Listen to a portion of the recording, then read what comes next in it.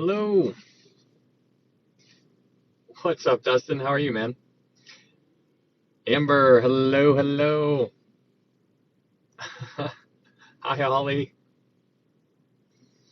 Good to see you guys.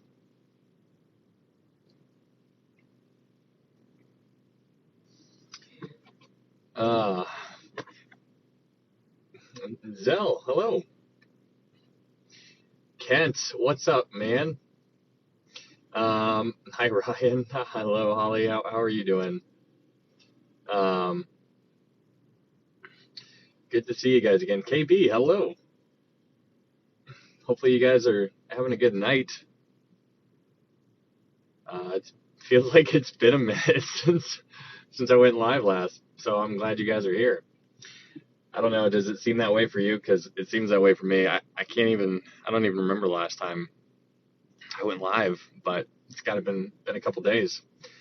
Katie, good evening. How are you? What's up, Katie? Absolutely.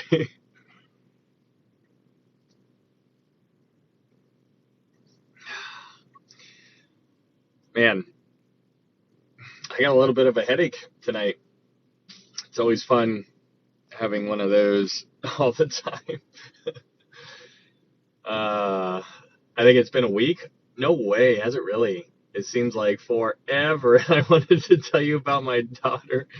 Yeah, Amber, you sent me those TikToks where she got baptized, and that was hilarious. Where she didn't want to. It's like she was fighting when she was when he was trying to baptize her, and she was like, I'm not. What's up, Arthur? Good to see you again. That is so. That video was awesome. No better than that. No kidding. Deidre doing? How's Deidre doing? She is she had her first appointment and now she's waiting to see what the next steps are. She might be in here tonight. Um, but last I heard Jenny, she's hanging in there. Going through a little rough patch, but that's awesome that you're asking about her. She says that she's got some people in this community that that's been reaching out to her and communicating and conversating with, and she absolutely loves that. So if you're one of those people who talk to her, um, that's awesome, and that's really cool that can be a part of this kind of situation. And I love that. I love hearing that you guys are talking to each other. She actually said that she's gonna go out and meet up with somebody that she met in this chat, and I think that's awesome. Two strangers meeting at an online Bible study, and now they're gonna meet up in real life. So I think that is so cool. Thanks for the follow, Sherry. Nice to meet you. She brought someone to the Lord with her teacher. What, Amber? No kidding. Yeah, how cool is that? That is super cool. I know. Very, very. She told me that, and I was pretty humbled. I thought that was really neat. Very, very cool thing. Just people like here in this chat, just talking to each other, and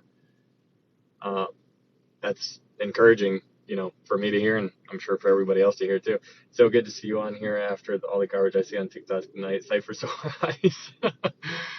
Oh, I don't know what kind of garbage you're talking about, but yep, it is ripe with garbage out there. Hey y'all, what's up, Sheena?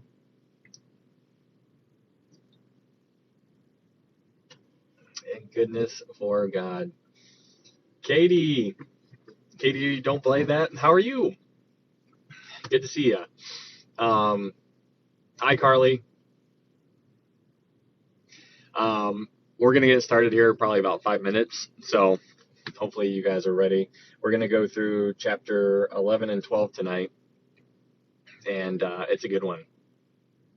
It is. I'm looking forward to it. There's some pretty cool stuff, cool visuals. So hopefully you guys are ready for some of that.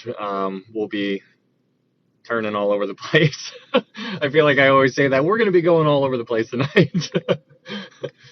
Not normal. I don't know, but It's good to do. Hopefully you guys are having a good evening, though. I am curious. I kind of want to look up and see when the last time that I was live, because it does seem like it's been probably at least 4 days, I would say. It seems like it's been a while.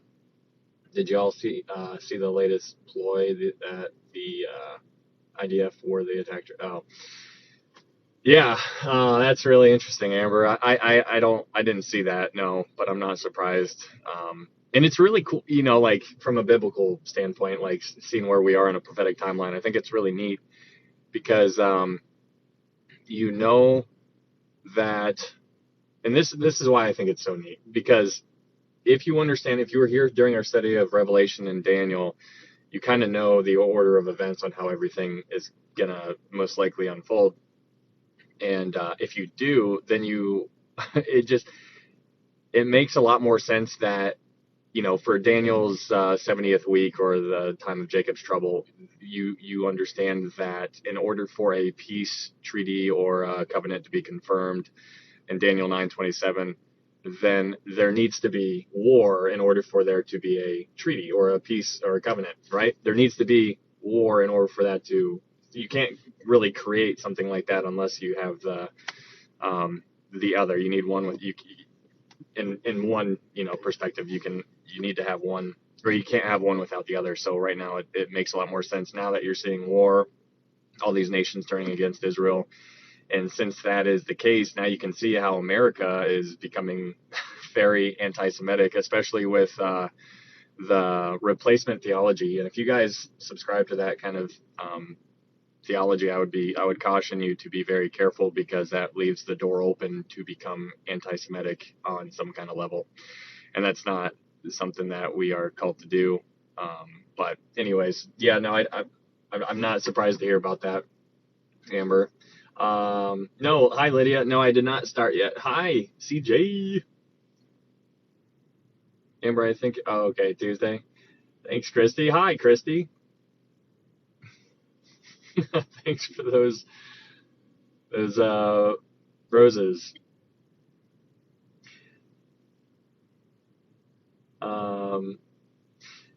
Yeah, no, I just thank you for those. I appreciate that. Always hopping in here and throwing flowers at me. Can you imagine if I just walked in the door one day and you're just like take that? Like that would be too funny. Amanda, hi. We haven't even started yet. I just started like 5 minutes ago. So hi, Ariana. Um, yeah, I'm glad you're here again. You didn't miss anything. We're just talking. And gang's all back. You're late. Ah, I said around 11:45. I what time? I had to have started around probably around 11:50 or 11:45. I don't know. We'll see. I'm sorry. Apologize. Thousand apologies. But we're gonna go ahead and get started here. And he said ish. Yeah, always gotta leave room for the ish. Like you don't know what's up, Chosen. Thanks, Vicky. You never know what's gonna happen, so that's funny you're calling me out on that. I think I did say ish, because I never know what is really gonna happen, but I do my best to show up at the time. But Danny, hi, what's up, man? Good to see you, man. You people just twist the Bible to fit your narrative? No, if I twisted it to fit my narrative, then I would be living much more differently if I wanted to do all the things. Oh, that's an interesting statement to make, though. I hope you have a nice day. Yeah. What is that? Is that a squirrel? Oh, Turkey Day. Oh, turkey. It looked like a squirrel. Amen to that. Yeah, no kidding. If I wanted to manipulate the Bible, that's the crazy part right now is that hi Shelba, is that you guys can, going off of what Danny just said, you can go out and get a Bible that'll fit whatever lifestyle you want to live, and they have those Bibles now, which is very dangerous and very scary. So whatever you want to do, you can find a church that will support you and whatever lifestyle you want to live. Yeah, Turkey Day. Yeah, got some plans on that coming up, so that's fun to look forward to. Do you know how to speak Yiddish? No bug. I do not. Hope your night is good to you, Ryan, and the headache wanes. Thank you for stuffing it. Oh yeah, Katie. Oh, I thank you. Appreciate that. Hi, Diana. I finished chapter 10 a few minutes ago. Oh, nice. Well, come on up here and you can tell us what you thought. Hope you have a nice squirrel day too. What Bible do you recommend? Lynn, I use a New King James version myself. Somebody asked me about that in a direct message the other day about what my thoughts were, because there's all these TikToks out there about why the King James is no longer the best, or why people, the reason why I recommend the King James and the New King James is because I believe it goes off. It's as close as you can get to the original manuscript, in my opinion.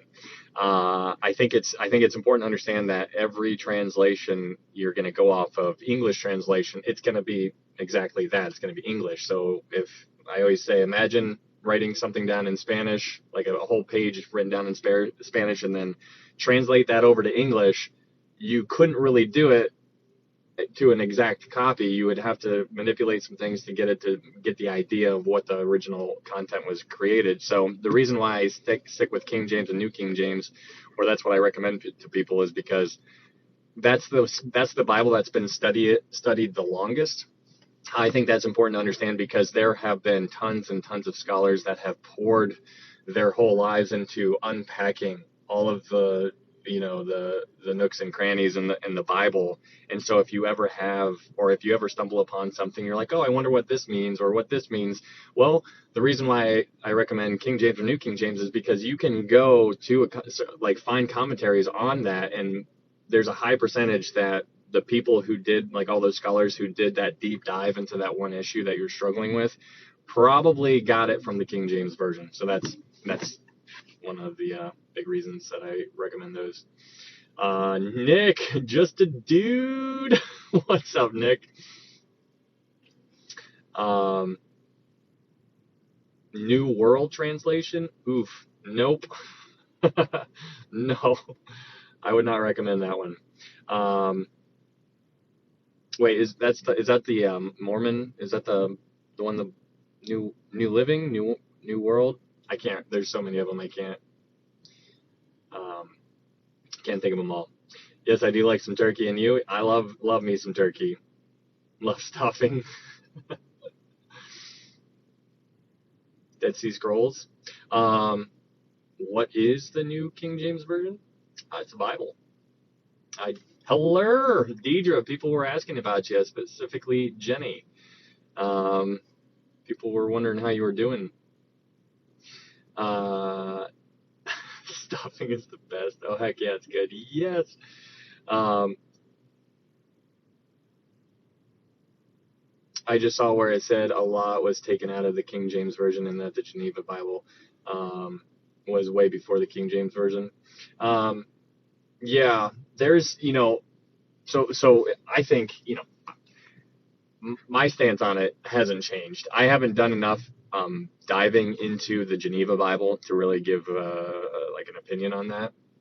But what I know about what I study, and because like a lot of times, like when I go through it, or my dad or anybody I talk to, we read it, but then when we read what the English words are, we go back to the original to see what their definition was, because words have meaning, words have power, and so whatever. So time and time again with the King James or New King James, and we're actually gonna see a little glimpse of that, because I flip flop back and forth with it because I think it's important to understand.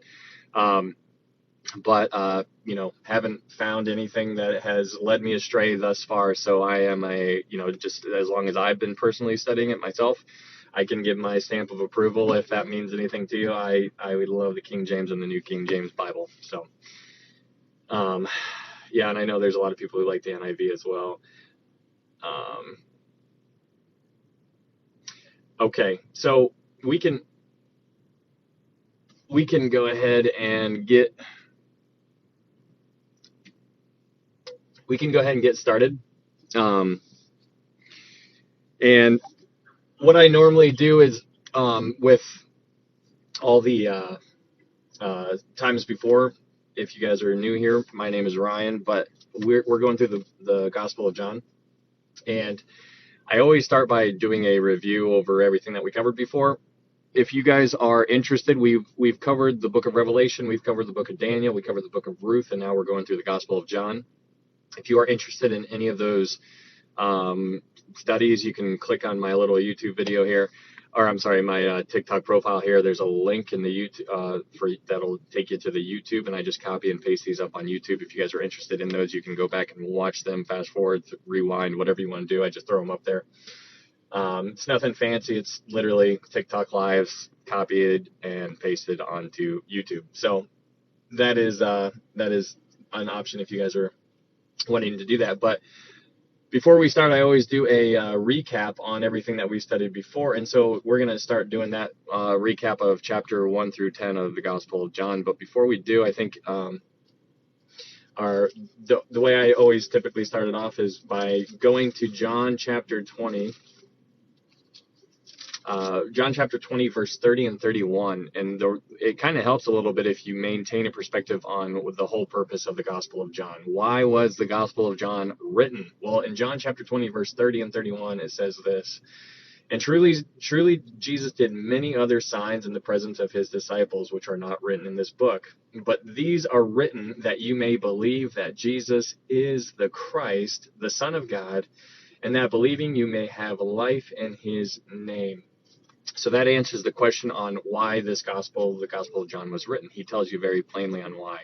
And it's all about Jesus. He centers everything around Jesus, and that's what we should be doing in our lives as well. We can take a lot of notes from how they operated back then, but and there's a lot of personal applications within that as well. But when we went through the book of Revelation, John, the same John here, wrote that book. He also wrote the Gospel of John. And he wrote 1st, 2nd, and 3rd John. So John, the John, wrote 5 different books within the Bible. James and John were called the sons of thunder. They wanted to pull fire down and consume some people in the book of Mark. But I think that's interesting to just look at who they were once upon a time and how they matured spiritually as time progresses. And it's also interesting to just like a little interesting note is that I think it's in 1st John, we see that John himself gives different levels of maturity, spiritual maturity. You can be a son, you can be a father. You can be a child, you can be a son, or you can be a father. And there's different levels of maturity. I think it was child, son, father. I could be butchering that. But there's 3 different levels. Just off the top of my head, I can't remember exactly what it is.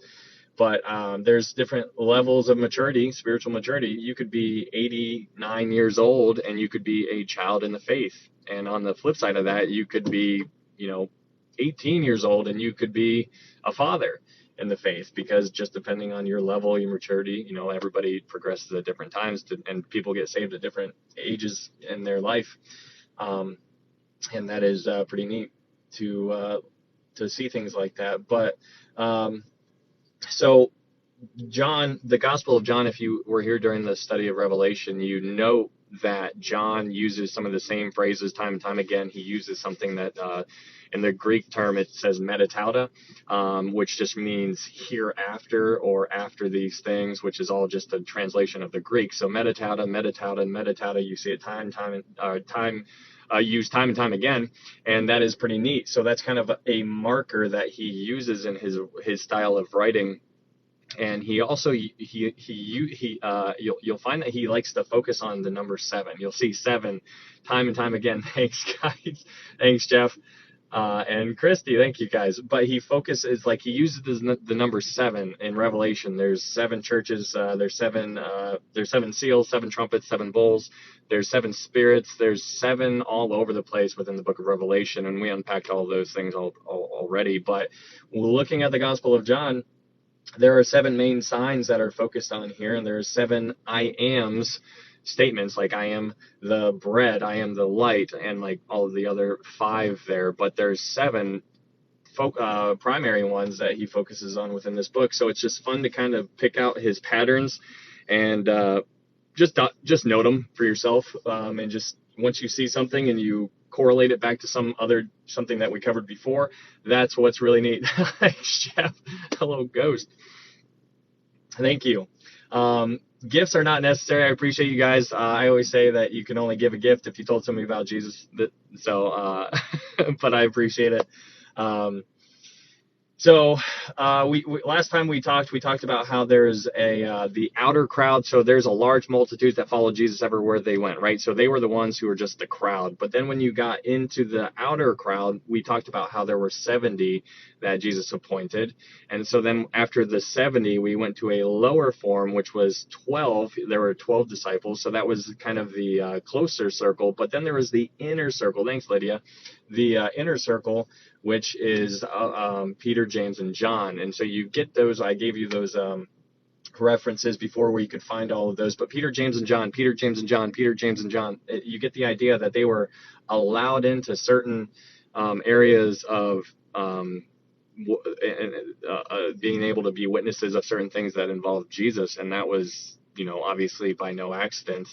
But it is it's pretty neat, because when you start to just think about John himself, you understand and you start to see that there was a level of something going on between Jesus and John, because even when John writes about himself, he always says the disciple whom Jesus loved. Like, that's how he refers to himself. It's almost a way of taking him out of the picture and emphasizing that it's the whole point is about Jesus.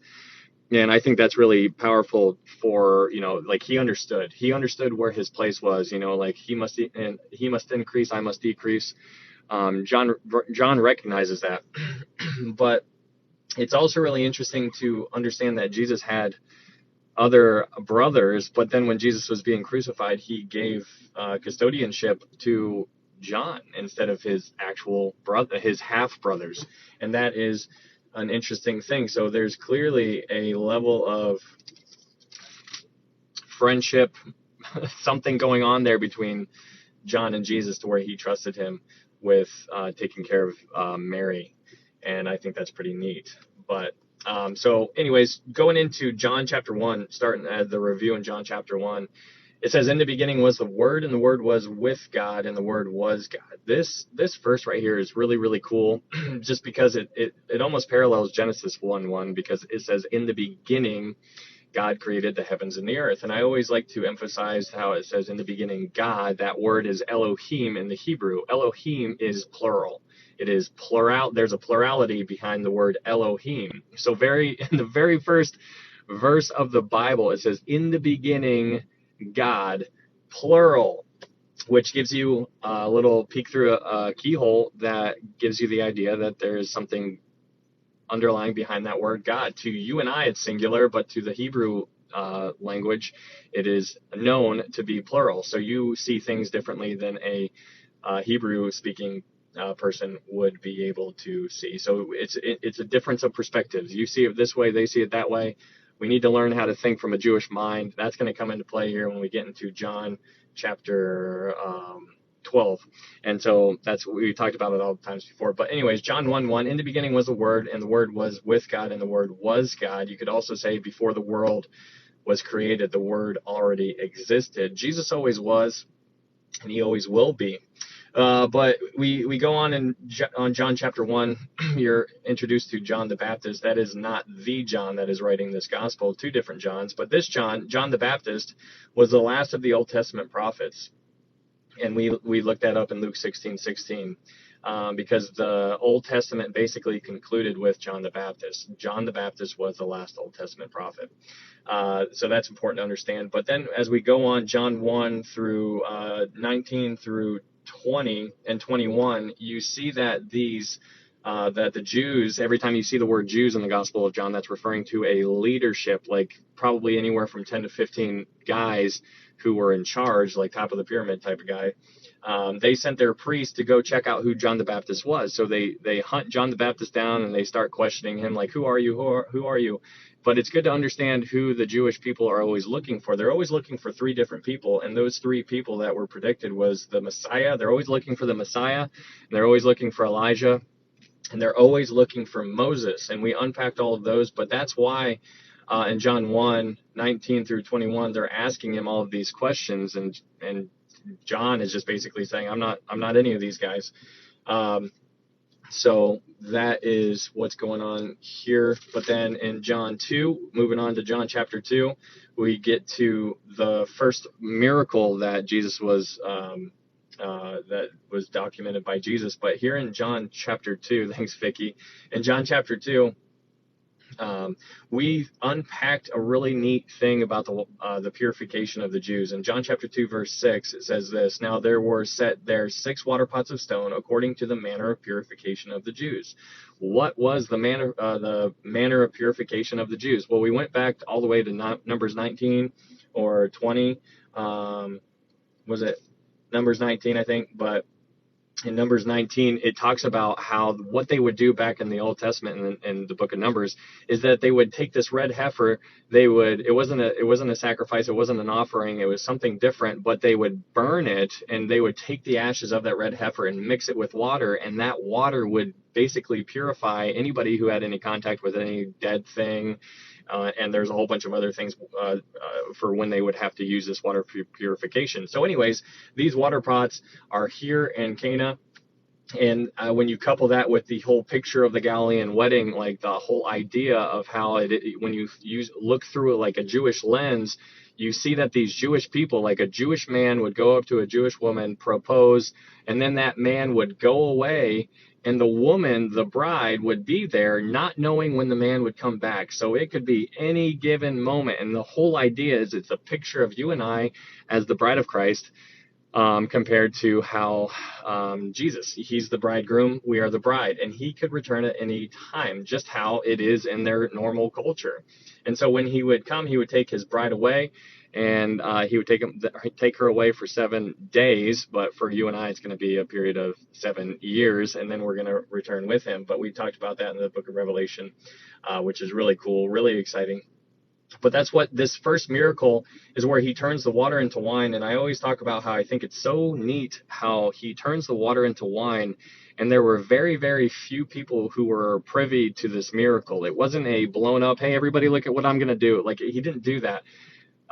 There's very few people who are aware of this miracle, and I think it's so cool because this miracle is underrated almost, because it's okay, water into wine, but when you actually think, he didn't have any of the ingredients there to do this miracle. He just had water. He didn't have the grapes. He didn't have time to ferment it. He didn't have time to do all of the things that are required to make wine, but he did it anyways. And I think that's really, really stinking cool because it was like not a big deal.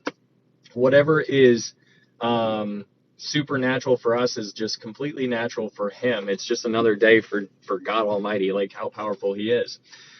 But there are people, we talked about how there's TV shows, I think, out there that are talk about like how young Jesus, how he does all these other miracles and stuff. And that's, brings in the whole conversation about being aware of the dangers of Hollywood.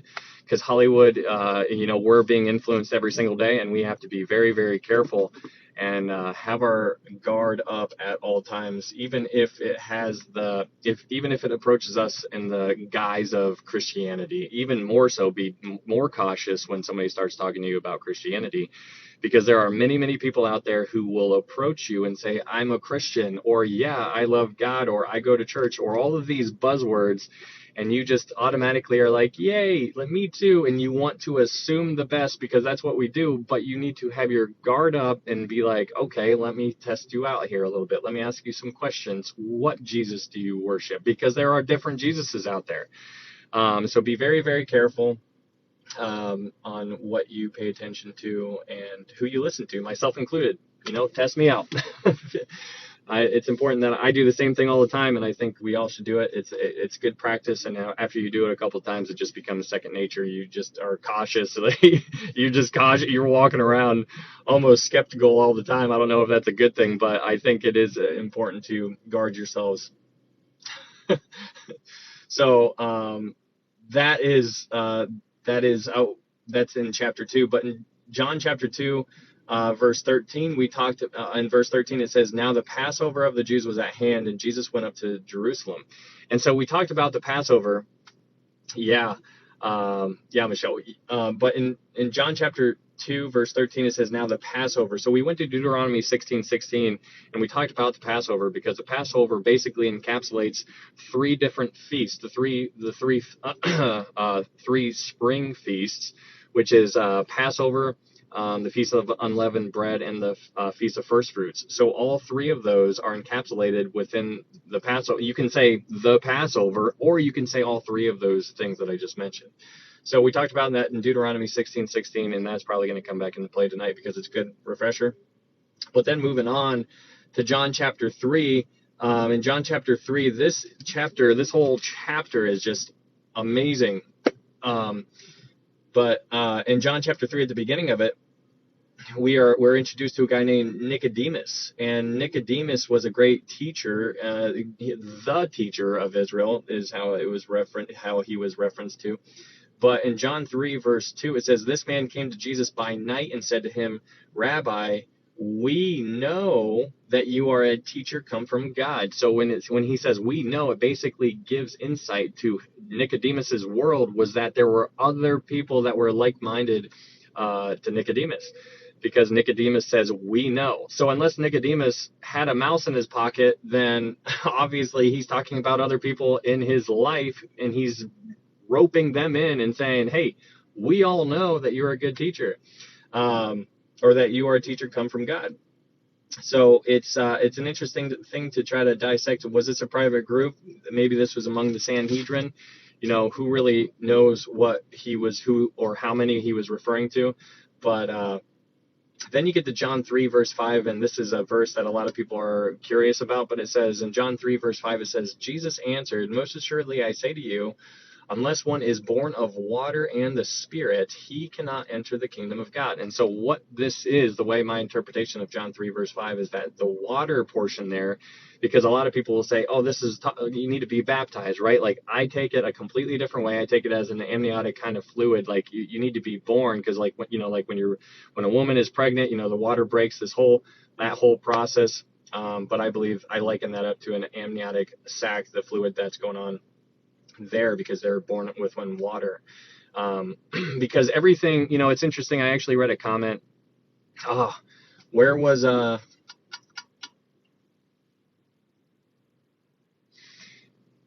I can't. It was a verse where it was basically talked about you must believe and be baptized, and then it goes on to say something else. But somebody used that as their main tool to say that you need to be baptized in order to be saved. But if you read the verse in reverse order, the baptism is not mentioned twice. Believing is mentioned twice, but baptism is only mentioned once. And so it's interesting. And I can't remember where that's found. I'll probably think of it here later on. But just so you guys are aware, I do not believe you need to be baptized in order to be saved. Water baptized. I don't believe you need to be baptized by water in order to be saved. I think it's all about believing in Christ and Christ alone. The gospel is in 1 Corinthians 15, verse 1 through 4. And that talks about, it's all about Jesus. It's all about Jesus. It's nothing about, there's no baptism. And so that's important to understand.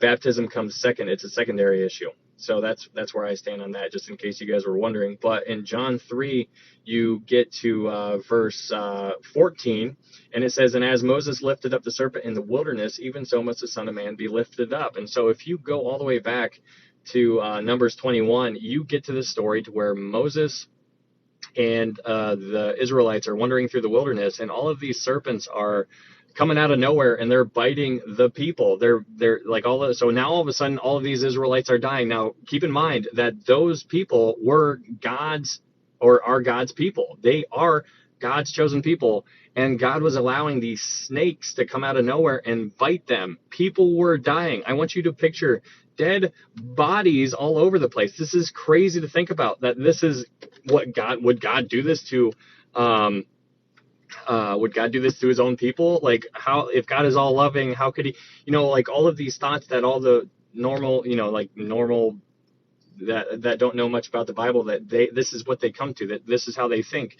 And I think whenever somebody says, oh, if God is all loving, how could he ever do this or this or this? And like, whenever people do that, I'm just like, man, there's two things that you don't really understand about God. And the first thing that you don't understand is how much love God really has. And then the second thing that you don't understand is how evil and how wicked sin really is. It's, if you can wrap your mind around those two things, then you'll be able to see it differently. Then you won't ask if God is all loving, because then you'll understand. But they don't understand those two things, and so they can't move on from that, and so they dig their feet in. But anyways, in Numbers 21, it gets to Moses. The snakes come out of nowhere and they start biting the people. Moses goes before God and he says, he asks God to save them. And so God tells Moses to specifically get a wooden staff and put a brass serpent on top of it and lift it up. And anybody who looks at that serpent would be saved if they got bit by a snake, and that they would live. And so that's what Moses did. But it's important to understand that God could have said to do anything. He could have said, okay, just clap your hands twice and they would go away, like laid off. Like, it's not that kind of, like, he chose to do it this way for a specific reason. But what's interesting is that you could read the entire Old Testament and have no idea why that was the way it was until you get to the Gospel of John. So from Numbers all the way to the Gospel of John, you have no idea why that is until you get to John 3:14 and 15. And it sets the scene for the most important verse, in my opinion, the most important verse in the entire Bible, which is John 3:16.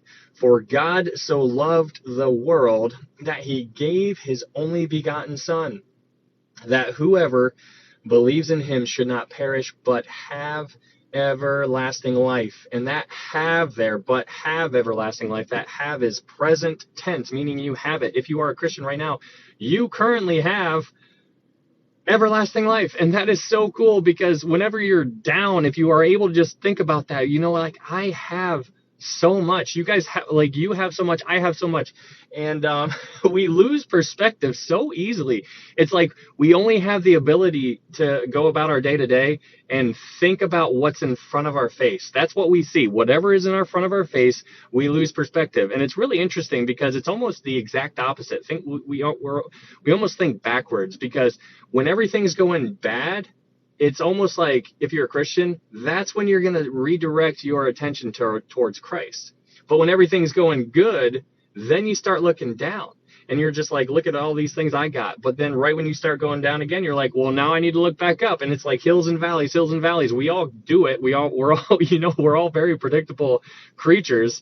We're not fooling anybody, but it's just interesting how we think. And so that's why I always say, like, if you've been here at all, that I say time and time again, you need to train your mind. And I'm not saying that lightly. I'm saying that you need to be very, you need to do it intentionally. It needs to be an intentional thing. You need to train your mind on purpose. It's not just going to happen by osmosis. You need to learn how to think. And that's an interesting thing. You need to learn how to think. Anyways, but that's John 3:16, and that verse is everything to me. It's interesting because if you ask somebody else of, I think a lot of Pentecostals, not all of them, but some of them will give you Acts 2:38 as their version of John 3:16. They'll say that their version of the most important verse in the Bible is Acts 2:38, whereas I am like, no, it's John 3:16, because in John 3:16 there's nothing about baptism here, but in Acts 2:38 the word baptism is mentioned, if I remember correctly. And so I'm just like, well, it's just two different ways of thinking. And so then you can work it out on your own. If you hey, if somebody believes that you need to be baptized in order to get to heaven, are they saved if they say they put their faith in Jesus? That's an interesting question. You can work that out on your own. That is very, very important. That's a thing. And, you need to caution everybody, because it's a serious thing. Even if if there is a little difference, is it the same thing? Look at the real Look at the counterfeit. They look very similar, right? But is there a little difference? And if there is, then is it the same thing? The answer is no. And so, you can work that out on your own. But that's in John chapter 3. But in John chapter 3, verse 22, we find one of these markers that John uses time and time again. It says metatauta. So after these things, this is one of those little land markers that he sets up. Metatauta. You see it time and time again. But after these things in John 3:22, and that's used time and time again in the book of Revelation. But so then we talked about John the Baptist. They come up to John the Baptist again. They start asking him questions. John the Baptist redirects everything back to Jesus because he knew his role. John the Baptist was a great man, right? But he's nobody. He's a sinner, just like you, just like me, just like Paul, and just like all the other people, just like Mary. There are people out there who idolize Mary. Mary was a sinner, and I don't really understand it. But John, in John 3, verse 30, John the Baptist says, he must increase, but I must decrease. Guys, I need to lower myself to elevate him. It's not. And so that's what, if we just have the ability to have perspective in this dark world, if we are able to look outwardly and be like, this is not all there is. This is not it. This is not it. Oh man. If you knew the finish line was right around the corner, you'd be sprinting. You'd be like, yeah, here we go. But if you think it's another 100 miles out, you're like down in the dumps. And I would be too. But we need to understand that this is not all there is. So perspective is massive here. But then we get to John chapter 4.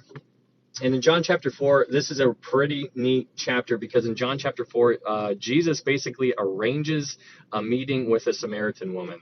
And this woman, so we unpacked some of the differences between Samaritans and the Jews, and it goes all the way back to the Old Testament again. But there were 12 tribes. Those 12 tribes ended up splitting. 10 tribes went to the northern kingdom, and 2 tribes went to the southern kingdom. So you could refer to them as the northern kingdom or the southern kingdom, but they were all composed of the 12 tribes, the 12 tribes of Israel. The 10 tribes that went up north strayed and invited all this idolatry into their midst, and eventually they got defeated by the Assyrians. So the Assyrians came in, they defeated the northern kingdom, and they mingled with all of those 12 tribes, and so you have all of these pagan people mingling with God's people, and now you have half Jews in a sense, and they were allowing all of this paganism, their gods to be introduced and whatnot, and they were getting further and further away from God, and so they fell. And that's basically where Samaritans basically stem from, what's from the northern kingdom.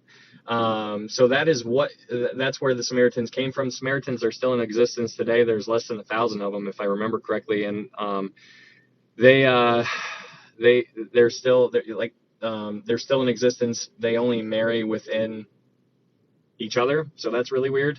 But anyways, going back to John chapter 4, Jesus arranges a meeting with a woman who is basically designed to hate him, because Jesus was a Jew, she was a Samaritan, and he arranged a meeting with an enemy, in a sense. Like, from her perspective, he was an enemy. And so that is interesting. Why did he use that? Because now let's rewind, because Jesus already went to Nicodemus. Nicodemus was one of the Jewish leaders. He was a big player in the Jewish world. And Nicodemus basically operated in the shadows. He came to Jesus by night. He didn't want to be seen. He kind of knew that Jesus was the Messiah, but he didn't want to be too vocal about it. So you could see him standing offish. And it was very weird. So then you see Jesus going to the Samaritan woman, and it has the opposite effect. Jesus goes to this woman. They have this whole conversation, and at the end of the conversation, she runs back into the city. She leaves her water pot at the well and runs into the city and tells everybody about her meeting with Jesus. And there were a lot of people who came back out to Jesus and wanted to listen to him. So they did. So they all came out and they listened to him. But I find that very interesting, because what Nicodemus should have done, he didn't do. What the Samaritan woman should have done, she didn't do. It's like their roles were reversed. He used her to go back to that city, grab those people to come out to him, and they believed because of that Samaritan woman. And I find that fascinating because when you, like, that's, there's so many personal applications there, because you and I were afraid to talk to people about Jesus, right? Like, we don't know everything. What if they ask me this? What if this happens? What if they say this? What if I just stumble on what if I make myself look like an idiot? Well, think about the Samaritan woman who had very little knowledge. She knew that Jesus was the Messiah, and she ran into into Samaria and told those people, and they came out and believed because of her word. And then after they believed because of her word, they believed because of their conversation and what they saw of Jesus himself. So they believed before they got out there. And I find that very fascinating, because that woman did not have a name. She wasn't popular. She had a bad reputation. She was kind of sleazy, and she was used by God to do all of these wonderful things. And if you just think about how that spidered all throughout time, like if you look at that woman and use what she did and just keep on like branching out all throughout the history of time, what does that look like? Because that is a ton of people that she was able to bring to the Lord. And then that was this huge ripple effect all throughout the history of time. And I'm like, you know what? Your life might have been affected because of what she did. My life might have been affected because of what she did. I don't know. I'm not saying it was. I'm just saying that you can play that kind of thing out there. And I think it's very interesting to do that kind of thing. But she ran out there and she told everybody. And it's interesting to think about the people who didn't come out. Because that there were people who stayed in. It doesn't tell us that directly, but you know that there were people who stayed in the city. They heard what she said, and they decided to stay. And I find that interesting as well, because that goes back onto he who has ears, let him hear. And that is named time and time again, especially in Revelation chapter 2 and 3, at the end of each letter to the seven churches. It says, he who has ears, let him hear what the Spirit says to the seven churches. And it's interesting, because you can say the same thing to me and I could hear you, and then you can say the exact same thing to my next door neighbor, and they would have no idea or could care less about what you're talking about. And I just find that very interesting to think about that in our day-to-day lives. But I love that story. I think it's so cool. But she brought a lot of people to the Lord. But then we get to John chapter 5. And this is one of those chapters that is very controversial, because there's a lot of different thoughts on this. And the thought I gave you guys before, it's not a popular one. I don't even know if has anybody even heard that thought that I said before. It's an interesting thought. So in John chapter 5, at the beginning of John chapter 5, we're at the pool of Bethesda here.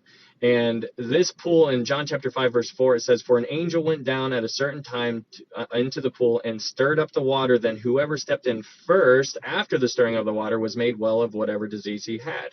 And so I mentioned that verse 4 is not, it's added. It's more of an explanatory verse, just to kind of fill in some of the blanks on what some of the scholars thought was going on. But it's an explanatory verse.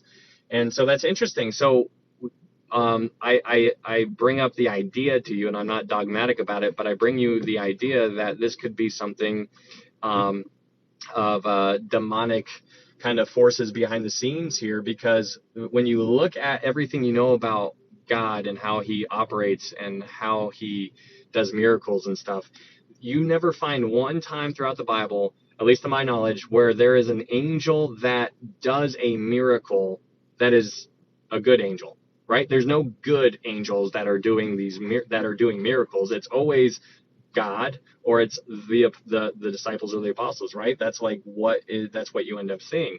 The only bad angel that does signs and wonders is in Revelation 13, where he pulls fire down from heaven. He does all of these things, but that's in the end times. But obviously Satan is able to do this kind of stuff in our day-to-day right now. We don't see it on a massive level, but he's working behind the scenes, just like he always has been.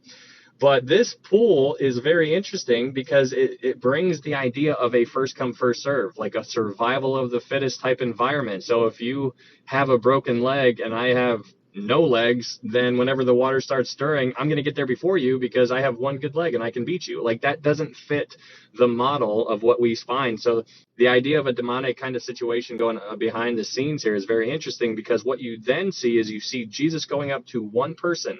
Now picture a whole bunch of people surrounding this pool, waiting for the water to bubble so they could be like, oh, look, yeah, cannonball. Like, they're going to go into that water.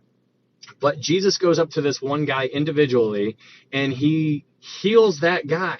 And it's almost like he was trying to get their attention off of the water and onto him. And I'm just like, man, that's really cool, because if I'm thinking rightly here, he understands that they're putting their faith in water and bubbles, right? Like, that's interesting. Like, why are they're all like waiting, come on, when's it going to be? And then Jesus shows up. He's like, you're missing it. It's me. I'm what you're missing. It is me. And so he goes up, heals that one guy, and you can imagine all the eyes were on Jesus at that time. And it's interesting connection, because I always go back to that staff that we talked about in John chapter 3, where or in Numbers 19, where Moses had that rod and it had the serpent on it. That rod was saved, and then fast forward like 100 or 200 years into the future, and this guy, King Hezekiah, Hezekiah, he ends up breaking that staff because everybody was basically wanting to be around the staff because they thought it had mystical powers. They thought that the power that Moses did came from the staff, when they forgot that it came from God. And so that's what Jesus is, in my opinion, that's what Jesus is doing here in this pool of Bethesda here, because they were all wanting to be around the water, trying to get healed, when they were missing the point that the whole point is, it's always been about Jesus. And so Jesus shows up and he heals them, and he tells them to take up his bed and walk. And that didn't go over too well with the Jews that were in the area, but that's interesting. So that's my take on that, but you can make your own opinion on that, because that's up for interpretation really on what was going on there. But in John chapter 5, this chapter has a lot of good arguments for the deity of Jesus Christ. There are people who say that Jesus never claimed to be God, which if that just means that they never read the Gospel of John, because he does it multiple times. The first time that he did it was to the Samaritan woman. He tells her, I am he. Like, he says it very, very upfront.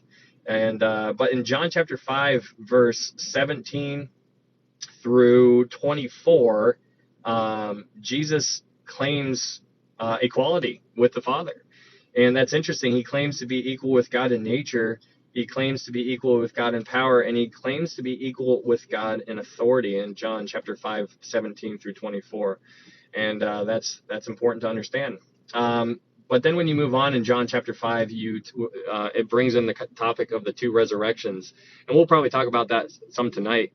But there's two resurrections. You want to only be resurrected one time. If you're resurrected two times, then that's bad. That's bad. You want to be born once, or I'm sorry, you want to be born twice, not born once. And I'm sure you guys understand what I'm talking about there. But at the end of John chapter 5, you're introduced to these four different witnesses that Jesus had. And it's interesting when you unpack some of the stuff that is in the Old Testament, because in Deuteronomy and Numbers, it talks about how you are required a minimum of two witnesses. A minimum of two witnesses need to be present. And that's very interesting that that's what it says in the Old Testament, because if you look at the Trinity, there is always two witnesses. Jesus, if he needs two witnesses, he has God the Father and he has God the Holy Spirit. If the Holy Spirit needs a witness, he's got God the Father and God the Son. If God the Father needs two witnesses, he's got God the Son, God the Holy Spirit. They perfectly back each other up. And that's just a model of a different thing. But here in John chapter 5, It is we're given there's four separate witnesses of Jesus. What were they? You have John the Baptist. He was a witness of Jesus Christ. You have the works of Jesus. That was a witness of who Jesus was. You have the witness of the Father in verse 37 and 38, and then you also have the witness of the Scripture, the Word of God, which is arguably for you and I, our purposes, the strongest witness, because we didn't have John the Baptist, we didn't see the works, we didn't have all of those things, but we do have the Scriptures, and the Scriptures are everything. You can, man, unpack them forever and they will hold true. And it's fascinating when you start to unpack them and you're like, oh, this clarifies this solidifies this backs this up. You're like, oh my goodness. It's really neat and it's encouraging. But the scriptures here are referring to the Old Testament because they didn't have the New Testament. New Testament was still being formed when John was writing this. But that is what was going on in John chapter 5. So in John chapter 6, we have the feeding of the 5,000. And this is pretty cool because Andrew shows up and Andrew brings this kid or the lad to Jesus. And Andrew is such a cool character, in my opinion, because he's always bringing somebody to Jesus. And I find that really fascinating because, you don't really you don't get too much information on Andrew. Or, like, there's some information out there, but there's not a ton. But what you do see about Andrew is he's bringing somebody to Jesus all the time. And I think that's so cool. I love that about Andrew. But in John chapter 6, verse 11, it says, and Jesus took the loaves, and when he had given thanks, he distributed them to the disciples. And so you see Jesus giving thanks, right? And so that's what we talked about, praying before your meal. Pray when you're out and about at your restaurant with your family. Bow your heads and pray. When you think about the word bow, like bow your heads. Like I have to constantly, like when I pray with my girls, I have to constantly keep one eye open because like I'm watching my girls because I'm trying to train them to bow their heads to pray because they're always looking around. And I'm like, close your eyes. And then they're bowing, they're submitting before the Lord, going before the Lord. And it's interesting when you think about praying. Thanks, Leah.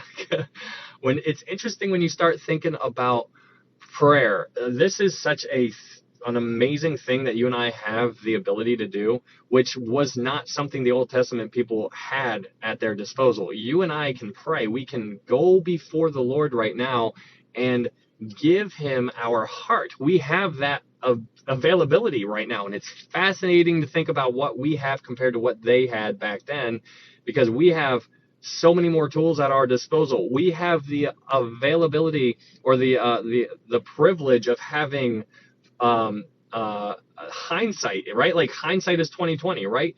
Think about it. If you lived back in the Old Testament, you're just walking through the wilderness like, what the heck is the point, right? But now we are here and we can look back and see like, that's why.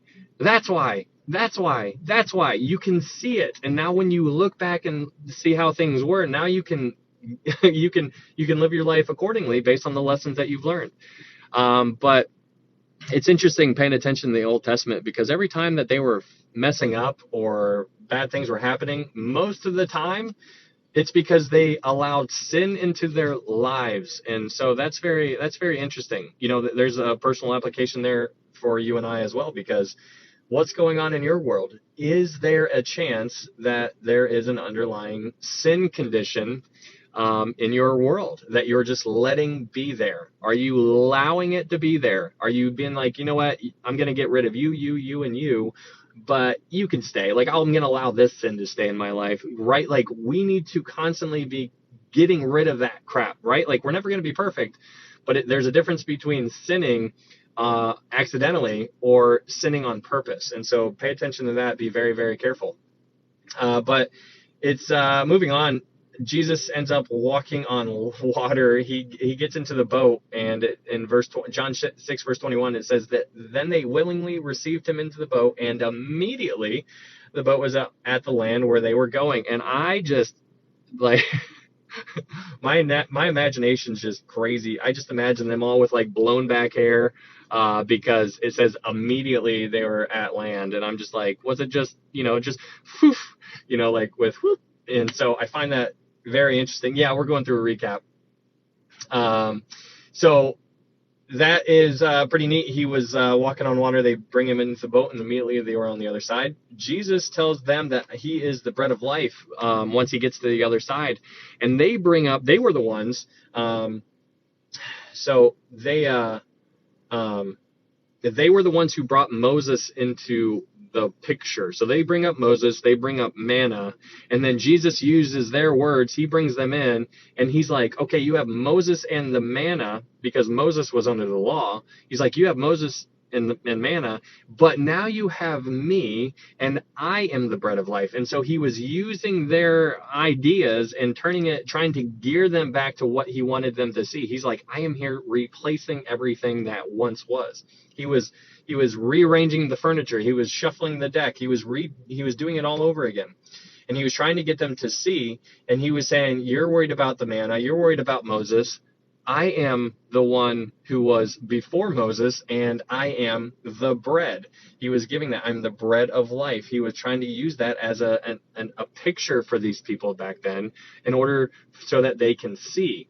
But they couldn't really get it. And so that is the whole point of why these miracles that Jesus did were important, because Jesus needed to do something dramatic in order to get people to be like, okay, he's the real deal. He's the real deal. He's the real deal. And so that is why those miracles were important. But then we get to in John chapter 6, verse 39. It says this is the will of the Father who sent me, that of all he has given me, I should lose nothing, but should raise it up at the last day. And I think that's very interesting.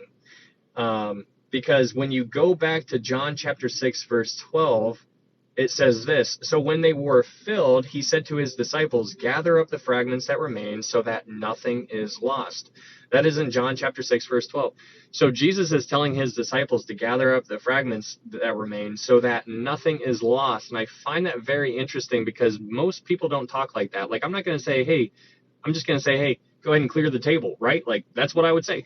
But he says, gather them up so that nothing is lost. But then he brings those words back into play in John chapter 6, verse 39, where he says, so I should lose nothing. And it's interesting. He's never going to lose you. I believe that there's people out there who think that you can lose your salvation. I don't subscribe to that. I believe if you are saved, I believe you are saved. You always will be. But I understand that there's a lot of people who think differently on that, but we're going to talk more about that when we get to John chapter 10. But that's just one thing. But when we talked about in John chapter 6, Jesus is talking to these Jews in John chapter 6, verse 53. It says, then Jesus said to them, most assuredly I say to you, unless you eat the flesh of the Son of Man and drink his blood, you have no life in you. Whoever eats my flesh and drinks my blood has eternal life, and I will raise him up at the last day. And those verses right there are mind-blowing. Katie, once sealed, always sealed. Those verses right there are interesting, because to a normal thinking person, you're like, that's cannibalism. I'm not going to do that. But obviously that's not what Jesus was talking about here. But we went to Proverbs 30, verse 1, and this was one of my last TikToks that I did. And I broke this down. So if you guys are interested, you can go find it. It's either my last one or the second to last one that I did. One of my most recent videos that I did, but I broke this one down. But in Proverbs 30, verse 1, we unpacked what those words, all the names behind all the meanings behind each of the names that were given. And it basically was concluded by saying that God arrived to be consumed. And that goes all the way back in the Old Testament. So if Solomon, the wisest man in the world, basically is writing down how God is going to arrive to be consumed, I don't know if he knew exactly what he was writing down at that time. But it's interesting because when you think God arrives to be consumed, and then you come to John chapter 6 and you say, whoever eats my flesh and drinks my blood has eternal life. Now you're like, wait a second, that's them consuming. It's a fulfillment in hidden behind the shadows there, and that's fascinating to me. So that is what is going on in John chapter 6, and then we get to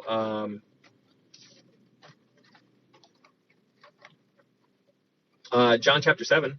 In John chapter 7, it starts off again by saying, after these things, meta tauta. Again, it's that stamp, that little, like signpost that says, hey, this is a marker. John is his writing style there, meta tauta. We talked about the Feast of Tabernacles in verse 2. John chapter 7, verse 2, it says, now the Jews' Feast of Tabernacles was at hand. We talked about the Feast of Tabernacles. And this is why it's so cool when you start to learn about the Jewish culture and you start to see how they operated, because they had all of those feasts, right? The Feast of Tabernacles was a fall feast. But what they would end up doing during the Feast of Tabernacles is they would set up temporary booths or tents, right? Or tabernacles. Sometimes it's called the Feast of Booths. But they would live in those booths for 7 days, if I remember correctly, and they would go home to their permanent home on the 8th day. And that's interesting because they were basically remembering all the wanderings through the wilderness and whatnot. But it's kind of neat when you make that connection to how we are. You and I are currently living in our temporary home, but then we're going to go home to our permanent home one day. And then it's also interesting because when you think about Enoch, in a sense, because we talked about that. Where was it? We talked about how Enoch could be a type of the church because Enoch was removed before the floods, right? There were people who got saved during the flood. There were people who died during the flood. But then there was Enoch who got saved before the flood. And so Enoch, you can make the connection there that Enoch might be a type of the church. I'm not going to be dogmatic on that, but I'm just saying Enoch was removed before the flood came. So it's just an interesting thing, some fun to mess around with there. But Feast of Tabernacles is really cool. We unpacked that. We went pretty in depth in that. We went to a whole bunch of the books in the Old Testament to dive into that. But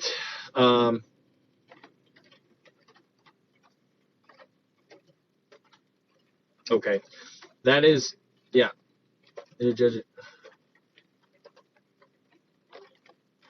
Okay, so it's interesting because in John chapter 7, verse 8, it says, you go up to the feast. I am not yet going up to the feast, for my time has not fully come. So Jesus time and time again says, my time, for my hour is not yet come. My hour is not yet come. My time is not yet.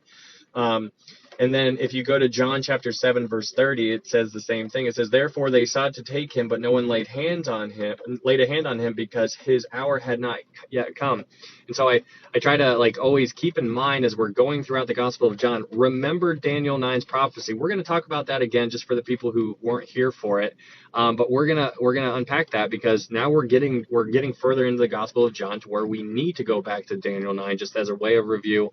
But it's really neat because his hour has not yet come. But keep in mind the Daniel 9 prophecy because we're inching closer and closer the more we progress throughout this gospel here. But then we get to John chapter 8. And in John chapter 8, you have this chapter where these the scribes and Pharisees basically brought this woman that was caught in the act of adultery, and they brought her to Jesus. And all kinds of questions arise. Like, wait a second, why'd they bring her to Jesus? Why didn't they bring her to the authorities? Where is her husband? How come he wasn't there? If he was there, why wasn't he mentioned? What's going on with this woman? It's very interesting. But they ended up bringing her to Jesus in John chapter 8, which was not normal. You know that you would think that they would bring her to the authorities, but they brought her to Jesus because it's a level of entrapment. They were trying to trick Jesus because if he said one way, then if he sided with the Jewish people because the law said that she needed to be stoned, if they sided with her, then Jesus would be going against the Roman, because the Romans were in charge. Only the Roman people could basically condemn or give the green light to do the capital punishment or the death penalty. The Jewish people didn't have that authority because the Romans did. So if Jesus sided with the Jews, then he would be going against the current way of the law of the land at the time.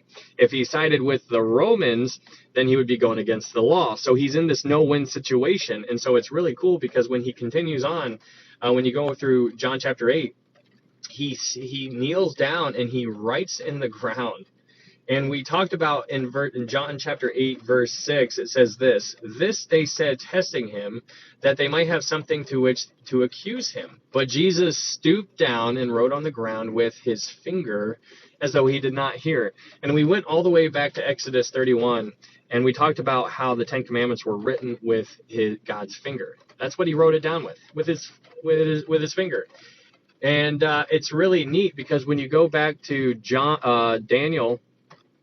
Can't remember the chapter, but in Daniel, King Belshazzar was having a party. He was drinking out of all of the cups and stuff that were taken from the temple, Solomon's temple, that King Nebuchadnezzar actually destroyed. They took a whole bunch of cups and plates and silver and whatever, but they took those, and now King Belshazzar is drinking out of them. And while he's doing this is a complete slap in the face to God. A hand shows up out of nowhere and starts writing on the wall, and it's like many tekel upharsin is what it's written on the wall, and it's basically saying you have been found wanting, right? You've been weighed, you have been found wanting. And so basically what that meant, so Daniel shows up and he basically gives the interpretation to King Belshazzar, and later that night King Belshazzar was slain, and and then that's when Cyrus and Darius ended up taking power of the Babylonian Empire. But that is an interesting thing. But that same finger that wrote the Ten Commandments, that same finger that showed up in the hand and wrote on the wall, is the same finger that writes down into the dust. That same finger he was writing into the dust, or that dirt, he created himself. In that ground, whatever he was writing in, he created it all. And he's, it's a wild thought to be like, this is the creator coming down here and doing this kind of stuff. Anyways, he basically says, let him, he who is without sin, basically throw the first stone. And it's interesting because in verse 9, John chapter 8, verse 9, it says, "Then those who heard it, being convicted by their conscience." They basically all left being convicted by their conscience. And that's interesting because here in a couple verses, Jesus is going to say, "I am the light." And it's very interesting to think about the light. Like, what does light do? Let's just talk about just light. What is light doing? Well, it's illuminating me. You can see me right now because there is light on me. And if I turn the light off, well, then you can't see me anymore. Light reveals things. It's crazy. It shines a light in your life. And so Jesus says, "He who is without sin, cast the first stone." So they all leave because he shone a light in their life. And they all left because they all were sinners and they all acknowledged it. And that brings into the whole point of the law. The law here is given to us in the Old Testament. The law is given so that you know you aren't good enough. You understand that you are a sinner and that you have done wicked things. The law is that light that shines on the things that you have done. But Jesus says here, "I am the light." So Jesus is the one. I am the light of the world. This is another one of his I ams. The law is a mirror, is what I meant. The law is a mirror. Jesus is the light. But it says in verse 9 that they were convicted by their conscience. But then in John chapter 8, verse 12, it says, "I am the light of the world. He who follows me shall not walk in darkness, but have the light of life." And this is really cool because what was going on during the time of that Jesus said this, he didn't just say it randomly. He didn't just walk in and say, "I'm the light." There was context behind this. And so if you go back to the Feast of Tabernacles, at the end of the Feast of Tabernacles, when it was concluding, they would put up, it was a candelabra is what it was. And there was basically 4 candlesticks. And they would put them up and it would illuminate the entire temple. And so this light could be seen from miles away.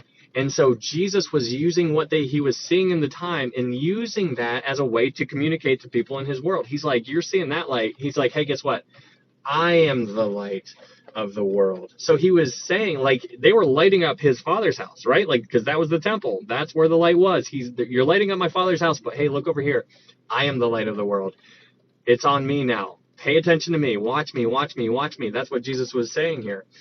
Because earlier on in John chapter 7, he said, he mentioned in John chapter 7, verse 38, he said, he who believes in me, as the scripture has said, out of his waters will flow, out of his heart will flow rivers of living water. If anyone thirsts, let him come to me and drink. They were pouring out water in the street because that was the time during the Feast of Tabernacles where they were kind of basically wrapping things up, and they were pouring waters out in the street. And Jesus uses what they were doing at that time to say, hey, I'm that's me. If you want to never thirst again, come to me. You had to think everybody pouring out water, be like, dude, I'm not thirsty. I'm pouring out water right now. And so he used the light. He used the water. He used the bread compared to manna. It's really neat stuff when you get the backstory of what's going on behind it, rather than just a surface level. And then in John 8 verse 31, a little and halfway through verse 31, it says, "If you abide in my word, you are my disciples indeed." Verse 32, "And you shall know the truth, and the truth shall make you free." So if you connect those two, it says, if you abide in my word, and then skip right down to verse 32, you shall know the truth, and the truth shall make you free. How will you know the truth? If you abide in his word. If you abide in his word, you will know his truth. You will know the truth. Like this saying out there, I'm sure you guys are all very familiar with, like, speak your truth. Yeah. Like, that's what they want you to do. Speak your truth, right? You speak your truth. It's your truth, right? It's all about you. Wrong. If it was up to you, if it was up to me, we would be, I don't know. Oh man, it would be crazy. Thankfully, it's not up to me. It's not about my truth. It is about, hey, sheesh, what's up? How are you? But if you abide in his word, then you shall know the truth. If you know the truth, then you are abiding in his word. It goes both ways, and it's just a pretty neat connection there. But that is what is going on for the most part in John chapter 8.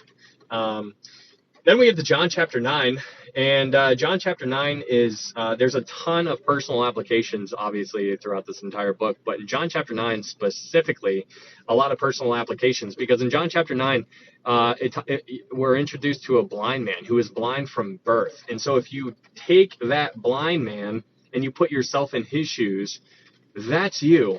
And that's me. Right from the get-go, we were born blind, right? That's us, idiomatically, or using a metaphor, if you get where I'm going with it. But he was born blind. And so in John 9, verse 3, it says this, his disciples come up to Jesus, and they're like, hey, Jesus, who sinned? Was it this man, or was it his parents? Because obviously somebody messed up, because this man was born blind. So clearly somebody messed up. That's what they're asking Jesus.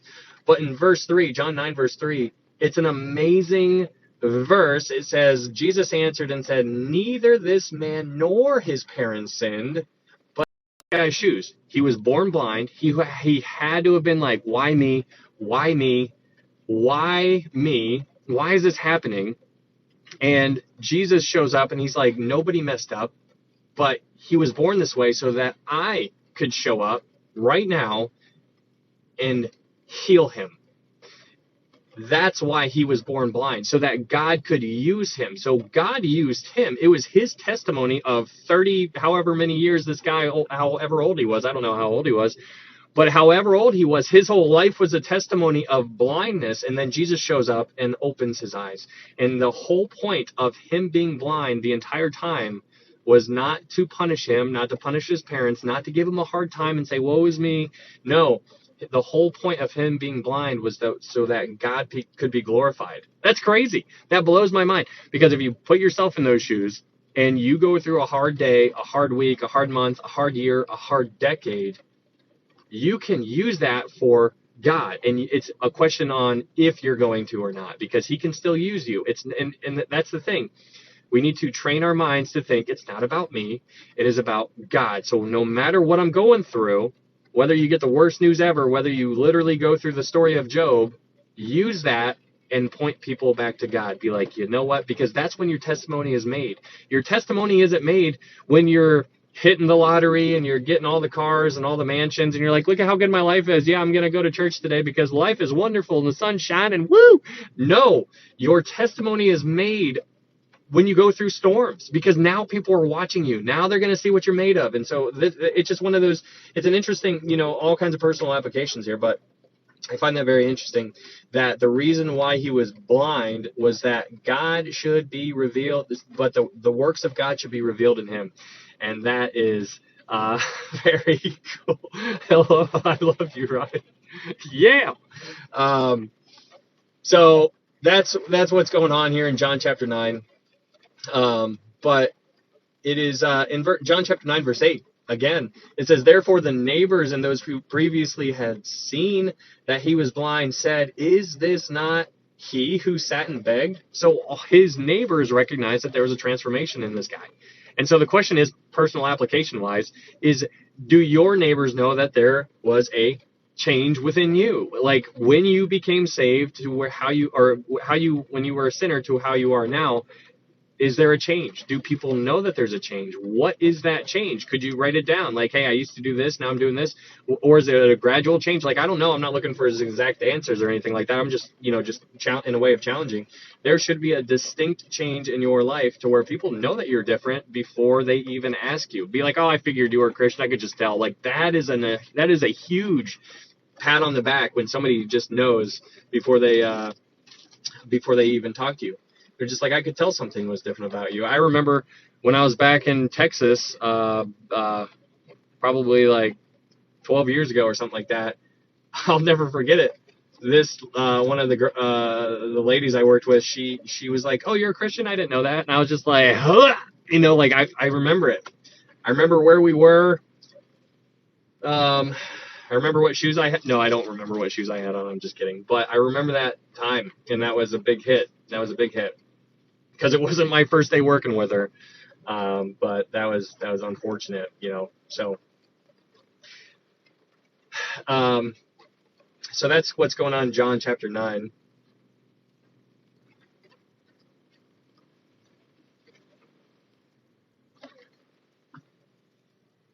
Okay. But in John chapter 9, at the end of John chapter 9, they actually excommunicated that guy because he was standing up for what he knew, and I find that very, very cool of this blind man who didn't know anything. I'm assuming they didn't have Braille or back then, because he didn't know much, but what he did know, he was standing on that truth, and that truth was that there was a man named Jesus who showed up, and he couldn't see one moment, and then the very next second he could see, and he was like, I'm dying on this hill, and he did. And the Jewish people, the people in charge of who did it say? Then the Jews excommunicated him. They threw him out. Boom, done. And then I love it because in verse 35, John 9:35, it says Jesus heard that they cast him out, and when he had found him, Jesus hunted this guy down again. He found him the first time, he healed him, and then he found him the second time, and he tells him that he is God. So here's another time where Jesus, not the second time, but here's another time where Jesus is saying that I am God. And I think it's really neat that he's doing this and that God found him. Jesus found him. I just can you imagine being hunted down, Jesus finding you twice? Man. But then we get to John chapter 10, and this is a really, really neat chapter. Jesus says that he is the good shepherd, and we talked about the good shepherd. We talked about how there are some people over in Israel who don't, saying this kind of stuff not knowingly, but they were shepherds over in Israel. I told you about the story that the guy talked to a random shepherd over in Israel, and he said that he would basically get all of his sheep into the sheepfold, and then he basically would lie at the door because the guy was like, but there's no door here, and the shepherd said, I am the door. What do you mean? And he didn't know what he was saying, but I find that picture to be very, very cool, because in that guy's mind, in that shepherd's mind, he was the door. He's like, if there's going to be a wolf that wants to get to my sheep, they're going to have to get through me. If my sheep want to come out, they're going to have to get through me. Like, he was the door. He literally laid at the entrance, and he slept that way. And he also shed some light how the sheep know my voice. He's like, I know my sheep. He's like, this is nothing new to me. Like, imagine being a shepherd. This is not new. You are living your life with these sheep, taking care of them. You know which one is the rascal. You know which one has a funny sense of humor, the one that's always like running into a tree. You're like, that guy, I've taken him out of a tree like 5 times. I don't even know how. I didn't even know a sheep could climb, right? Like, no, but you get what I'm saying here. You get to know your sheep because that is your job. You know this kind of stuff. And so Jesus likens himself to, he says, I am the good shepherd. He uses the shepherd as an analogy here, as this illustration. But in John chapter 10, verse 11, I absolutely love this verse so much because of the importance of words.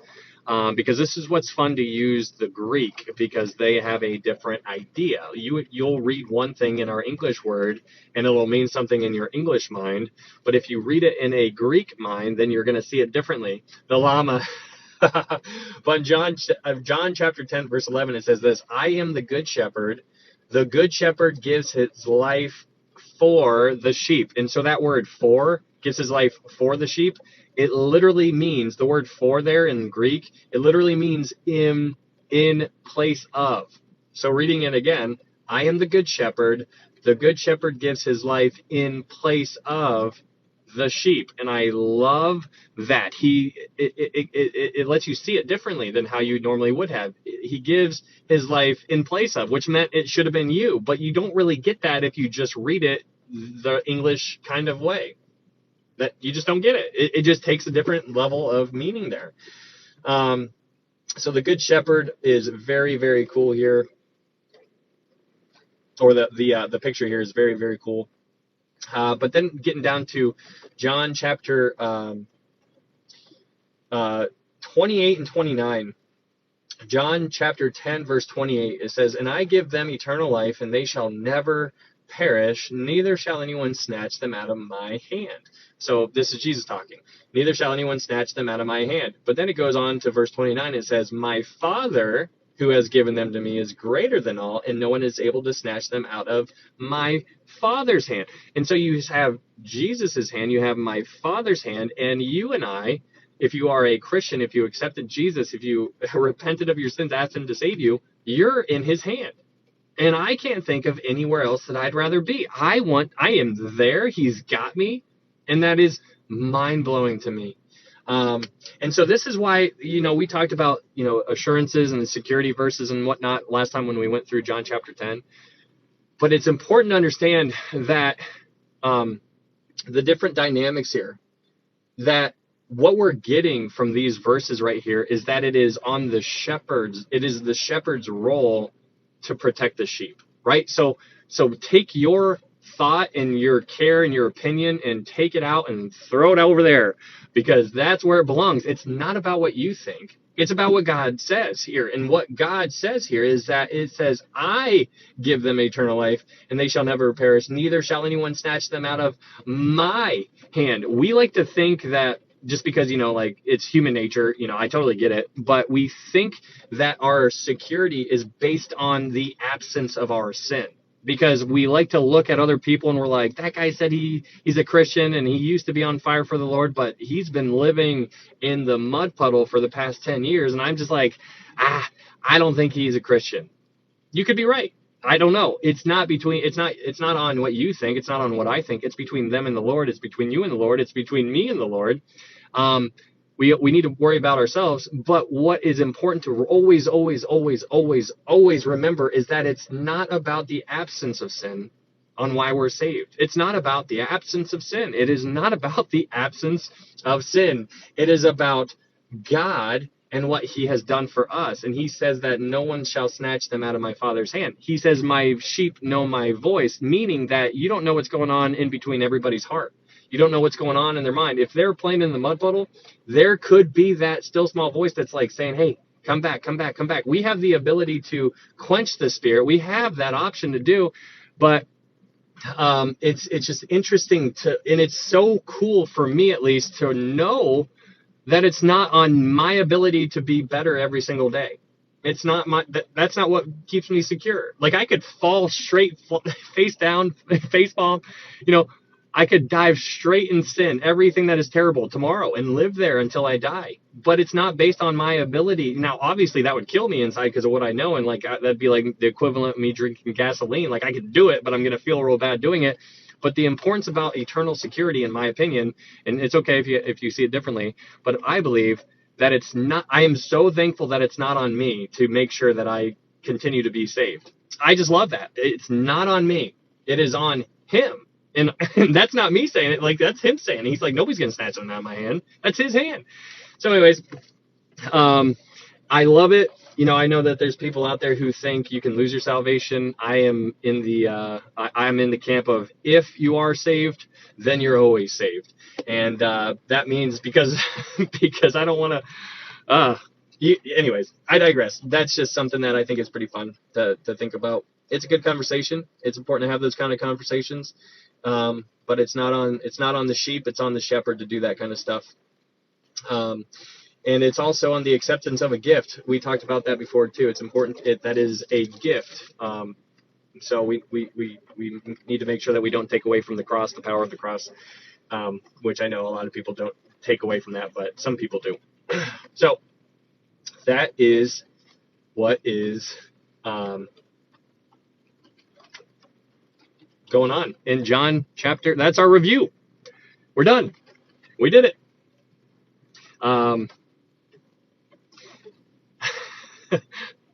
You are a fit and form. Huh.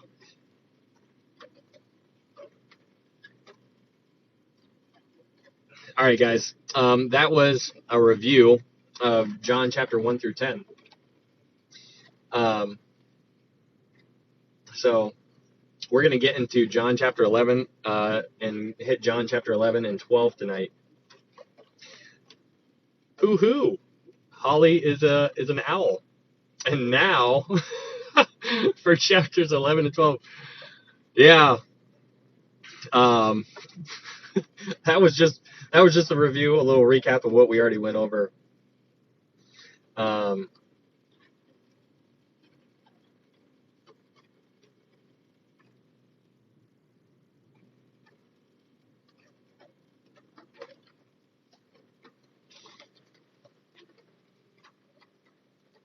I had coffee during the recap. Nice. Hey, thanks for the follow, Tiffany. I appreciate that. Shelba, glad you guys are here. If you guys are new, it's nice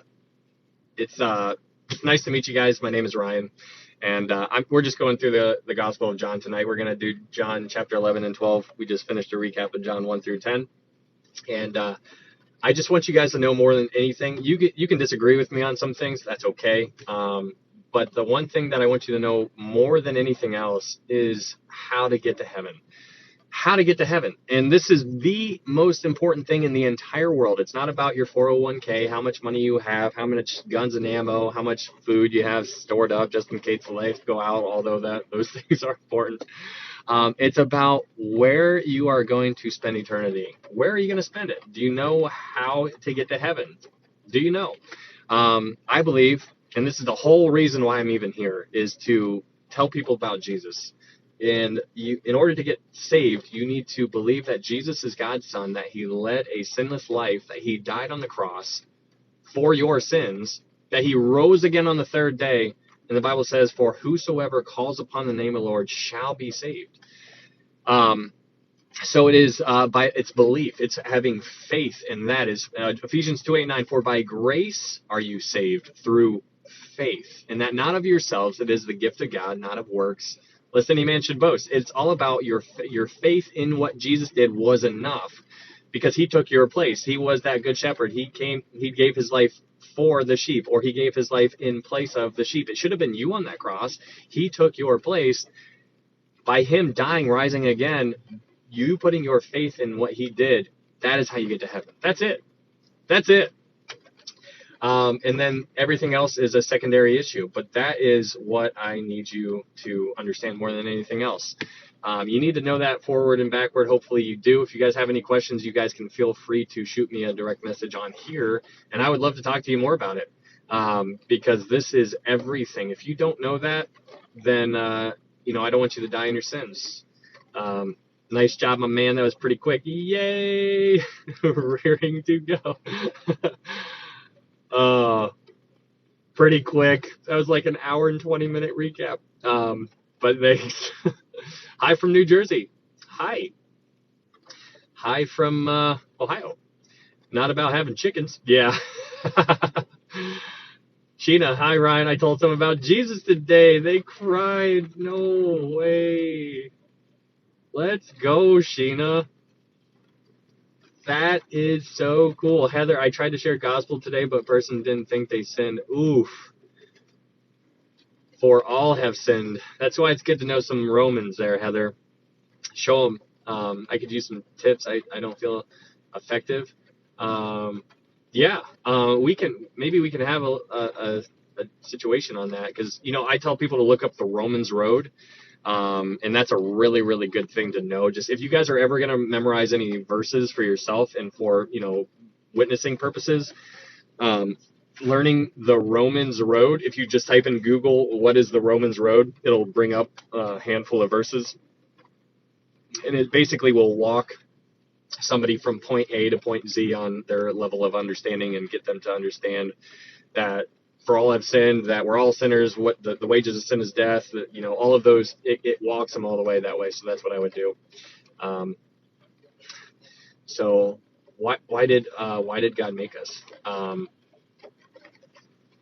Why did God make us? I don't know.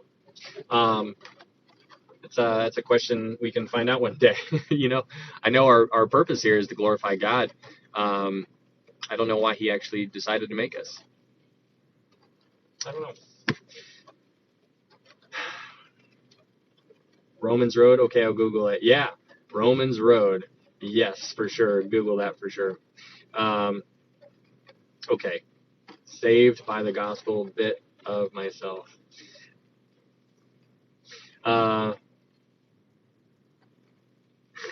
Pumped up, Katie. All right. That's awesome, Sheena. That's so cool. You should tell me about that kind of stuff. In a message, if you think about it. I would like to hear the details. I like hearing about that kind of thing. Have I missed anything? TL, we just finished the hour and 36-minute recap, but we're about to go into John 11 and 12 here in a minute. Do you believe in the Trinity? Absolutely, I do. I'm lacking joy. You only lack joy if you forget where to look for it. It's kind of like when you lose your keys. You can't find them until you look in the right spot. Joy, it's so interesting, that, like, I don't know who you are, La Famosa, but your comment there is very interesting, because you're saying I'm lacking joy. Joy is interesting. Joy and happiness are not the same thing. Happiness comes and goes, right? Like one day you could be happy, the other day you can be sad. But joy is in its own category, because joy comes in the Lord. Like that's where you get it from. So he is our hope. He is our joy. But you can't have joy, in my opinion, without Jesus. And so there's a difference. There's another message before that. Okay, I didn't see it. Sorry. Glory to the King, but why was he born Jewish? I don't know. He chose Abraham to be, the root of David. He chose. I don't know why he chose the Israelites. I don't know why he chose the Jewish people but that's his line. Yeah, just a quick recap. Hour and 30. Yeah. She is missing something and tried everything. Joy of the Lord. I don't know what that message was though. La Famosa. Sorry, I didn't see it. I'm looking. Oh, I'm too busy with all the broken pieces of my life and don't feel equipped to tell others when I lose my joy. Okay.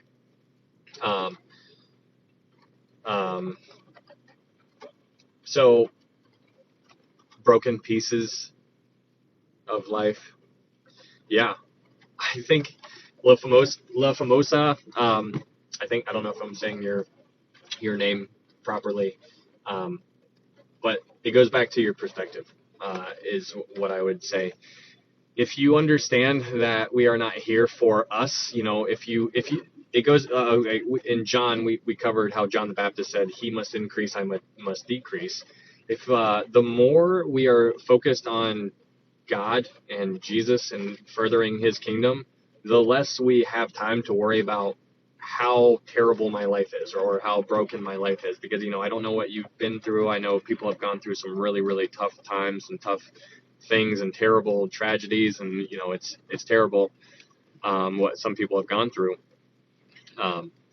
But if you have the ability to focus on Jesus and all of his goodness and his mercies and his promises, and you just surround yourself with those things, and you give those things to other people, and you try sharing that with others, it's only going to lift you up. And then your perspective on what matters is going to change. Because right now, like, what matters is I gotta succeed in degrees and PhDs and doctorates and MDs and like get this job and make $1 million a year and this, and like those things don't matter. That's what the world wants you to think those things matter.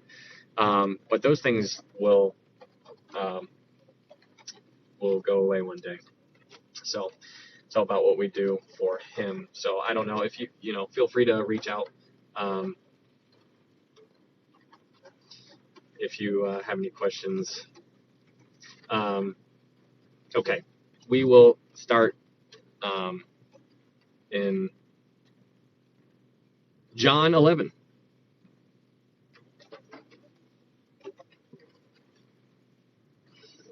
All right.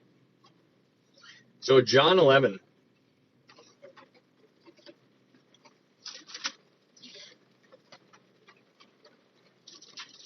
So all right. So we're gonna go into John 11, but just before we start, I think it's important to understand that what we're about to get into here in John 11, at least from verses 1 through 45, is that this is in my opinion, the mightiest display of Christ's power, aside from what he did on the cross, how he died on the cross and rose again from the dead. If you take out that, everything that Jesus ever did, I would say this is his mightiest display of his power. Because in this chapter, we're gonna talk about how Jesus raises Lazarus from the dead, and this is a really good chapter. But in chapter 11, we know, obviously, just because you might have read it already, we know that this is where Jesus raises Lazarus from the dead. But what is interesting, just as a way of observation, is to note that there was never a time where, or at least recorded, that's documented in the Bible, to where somebody died in the presence of Jesus. You might be thinking, well, what about the thieves on the cross when Jesus was crucified? Well, Jesus died before them, but it's interesting because nobody ever died, at least that's recorded, when Jesus was there. I don't know, obviously that's on purpose, in my opinion. But it's also interesting to think about, since we're talking about how there is a lack of people not dying in front of Jesus. On that note, it's also interesting to think about how the Gentile brides back in the Old Testament and whatnot, they, like Ruth, like there's 7 Gentile brides, if I remember correctly, but they all obviously died. They all passed away, but there's no record of them dying. Now, obviously they died, but there's no record, like it's not documented that they died. And so that's interesting when you compare Gentile brides, because if you get where I'm going with this, you know that I'm going to start comparing it to the church, the bride. We are the Gentile bride. They're not recorded as dying. It's another type, right? So you can kind of see that thing. But it's interesting when you pay attention to things that are not happening sometimes. I wouldn't get too carried away with it, but there's nothing. There's no documentation of where somebody dies in the presence of Jesus, and the Gentile brides also do not die, or are not mentioned as dying either. So anyways, with that, we can go ahead and um, get to the raising of Lazarus here in John chapter 11. So it says in John chapter 11, verse 1, it says, "Now a certain man was sick, Lazarus of Bethany, the town of Mary, and her sister Martha." Okay, so Bethany, the word Bethany here means house of figs. And so this is interesting because if you guys remember, okay, here's a pop quiz. Okay, since you guys like quizzes, what does Bethlehem mean? What does Bethlehem mean? See how good you guys are. Yeah, Cody, he died before the people in the House of Bread. Let's go. Awesome. Yes, Cody. He was. So Bethlehem means house of bread. So Beth is house. So Bethel, Beth, if you separate them, Bethel is house of God. Bethlehem is house of bread. Lehem means bread. It's just an interest. So here in John chapter 11, verse 1, it says, "Now a certain man was sick, Lazarus of Bethany." So this is house of figs. And I find that's interesting. But what I want to focus here on is the name Lazarus. So if you click on Lazarus's name, it will bring up the name Eliezer. And so the name Eliezer, it's kind of like it's synonymous to what it was in the Old Testament. So Eliezer back in the Old Testament could also be called Lazarus, like the two go hand in hand. But the name Eliezer is fascinating to me because that name Eliezer means comforter. And so we talked about it before in the past, but and it's all about the type that goes back into the Genesis with Abraham, Isaac. You know how Abraham took his son Isaac up onto the mountain. You know, God will provide a sacrifice. He was going to sacrifice his son Isaac. The whole story there was very confusing for Abraham, because God already promised Abraham that many nations would come from Isaac. And so he's like, "Hey, God, if you're telling me to kill Isaac, I don't have a problem. You do, because you promised me that many nations." Anyways, the story behind that story was that there was a servant of Abraham, and his name was Eliezer, but you don't know that unless you go back into the previous chapters before that story. And you'll learn that the servant's name was Eliezer, the right-hand man to Abraham. His name was Eliezer. And so when you look at the whole type that's going on in that story in Genesis, you have Abraham, the father, you have Isaac, the son, and then you have Eliezer, the servant, which is the comforter. And that's what the Holy Spirit is for you and I. So this is so in John chapter 11 verse 1, where you see Lazarus can be synonymous with Eliezer. Eliezer means comforter. So that's a pretty cool thing. But Bethany here, where this is about 2 miles away from Jerusalem. And it's important to understand that Jerusalem was getting to be a very, very dicey place for them to operate. Like it wasn't a very friendly place for them to go. And we're going to get to that here in the next coming verses. But just keep that in the back of your mind, that Jerusalem was not somewhere that they wanted to really go. At least the disciples didn't really want to go to. But in verse 2, John 11, verse 2, it says, "It was that Mary who anointed the Lord with fragrant oil and wiped his feet with her hair, whose brother Lazarus was sick." Okay, so it says it was that Mary. I don't know, I'm reading from a New King James Bible here, but it's interesting that it says it was that Mary. Okay, so this is what's interesting about John, the author John here. Because what he's saying here, it was that Mary. Well, what's the context? Like he's expecting you to have read the other Gospels. That's why he's saying it was that Mary. So he's saying it was that Mary who was appointed, who anointed the Lord with fragrant oil and wiped his feet with her hair, whose brother Lazarus was sick. And so he assumes that you read the other Gospels here. So we can unpack some of this stuff, but let's go to Luke 10, verse 38 real fast. Luke 10, verse 38 to the end of the chapter. It says this.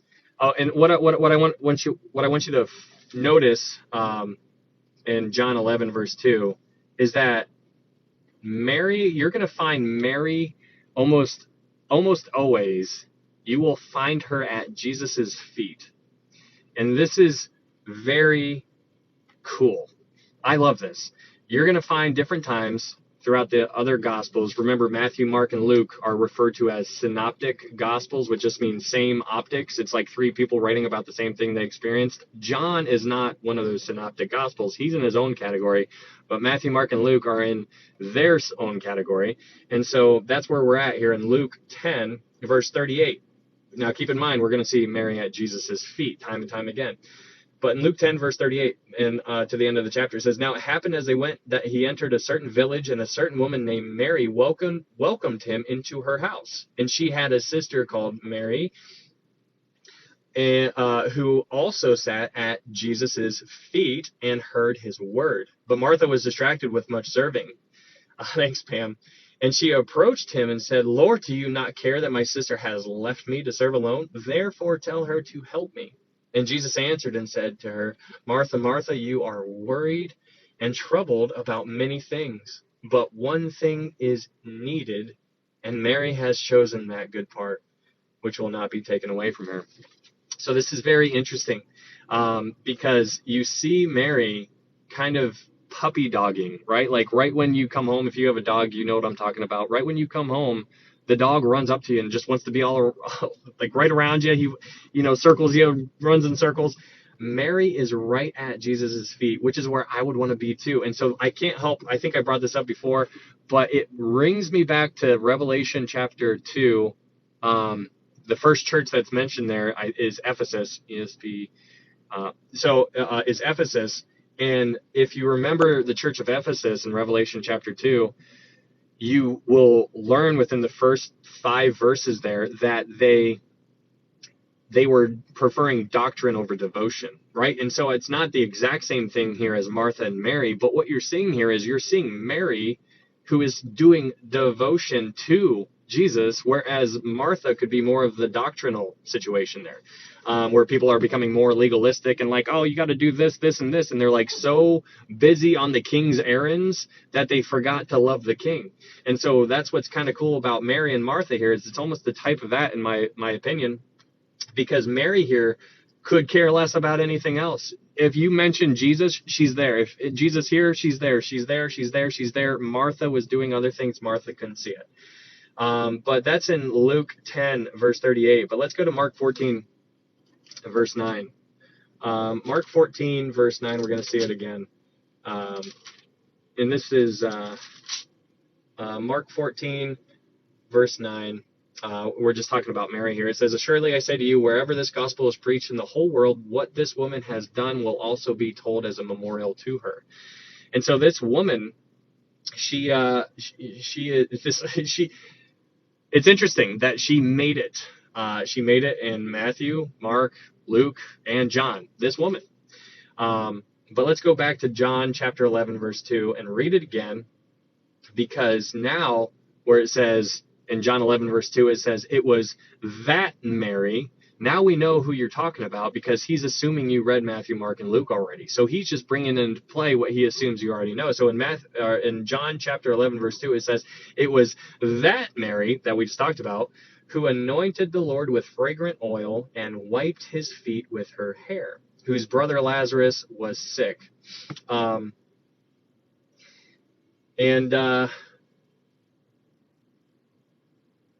Hold on a second.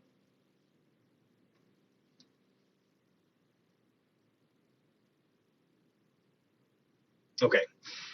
Yeah. Whose brother Lazarus was sick. Verse 3, it says, "Therefore the sisters sent to him, saying, 'Lord, behold, he whom you love is sick.'" Verse 4, it says, "When Jesus heard that, he said, 'This sickness is not unto death, but for the glory of God, that the Son of God may be glorified through it.'"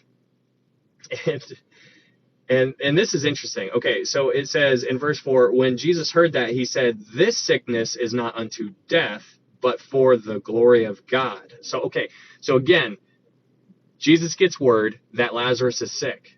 Everybody is bawling their eyes out. They're doing what you would do if you were losing a loved one who is on their deathbed.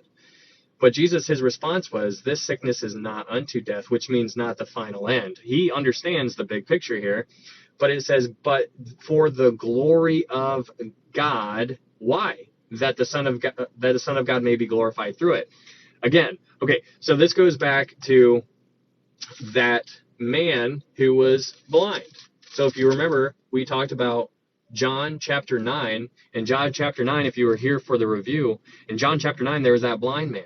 That blind man, the disciples came up to Jesus and were like, hey, who sinned? Was it this man or was it his parents? And Jesus said, neither one of them did.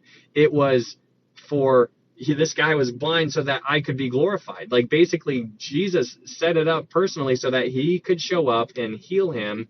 And it was for the glory of God. It's not about you. It's not about me. It is about him. And, I've said that a million times, but we need to keep saying that time and time again because we need to maintain perspective.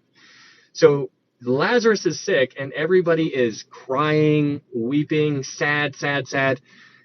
But Jesus is over there and he sees the big picture. And his response was, the sickness is not unto death, meaning not the final end, but for the glory of God, because he knew what he was going to do. Then we get to verse 5. It says, now Jesus loved Martha and her sister and Lazarus. So there's clearly something going on here to where they had another certain level of connection. These guys are important players. They're mentioned time and time again. And it is it's an interesting thing when you look at all the other gospels and you see that Mary and Martha are referenced here. But in verse 6 it says, so when he heard that he was sick, he stayed 2 more days in the place where he was. And that is interesting. So let's talk about where he was, because it says he stayed 2 more days in the place where he was. So let's go back to John chapter 10 verse 40. So in John chapter 10, just a couple verses up, in John chapter 10, verse 40, it says, and he went away again beyond the Jordan to the place where John was baptizing at first, and there he stayed. Okay, so that is where he was, but where is that? So now let's go to John 1:25, because we need to know where Jesus is. John 1, verse 25, it says,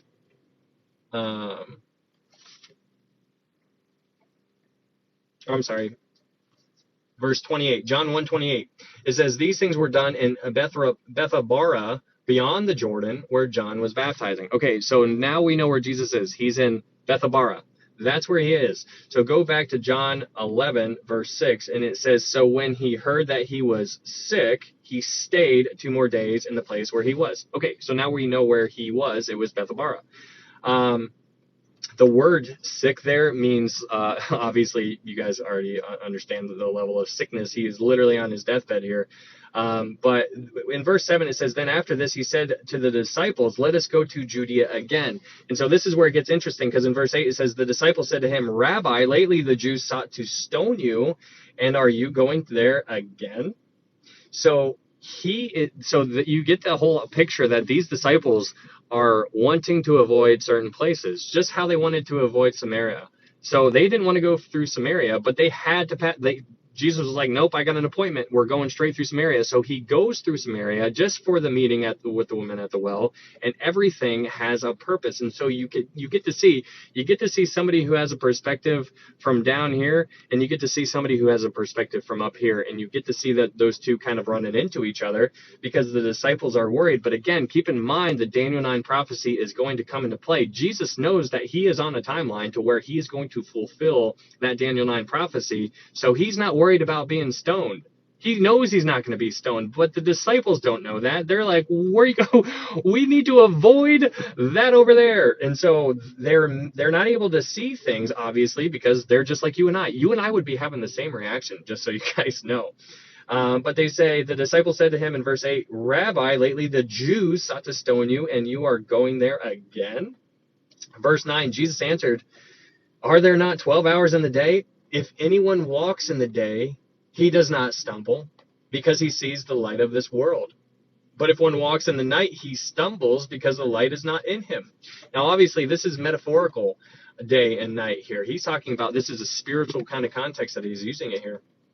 But um, in verse 10 it says, but if one walks in the night, he stumbles, but the light is not in him. Verse 11, these things he said, and after that he said to them, our friend Lazarus sleeps, but I go that I may wake him up. And so this is interesting because, it's the whole picture. We've talked about this before. Anytime the word sleep is used in the Bible, at least in the New Testament. Now, in the Old Testament, the word sleep could just mean, death. It takes a different context in the Old Testament. But in the New Testament, every time the word sleep is used, it is talking about believers. And so Jesus uses the word sleep here purposefully, right? And so that's interesting that he does that. It is on purpose. And it says at the end of verse 11, it says, I may wake him, but I go that I may wake him up. And it's interesting to just think about what we do when we sleep. Let's just talk about sleep for a second. I mean, sleep is wonderful. But what do you do when you sleep? Normally, in most cases, in 99% of the cases, what you do is you lay down and then you rise up.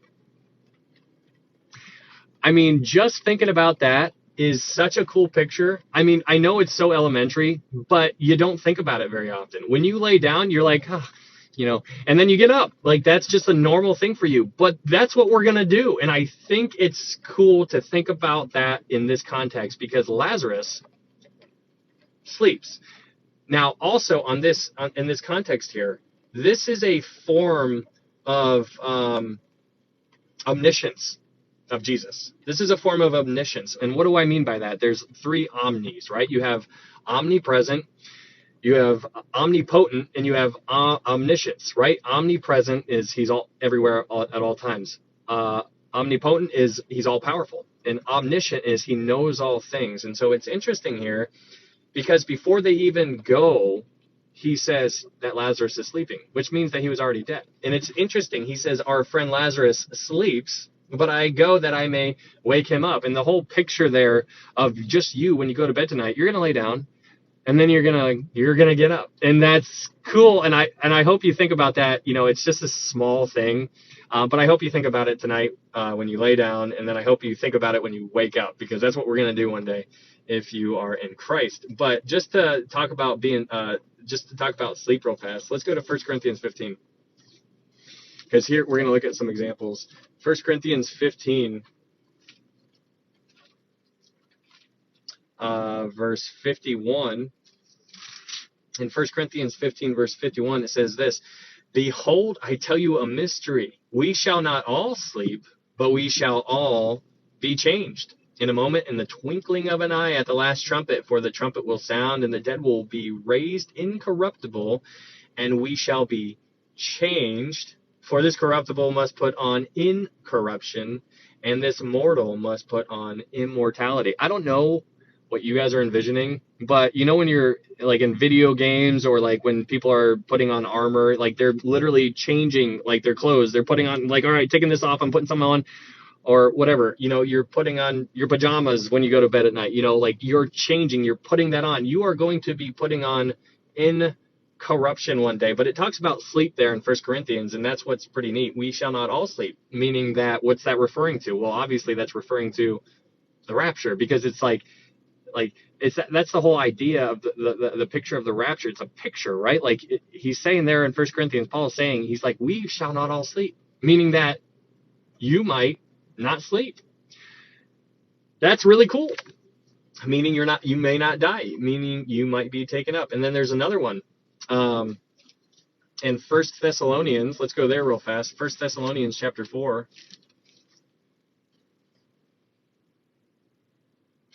1 Thessalonians 4, verse 14. 1 Thessalonians 4, verse 14, it says, for if we believe that Jesus died and rose again, even so God will bring with him those who sleep in Jesus.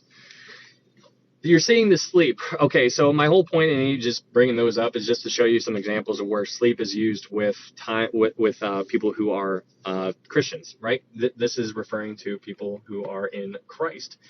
And so let's go back to John 11, verse 11, and read it again. These things he said, and after that he said to them, our friend Lazarus sleeps, but I go that I may wake him up. First off, it says I, right? Like he's saying, I may wake him up. Verse 12, we're going to talk more about that here in a little bit. But in,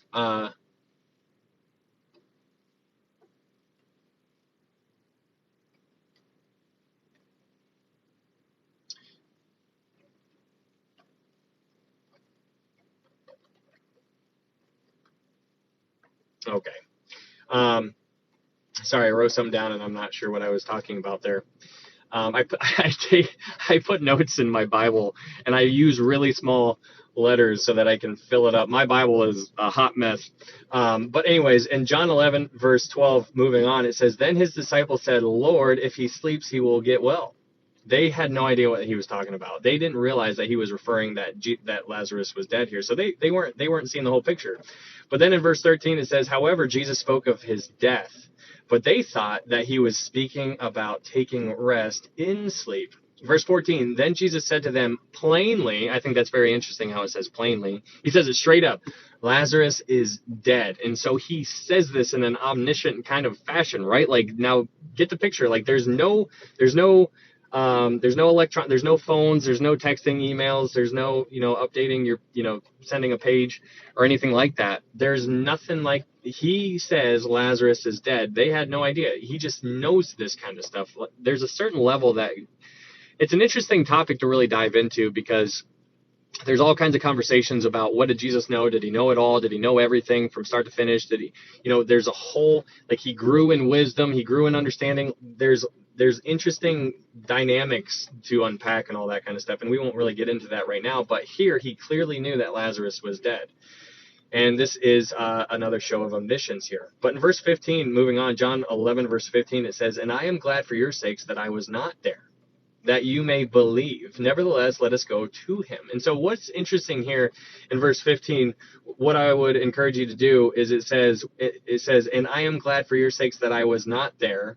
Put brackets around that you may believe, because the whole point of Jesus not being there was so that he could allow his disciples to believe. He is still getting his disciples to where they needed to be, because he's building them up in their faith, and he's telling them up front, he's saying, I'm glad I wasn't there, because now I get to show you something cool that you're going to be able to hang on to when you go out into the world, like how they're going to start the church, right? Because these guys are going to be the ones starting the church. He is building them up. He's saying, I'm glad I wasn't there for your sakes, basically, that you may believe. He is being, like, I mean, these guys are getting front row seats to the coolest show in the entire world. But in verse 15, it says, nevertheless, let us go to him. Verse 16, then Thomas, who is called the twin, said to his fellow disciples, let us also go that we may die with him. Why did he say this? This is an interesting thing, because like, you get a sense of pessimism. He's a pessimist here, right?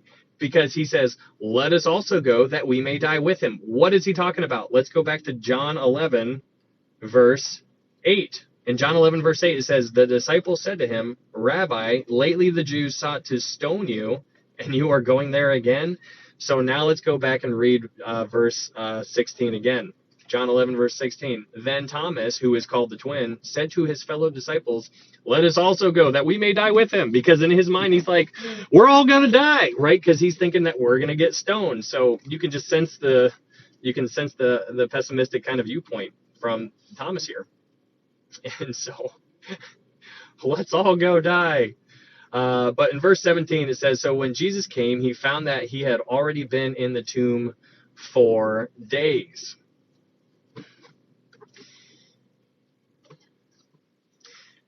Verse 18, now Bethany was near Jerusalem, about 2 miles away. Now this is interesting. So Bethany was near Jerusalem, about 2 miles away. Now I think that the reason why this verse is added in here is because they're keeping track about where they want to be away from, right? Like, okay, Bethany was about 2 miles away from Jerusalem. Why is that important? Because Jerusalem, there's guys in there who want to stone Jesus, so they're like, hey, let's not get too close, like we're dancing.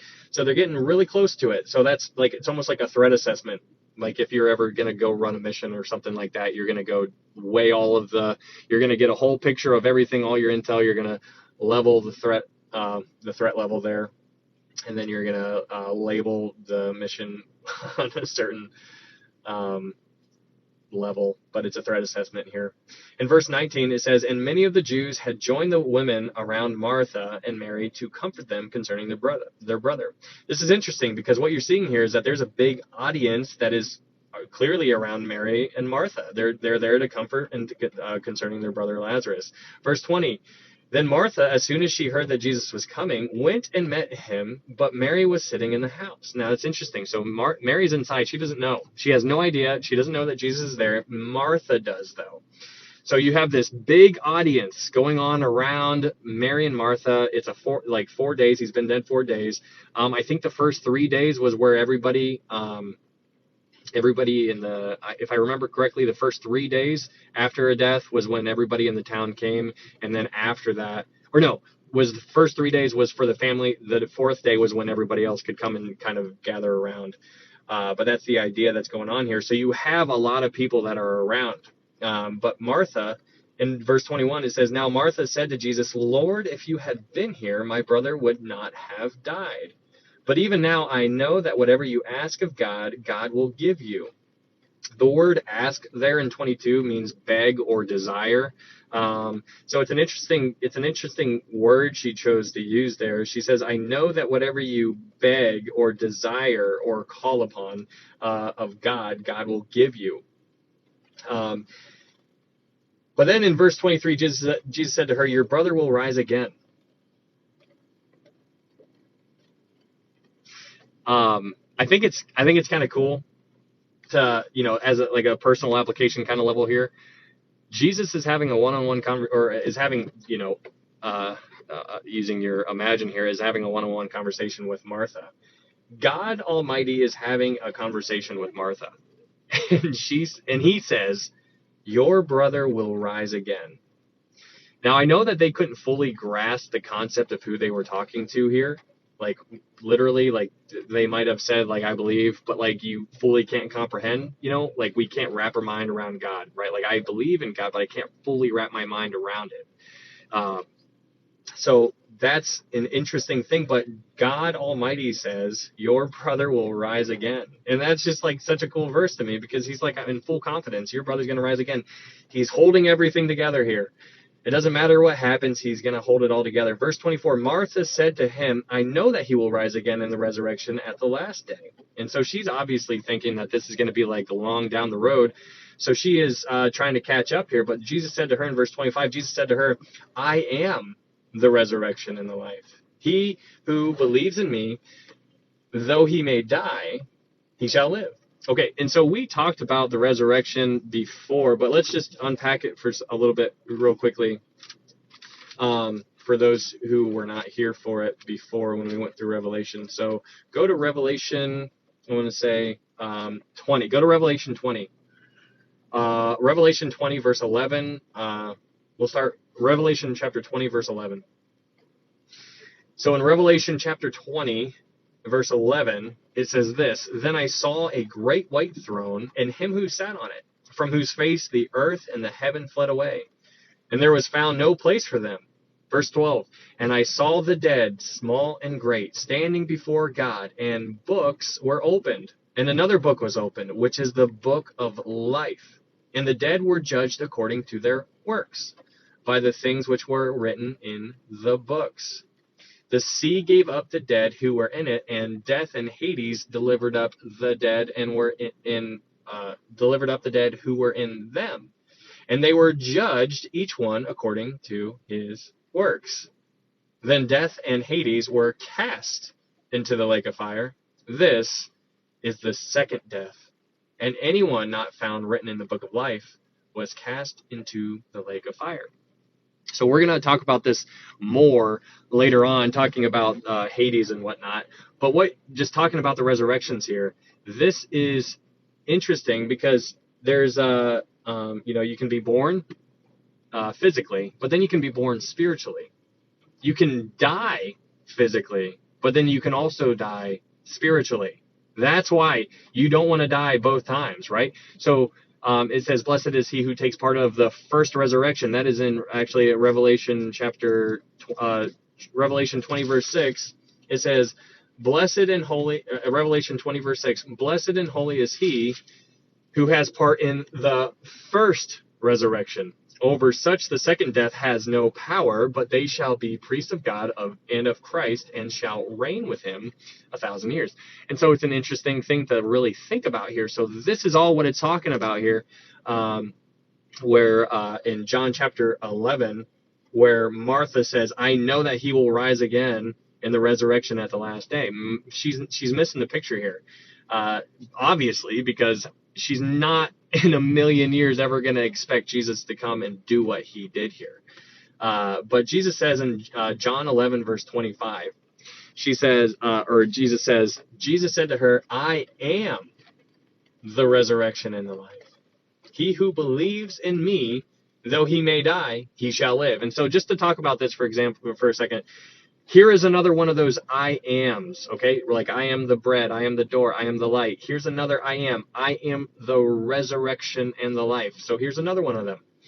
And it's interesting because after he says, "I am the resurrection and the life," he goes on to say, "He who gets baptized, he will live again," right? That's what he says. No, he doesn't say that. He says, "He who believes in me, though he may die, he shall live."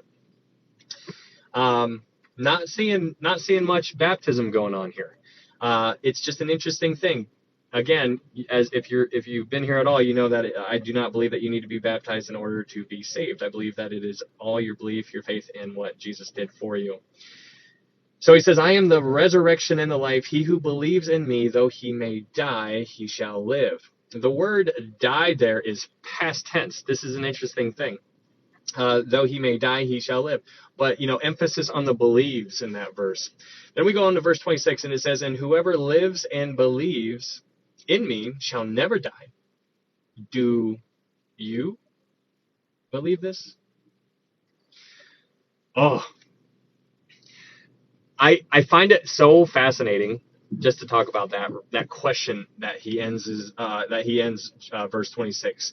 He ends verse 26 by saying, "Do you believe this?" And that's interesting. So Jesus is having a face-to-face conversation with Martha. He tells her, "I am the resurrection and the life." And he says, "Do you believe this?" That's a question for you to answer for yourself. Obviously, that's personal application, but he is asking her directly. Oh, man.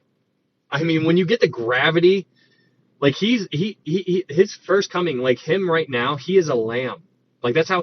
But when you zoom out and you're like, who is Jesus? And you get to you try to wrap your mind around who he is and everything, how powerful and what that's who she's talking to. And that person, the Almighty, God Almighty, do you believe it? She says in verse 27, she said to him, "Yes, Lord, I believe that you are the Christ," or the Messiah, "the Son of God, who is to come into the world." There are people who believe, who is to come, right? Like you see that, who was, who is to come. Who is to come. She throws that in there. She says, and it's almost like her building her case on her, like saying, "I know who you are. You're this, this, and this," right? Like she's building on, like she's not just saying yes. She's expounding on why she's saying yes. And I find that very fascinating. I would probably do the same thing. I'll be like, so if somebody comes up to me and says, "Hey, do you believe in Jesus?" I would not just say yes, although, I would say yes. I would say yes, and then I would continue on to make sure that it was very clear on who Jesus is to me, right? And so I'd be like, yes, Jesus Christ, he is the Son of God. He led a sinless life. He died on the cross for my sins. He rose again on the third day. I believe in that Jesus, just so that there was no issue on what I actually believe. Martha says, "Yes, Lord, I believe that you are the Christ, the Son of God, who is to come into the world. And so I love how she like kind of expounded there. But in verse 28, it goes on and says, and when she had said these things, she went her way and secretly called Mary, her sister, saying, the teacher has come and is calling for you. And I love this. I love this next one. This next verse, it says, as soon as she heard that, she arose quickly and came to him. Okay.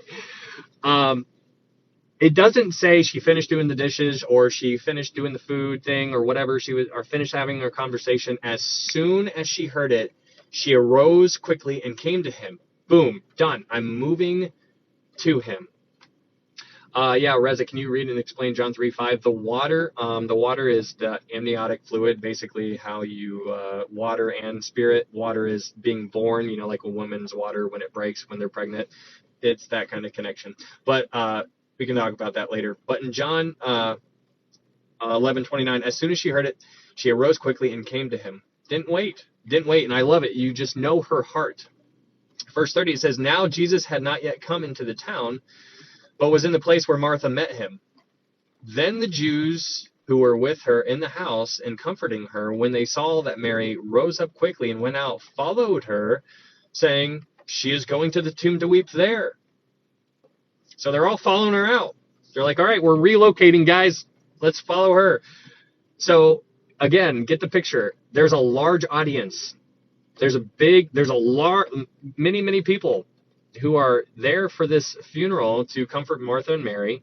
But then Jesus shows up.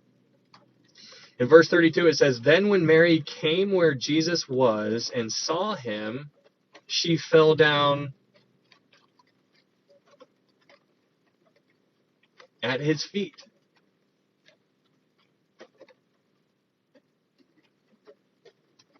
And I just, you as a human, right? Like you can't really get lower, like with a person one-on-one, you can't really get lower than when somebody falls down at your feet. I don't know if anybody's ever done it to you. It's not a thing that really people do in our world, at least in America. But falling down at somebody's feet, like I can't get lower, right? Like that, like, so just the humility. She's acknowledging who he is. He says she fell down at his feet. Again, there Mary is at his feet. We already unpacked when you see Mary, she's going to be at his feet. And I love that. It's saying to him, Lord, if you had been here, my brother would not have died. Therefore, when Jesus saw her weeping, and the Jews who came with her weeping, he groaned in the spirit and was troubled. And he said, where have you laid him? They said to him, Lord, come and see. It's an interesting thing. Come and see. Come and see. Where have we seen that before? Come and see. It's in Revelation. Come and see. But then you get to verse 35, and it says Jesus wept, and that is that's the shortest verse. I'm sure you guys are aware in the English translation at least. But Jesus wept, and it's a really, you could just think on this thought all day, because it's very interesting to consider, right? Okay, so just let's unpack what's happened so far. Jesus is away. He gets word that Lazarus is sick. Then the disciples talk to him, and Jesus is the one who fills them in on the information that Lazarus has died. He tells them Lazarus is dead. Then he makes his way over to where Lazarus is. He doesn't hurry. Then he shows up, and it says that Jesus wept. And it's very, very interesting because it says Jesus wept, and it says that, just trying to wrap your mind around it, because he wept and he knew that he was going to be raising him from the dead. And I find that fascinating. Jesus wept because he lost his friend, but he knew he was going to raise him from the dead. And it's just such a mind bender, because you're like, why is he crying? Why is he crying when he knows that he's going to raise him up here in like 5 seconds? What is going on? We need to remember that Jesus was all God and he was all man. And that is interesting because, when you think about the times where Jesus weeps, it says he weeps here for Lazarus. Can anybody think of another time where Jesus wept before? Because there's at least 2 other ones where I can think of where Jesus wept. But this one, he wept here with Lazarus. And he wept knowing that he would raise him from the dead. But the other place, well, yes, Amber, perfect. He wept over Jerusalem. And we're going to talk about that later on. But he wept over Jerusalem because they missed the time of their visitation. But he also wept in Gethsemane. So let's go to Hebrews 5. Hebrews 5, verse 7.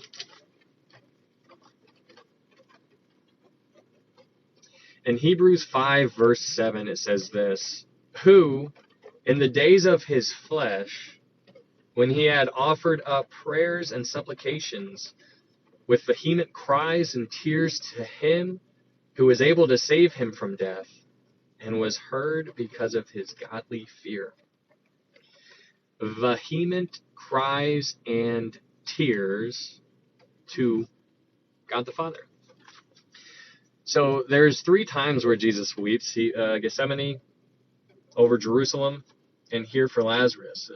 But I just think it's so fascinating that he was weeping, over Lazarus because he knew he was going to be raising him from the dead. Like, that's such an I don't know, it's different levels there. But this also goes into play, like he weeps, right? So let's go to Isaiah. We did this last time, but now it comes into a different context. Let's go to Isaiah 53. In Isaiah 53,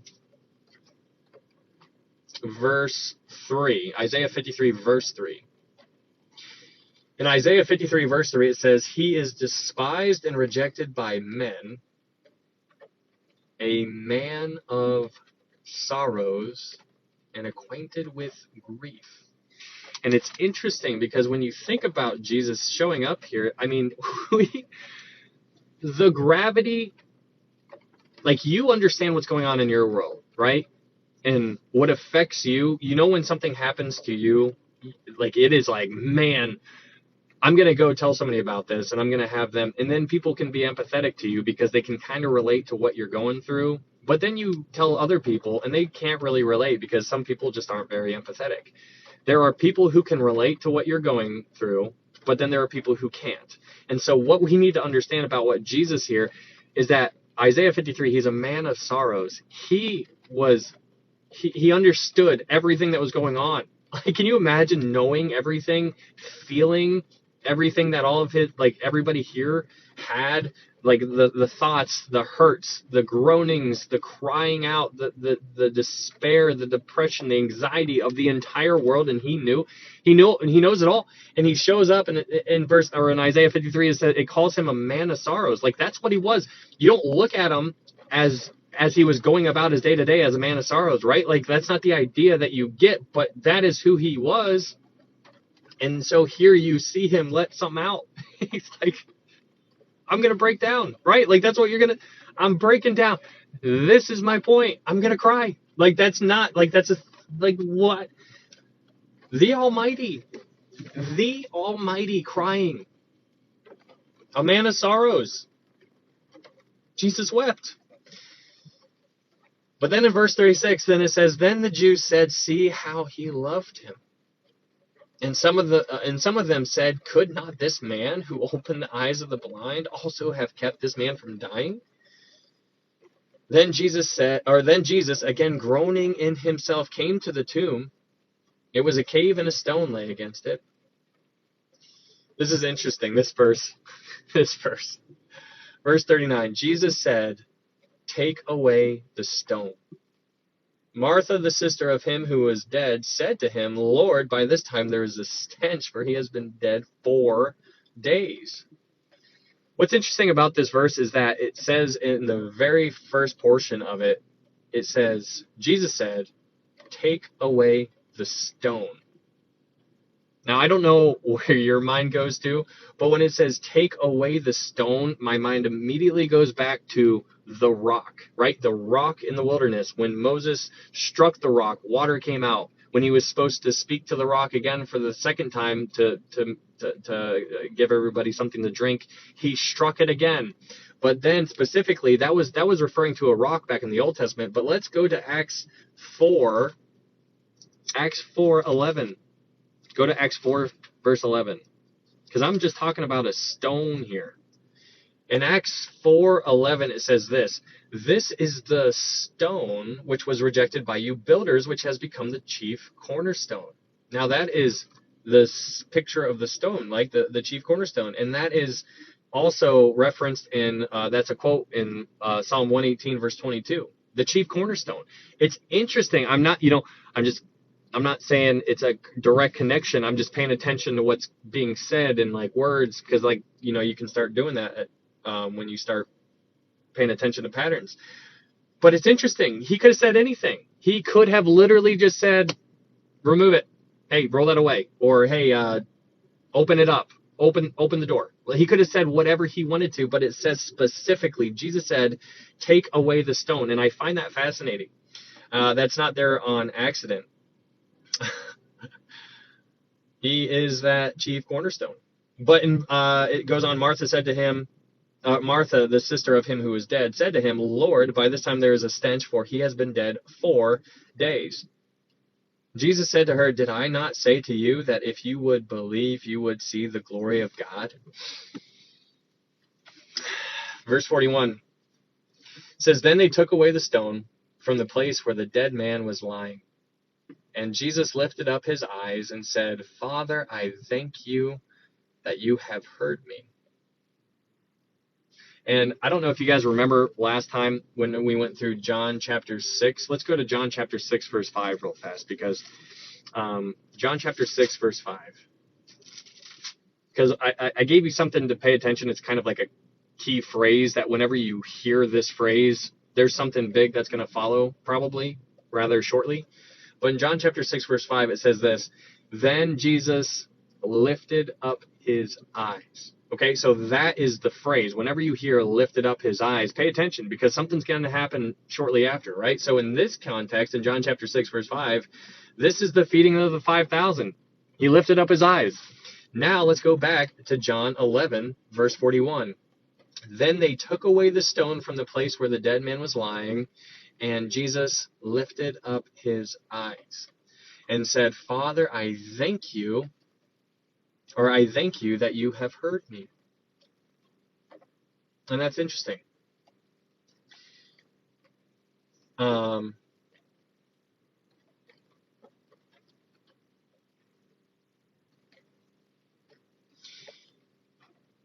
says, Father, I thank you that you have heard me. I find it very interesting because here Jesus is speaking audibly.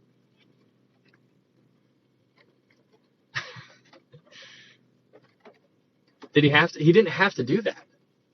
He was speaking out loud so people could hear him. He's speaking out loud for your benefit, for our benefit. Father, I thank you that you have heard me. Well, what's that directly talking about? What exactly did Jesus say that God heard him, right? Like, we'll go on to verse 42, and it says, and I know that you always hear me. So it's not just like, it's a constant communication that's going on between God the Son and God the Father here. So first off, he's thanking him that you heard me in the past. He's hearing him now, and he's hearing him in the future. It's a constant thing. And I know that you always hear me, but because of the people who are standing by, I said this, that they may believe that you sent me. So again, get the picture here. These signs, go back to the blind man. The blind man was blind for the glory of God. That's great. That's a crazy thought. That's a crazy thought. Now, Lazarus died, as we read before in John chapter 11, verse 15. It says, I am glad for your sakes that I was not there. Why? That you may believe. And now we get to John 11, verse 42, and it says, and I know that you always hear me, but because of the people who are standing by, I said this, that they may believe that you sent me. So it's now you're getting, it's the whole picture. Everybody who is around at all times are being benefited by what he's doing out loud. Jesus didn't have to do any of this stuff out loud. He could have just walked there, blinked, and then it would have happened, right? He could have done that. He's very strategic. He's on purpose. All of this stuff is very intentional. But it's because of the people who are standing by, I said this. There's people who are standing by. Remember, there is a lot of people around during this time. And the Jewish people are a part of this. The Jewish community are there with Martha and Mary, comforting them. And so they're around. They're very, very present. All eyes are on Jesus, especially when they hear him say, hey, remove the stone. But in verse 43, it says, now when he had said these things, he cried with a loud voice, Lazarus, come forth. And this is interesting. I'm sure you guys have heard people say that he had to have said Lazarus specifically. He couldn't just say come forth, because then everybody would have come forth, right? Like everybody who had passed away would have came forth. So he had to be specific here about Lazarus, come forth. And it's interesting because this voice, where it says he cried with a loud voice, there's loud voices like with the shout of an archangel, like all of these, like these things come to mind. Like you can unpack all that kind of stuff. But it's interesting because it says Lazarus come forth. And when you think about it, where it says cried with a loud voice, like that voice, like just focus on the voice. Whose voice is it? God's voice. Go back to Genesis 1. Let there be light. There was light. He used his voice. He said it. And I find that fascinating. The same voice created the light. The same voice created the heavens and the earth. The same finger that was writing in the dirt when he knelt down, and then he stood up, and then he knelt down and started writing in the dirt again. The same finger that was writing in the wall, the same finger that wrote into the Ten Commandments, the same voice that said, Lazarus, come forth, is the voice who created the whole thing. I'm just like blown. Like, do you get? I'm telling you what. But this is where, in verse 44, it says, and he who had died came out, bound hand and foot with grave clothes, and his face was wrapped with a cloth. Jesus said to them, loose him and let him go. Now, this is very interesting what just happened. Okay. So the picture here, there's a guy who's been dead 4 days. Everybody knows that he's dead. Everybody. This whole community, there's no doubt in anybody's mind, the Jews included, the ones who are the most skeptical about who Jesus is. Remember, the Samaritans were willing to accept Jesus. The Jewish people were not. The Jewish people are there, the leadership of the Jews, some of them are currently present in this audience, and there's no doubt in their mind that Lazarus is dead. There's no doubt. So now Jesus shows up. He says, roll away the stone, cries out, Lazarus, come forth. Now Lazarus comes out with grave clothes on. But it's interesting because it like this lets you know that Jesus held the keys. He held the keys to death. He held the keys. I mean, go to Revelation. Again, Revelation, when the bottomless pit, like, what is it? Revelation, I want to say, not 9? Okay, I'm going to find it, because now it's going to bug me. I think it's 9. Revelation 9. Lucky guess. Revelation 9. It says, to him was given the key to the bottomless pit. So this key to the bottomless pit, like keys, right? He's holding these keys. That key in Revelation 9 is given to that guy. Whatever demon it was, the angel, probably Satan there, was given to him. But here, God is holding, like Jesus is holding the keys. And it's just so cool. But this right here illustrates his conquest over Satan. I mean, he literally defeated death. The one thing that Satan has over you, the fear that he has is, I don't want to die. I don't want to die. I don't want to die. Like, that is a fear.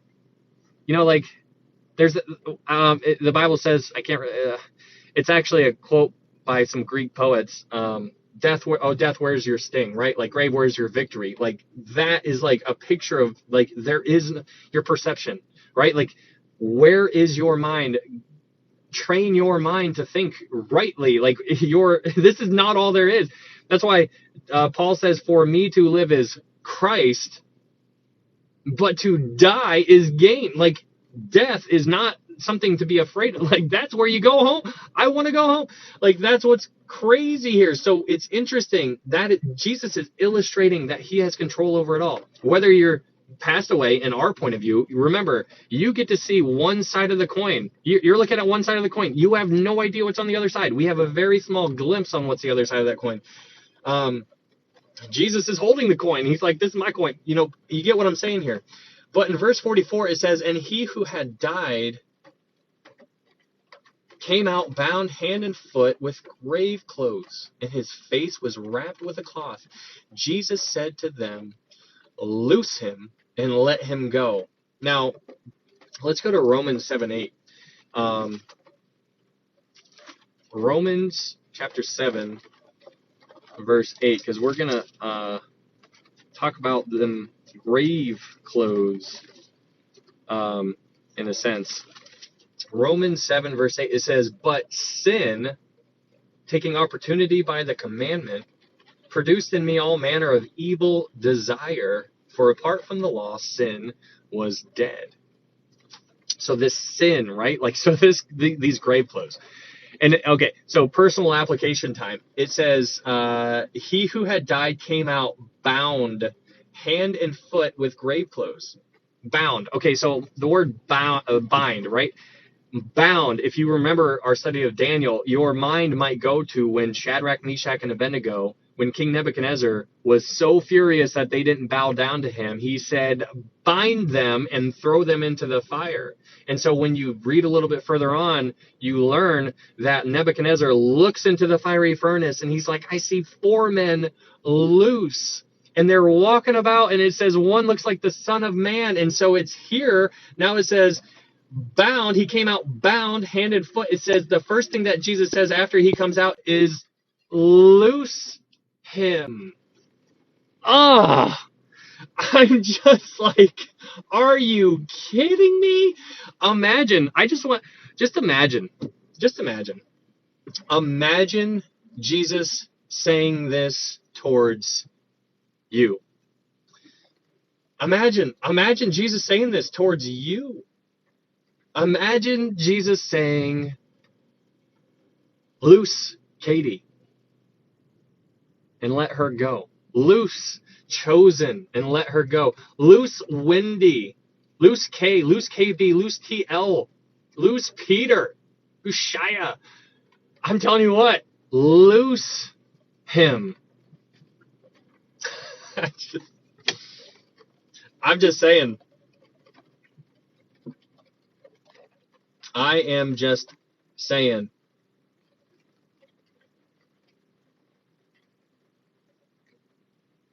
I think it's so neat. Loose him. Sheesh. That is so cool. I love it. I mean, I I might have gone a little bit long-winded on that, but I just think the picture there is so cool. You know, grave clothes. First thing he says, loose him and let him go. And it's also an interesting conversation because we're going to talk about this later on, but well, I guess we can talk about it now. So there are multiple Lazaruses in the Bible. This is Lazarus. This is one. The other one is, what is it? It's in Luke. Hold on. Luke 19? 16? Hold, please. No, not 19. It's got to be 16. Yes, okay. Go to Luke 16. Okay. Luke 16. So we can talk about this for a second. Luke 16, verse 19. So we're going to talk about the other Lazarus because this comes back into play. Because this is important to understand. We've talked about this many times, but it comes back into context here just because of what happened to Lazarus, right? Like, that's a good question.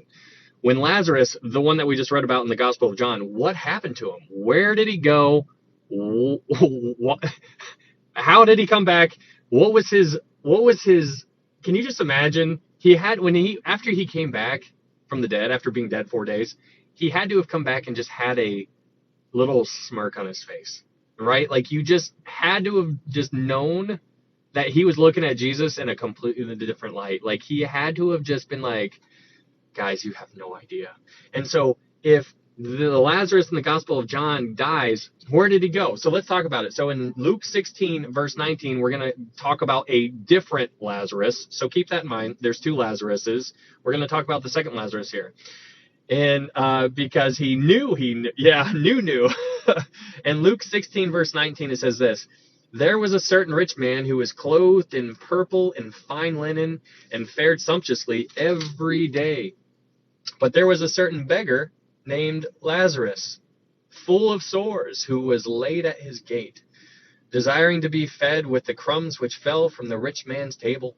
Moreover, the dogs came and licked his sores. So it was that the beggar died and was carried by the angels to Abraham's bosom. The rich man also died and was buried. And being in torments in Hades, he lifted up his eyes and saw Abraham afar off, and Lazarus in his bosom. Then he cried and said, Father Abraham, have mercy on me, and send Lazarus that he may dip the tip of his finger in water and cool my tongue, for I am tormented in this flame. But Abraham said, Son, remember that in your lifetime you received your good things, and likewise Lazarus evil things. But now he is comforted, and you are tormented. And besides all this, between us and you there is a great gulf fixed, so that those who want to pass from here to you cannot, nor can those from there pass to us. Then he said, I beg you, therefore, Father, that you would send him to my father's house, for I have 5 brothers, that he may testify to them, lest they also come to this place of torment. Abraham said to him, They have Moses and the prophets, let them hear them. And he said, No, Father Abraham, but if one goes to them from the dead, they will repent. But he said to him, If they do not hear Moses and the prophets, neither will they be persuaded though one rise from the dead. Now, this is interesting on all kinds of different levels, obviously, because the very end of that, though one rise from the dead, Lazarus here rose from, not this Lazarus, but the Lazarus in the Gospel of John, literally rose from the dead in front of people's eyes. And so we're gonna start. Thanks, Starlet. We're gonna talk about that here when we get back to John. But let's talk about what we just read here in Luke for a second, because this is a very interesting situation. What you have here is there's all kinds of things to talk about. But first off, you have a guy that's a rich man. There's no name, just a rich man. And then you have Lazarus. One is rich, one is poor. The rich man didn't die and go to Hades because he was rich. He just never accepted the gospel or the truth here, right? So that's why he died and is in Hades. It is important to understand that he is still currently in Hades. It is also important to understand that Hades is not the end of is not it. That's not it. Because we read in Revelation already how in Revelation 20, thanks, David. That reminds me. That reminds me of Frodo. But it's important to understand that he is still in Hades because it says that they're going to be resurrected. Everybody who is in Hades is going to be given up, and they are going to be judged according to their works, and then they will be cast into the lake of fire, which means that the lake of fire is different than Hades. So it's important to understand that. So right now, in the Old Testament, it's referred to as Sheol, right? So Sheol is hell, or hell is Hades. They're all the same thing. And so it's important to make those connections. But also what you see here is that there is a gulf. And I use this analogy or this visual. Imagine you have a ball. Now split that ball in half And the top part is paradise, which is where Lazarus died, and he went to paradise, which was also called Abraham's bosom. Okay, so that's the good part. The bottom part is called Hades or Sheol or hell. That's not the end of the line for these people. This is just where they are currently waiting in torment until the end of until the Great White Throne Judgment. The Great White Throne Judgment is the end of the line. That's when the books are open. Then each person is judged by their works, and then they get their judgment based on that. So you have Lazarus and Abraham up here, and you have the rich man down here, and they're looking at each other. They're talking to one another. They're like, "Hey, how you doing?" Not really. But what is interesting here is that the first thing that you can take away from this is that the rich man is mentally aware of what is going on. He is physically aware. He's aware. And that's terrifying. He is there in torment, physically aware. He's able to talk. He's able to be like, this is the worst thing ever, right? Like, he's there. Secondly, he's not ever once saying, I don't deserve to be there, which implies in a sense that he's like, this is right. Like, just judgment. It's interesting to unpack that for a second, because there's people out there who are like, oh, if God is so loving, I can't see him ever doing this or that. They don't understand two things. Like I said before, they don't understand God's love, and they don't understand the wickedness of sin. Once you go to that place, like this man did, he is now aware of the wickedness of sin. Whether it's your opinion or your definition of sin or my definition of sin, it doesn't matter. It is what God's definition of sin is. That is what is important. You need to start wiring your brain to see things through God's eyes, not your eyes. It doesn't matter what you think. It matters what the Bible says. That's how you know the truth, right? Like, if you shall know the truth if you abide in his word, and the truth, the same connection there. Anyways, we're back here in Hades in Luke 16, and they see each other. But what's also interesting is that the rich man is giving us all kinds of information. He also says he finds a solution. In his mind, he's like, go help out my family, because that's a normal thing to think of, right? Like, that's a normal thing. Go tell my family so that they don't come to this terrible place. And it's interesting. He acknowledged, so he's aware, and he acknowledged what needed to be done so that his family could be saved. But what's interesting is that Abraham's response is that even if he says, neither if they do not hear Moses and the prophets, neither will they be persuaded though one rise from the dead. It's so, there's so much truth there. It just brings in the faith concept, right? And so these guys, they could see it. There's going to be Jewish people here who see it, that we're going to get back when we go back to John. We're going to talk about them. They will see Lazarus rising from the dead. They see it with their own eyes, and then what their minds tell them is, how do we combat that? How do we fight against that? They don't be like, they're not accepting it. They're not just, they acknowledge that it actually happened, but they're fighting against it because they don't want to lose what they have. They don't want to lose their stuff, their things. Remember the whole, he must increase, I must decrease? To them, it's the exact opposite. They're thinking, I must increase, but Jesus must decrease. That's what these Jewish people think. They're missing the point of everything. They're such a beautiful picture, and they're perverting it. And so, anyways, that is what's going on here. So the two resurrections that are mentioned in the book of John, like how Martha was saying, I know he'll be resurrected in the last day. There's two resurrections, right? Like, blessed is he who takes part of the first resurrection. If you are a child of God and you die right now, you're going to be resurrected one time. And that's what's up. That's what you want. You don't want to be resurrected twice. If you're resurrected twice, that means that you are resurrected again in from Hades, and because the death in Hades are going to give the people up who are in them, and then they're going to be judged and they're going to be cast in the lake of fire. Like, it's a terrible thing. You don't want any part of that. That's the second resurrection. You don't want to be a part of that. So there's a lot to glean from this kind of stuff. There's all kinds of questions. He recognizes why he's there. He doesn't say anything about how I don't deserve to be here, which implies that he acknowledges that he does deserve to be there because he now sees things differently. It's all about perspective, right? Like, if he could come back and talk to you right now, can you imagine the speech he would give? He's like, guys, it's terrible. It's hot.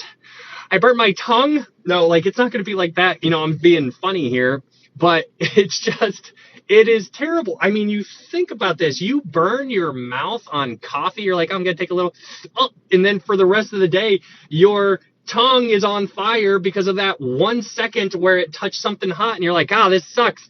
Like, that is their entire eternity until they are judged at the great white throne judgment, and then they get the actual punishment. They are just in a current waiting place. But it's also interesting to talk about the different levels, right? So you have Sheol, which is hell. You have Hades, which is hell, and you have hell, right? So those are the three. So Sheol, Hades, and hell are all three.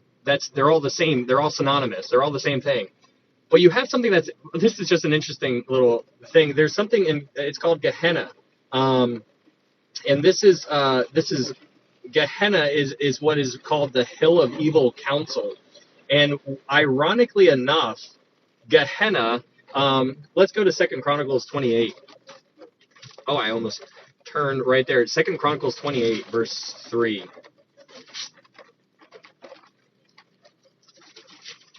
In 2 Chronicles 28, verse 3, it says this: He burned incense in the valley of the son of Hinnom, and burned his children in the fire, according to the abominations of the nations whom the Lord had cast out before the children of Israel. Okay, so that's an interesting verse. But what this is talking about is the word where it says a son of Hinnom, that weird word Hinnom, that is also synonymous with the word Gehenna. Gehenna Gehenna is what is it's an idiom.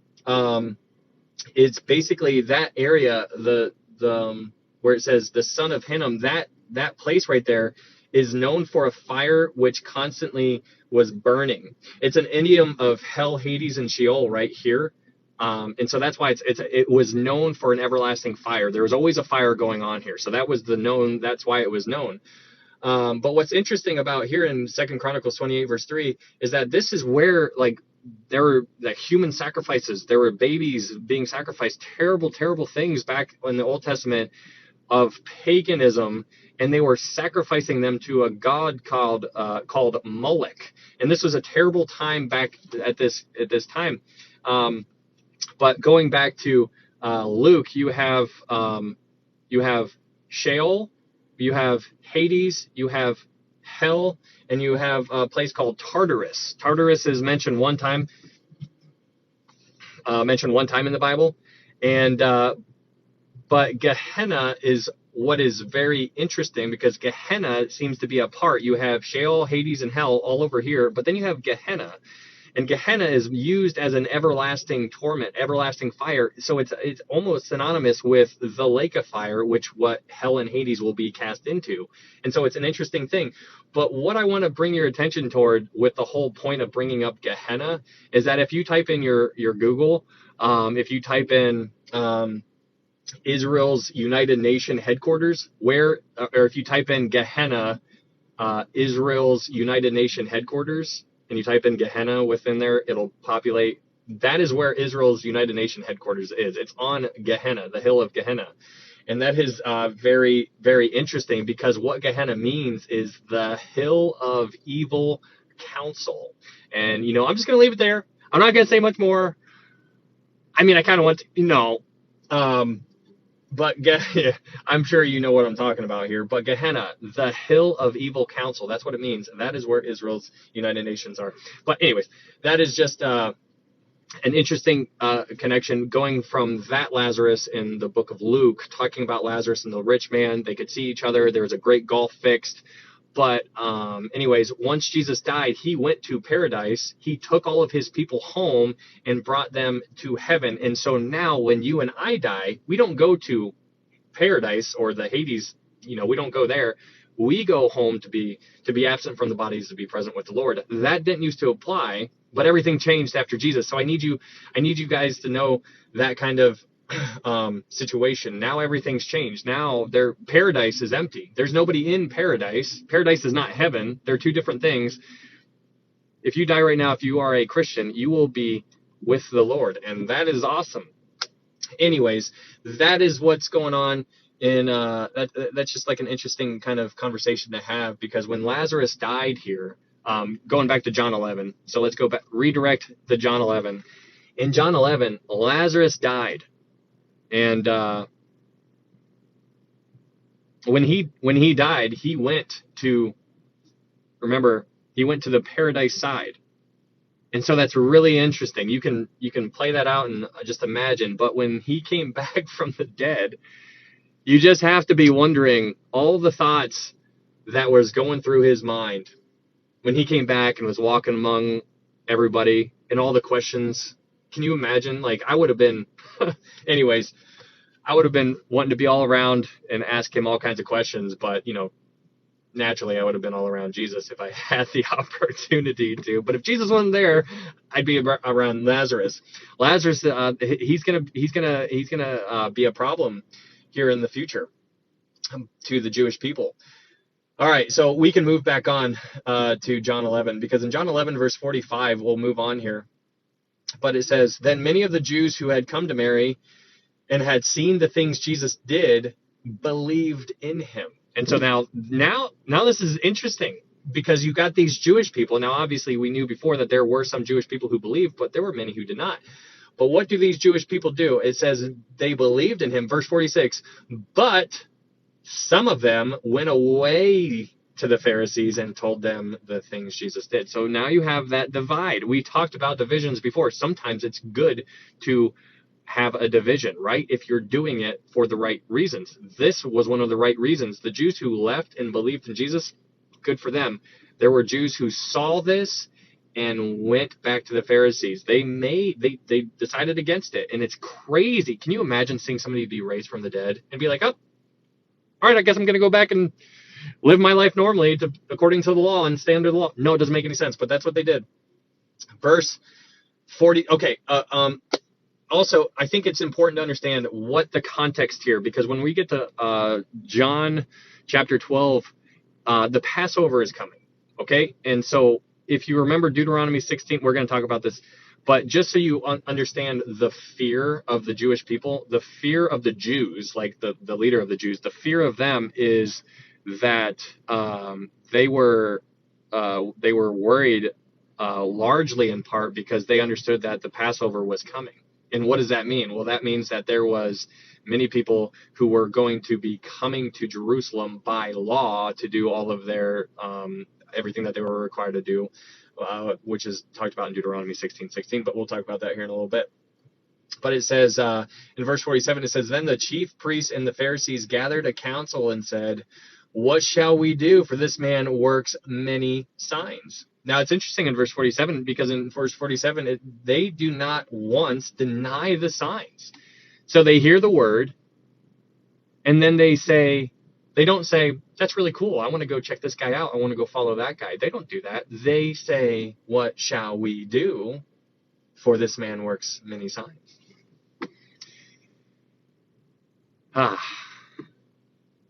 That's interesting. That's interesting. Verse 48 says, "If we let him alone like this, everyone will believe in him, and the Romans will come and take away both our place and nation." This fear is setting in. What they fail to realize is that they are already going to lose their place and nation when Jerusalem will fall about 40 years after where they are here today, because the Romans will eventually come in and destroy the entire place. But that is unbeknownst to them at this point in time. But it says in verse 49, "And one of them, Caiaphas, being high priest that year, said to them, 'You know nothing at all, nor do you consider that it is expedient for us that one man should die for the people, and not that the whole nation should perish.'" Now, this is an interesting thing, because Caiaphas here is inadvertently prophesying, in a sense. He's inadvertently prophesying. He says that one man should die for the people. Like, he's not thinking about it in the way you and I are hearing it. He's thinking about it. He's like, we got to kill this guy because it's going to be better for everybody if he dies. But he's not saying it in a good kind of way.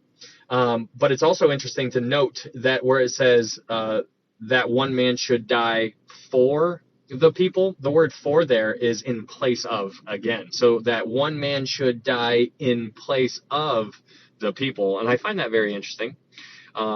It's a very, the word there is hyper, but it's an interesting thing there.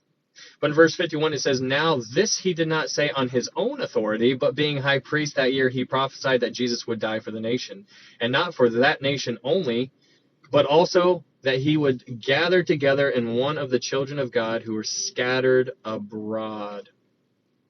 Gather together. The word gather there. Gather together like a hen. That's Jesus talks about that. And somewhere else, can't remember exactly where. But in verse 53, it says, "Then from that day on, they plotted to put him to death." They plotted to put him to death. After he did this wonderful thing, they plotted to kill him. Can you imagine? Wow. "Therefore, Jesus no longer walked openly among the Jews, but went from there into the country near the wilderness to a city called Ephraim, and there remained with his disciples. And the Passover of the Jews was near, and many went from the country up to Jerusalem before the Passover to purify themselves. Then they saw Jesus and spoke among themselves as they stood in the temple, 'What do you think, that he will not come to the feast?' Now both the chief priests and the Pharisees had given a command that if anyone knew where he was, he should report it, that they might seize him." So that Daniel 9 prophecy clock is dwindling down, and that's an interesting thing to observe here. Those 483 years that we're going to talk about here in a little bit, we're going to recap just so in case you missed it, the Daniel 9 prophecy, Daniel 9, 24 through 27. We'll unpack all of those things because that is winding down in a very, very big way. But that is that is John chapter 11. So that's chapter 11. I'm going to put you guys on pause here and give me 30 seconds. And I'll be right back.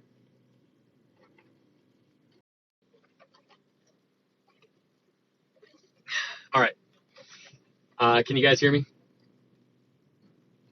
Just to make sure that this is working.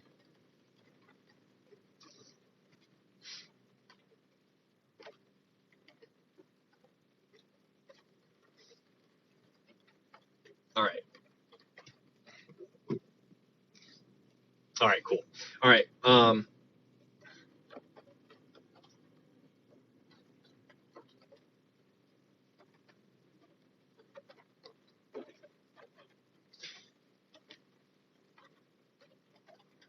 All right, so we're going to get into John chapter 12. And that one, sorry, chapter 11 took a minute, but it's good stuff. Okay, so we're going to talk about John chapter 12 here. But what I want you guys to know about John chapter 12 is that in John chapter 12 onward is that we are getting to the final week of Jesus. John chapter 12 is the final week. And that should be a sobering mind. Just keep you aware on where we are at as far as the crucifixion, how close we are getting to it. And this is an interesting thing. So in John chapter 12, this is the beginning of the final week of Jesus here before he's crucified. And so it says in John chapter 12 verse 1, it says, "Then 6 days before the Passover, Jesus came to Bethany, where Lazarus was, who had been dead, whom he had raised from the dead." And so let's talk about that because it says then 6 days before the Passover. Okay, so what is the let's go to Deuteronomy 16:16. So let's get the context. Let's set the scene a little bit here.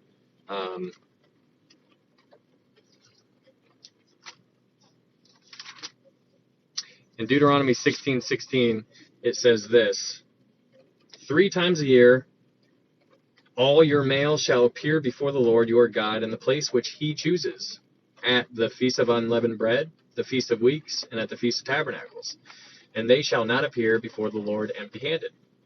So the Feast of Unleavened Bread basically encapsulates the three different feasts. So you have the Passover, the Feast of Unleavened Bread, and the Feast of First Fruits. So keep that in mind in Deuteronomy 16:16. That's important to understand because we need to start to think how a Jewish person would think here. So in John chapter 12 it says in John chapter 12 verse 1 it says then 6 days before the Passover Jesus came to Bethany. Okay, so remember, Bethany means house of figs, but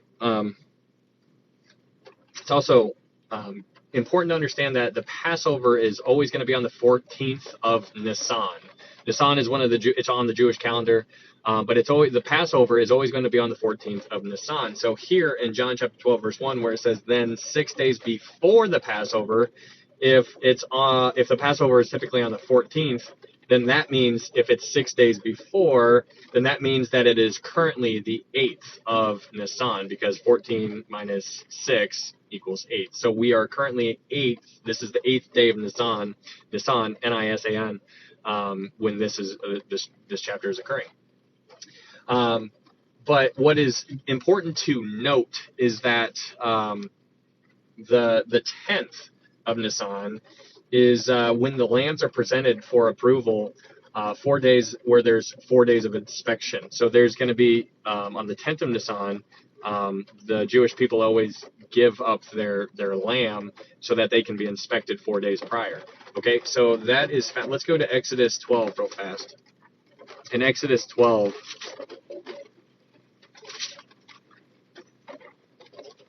In Exodus 12, verse 3 through 6. Exodus 12, 3 through 6. In Exodus 12, verse 3, it says this, speaking to all the congregation of Israel, saying, on the 10th of this month, every man shall take for himself a lamb, according to the house of his father, a lamb for a household. And if the household is too small for the lamb, let him and his neighbor next to his house take it according to the number of the persons. According to each man's need, you shall make your count for the lamb.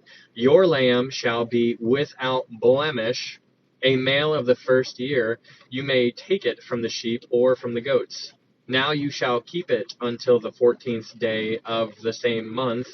Then the whole assembly of the congregation of Israel shall kill it at twilight.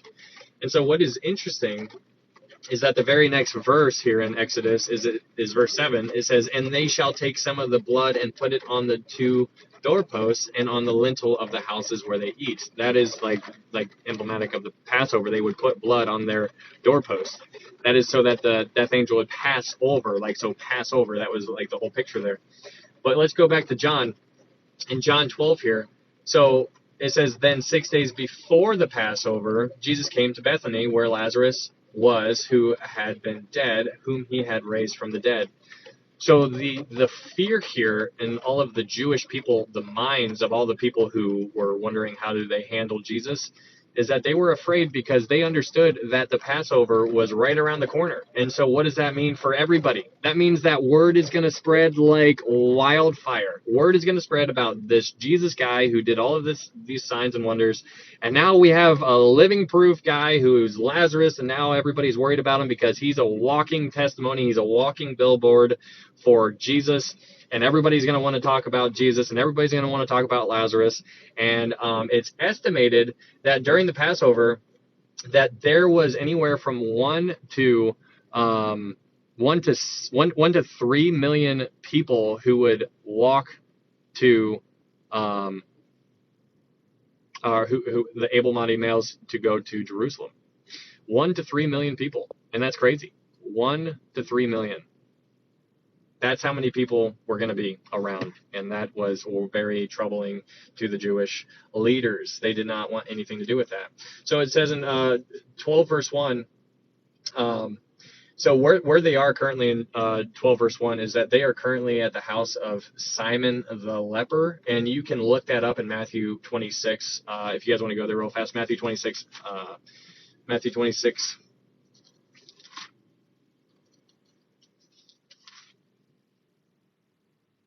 In Matthew 26, verse 6, it says,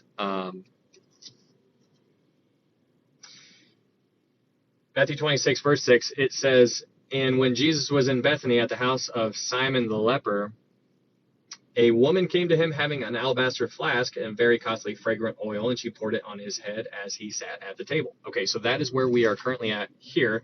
Let's go back to John chapter 12, verse 1.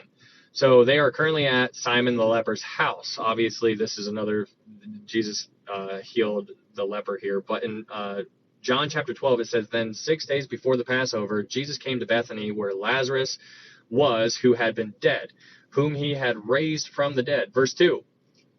There they made him a supper, and Martha served, but Lazarus was one of those who sat at the table with him. Again, here's this picture that is quite amazing.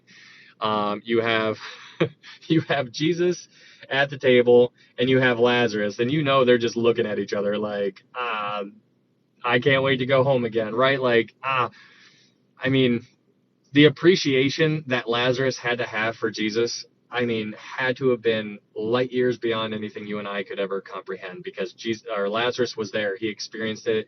He understood. He had a different level of understanding when he came back. I mean, it's just, you just got to imagine. But in verse 2, it says, they made him a supper, and Martha served. Go figure, Martha's the busybody. Martha's always working. And again, you just can't help but see the difference, like the connection there in Revelation 2, like with the doctrine and verse devotion.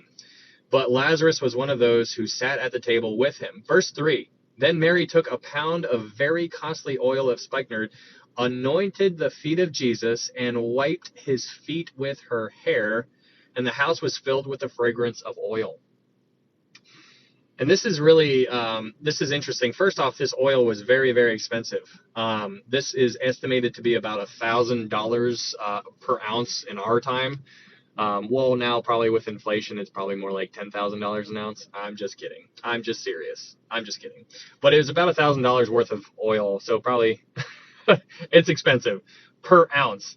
But this is high quality H2O. This is this is really, really expensive,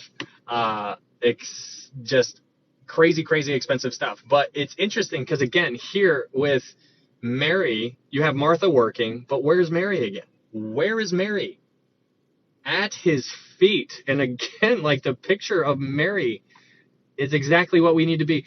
It's interesting because when you go to Revelation 4, I think, Revelation 4, what you see is these 24 elders throwing their crowns at his feet. Because crowns are nothing, right? Like, it's not about crowns. It's all about him. Like, we're giving him everything we have, and it's a crown, and here you go. And like, this is all we got. But she's at his feet again. And it's just so cool to see where she gets it, you know, like there's people who don't get it. There's people who saw things and they ran away back to their people who saw it but didn't get it. But here you have Mary. She got it, and she got it on a different level than anybody else did because of what she was doing. And we're gonna talk about that here in a second. But what she does is that she anointed the feet of Jesus and wiped his feet. So she's at his feet again, but she wiped his feet with her hair. And that's very interesting. Let's go to 1 Corinthians. 1 Corinthians 11. Because in 1 Corinthians 11,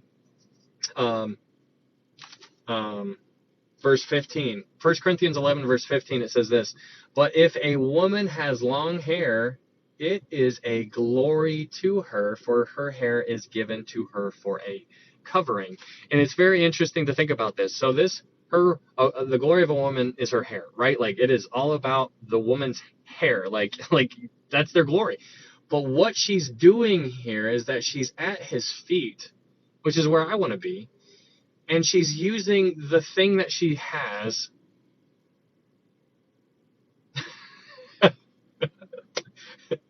she's using Brandon, what's up, dog? She's using what she has to wipe his feet with her hair. That's what she has, and that's what she's using. She's getting, like, the picture, like, she understands, like, that the glory of a woman is her hair, and she's using that. She's at his feet. She's doing everything. It's all about him. It's not about me. It's not about you. It is about him, and she gets it, and she sees it as clear as day. She's like, what else can I do? I'm doing everything I got. I'm using everything I can. The picture here is beautiful. And it says, then the house was filled with the fragrance of the oil. $1,000 worth, which is nothing. And we like to think, oh, I need money or I need things. And like when you get things, then you want to go get more things because now I got that thing and I got the newest thing. And it's not about, she gave up $1,000 worth of oil to anoint Jesus. And so moving on to verse 4, it says, but one of the disciples, Judas Iscariot, Simon's son, who would betray him. Remember, this is John writing this. He's looking back. He's assuming you already know the story. Who would betray him? Verse 5, it says, why was this fragrant oil not sold for 300 denarii and given to the poor?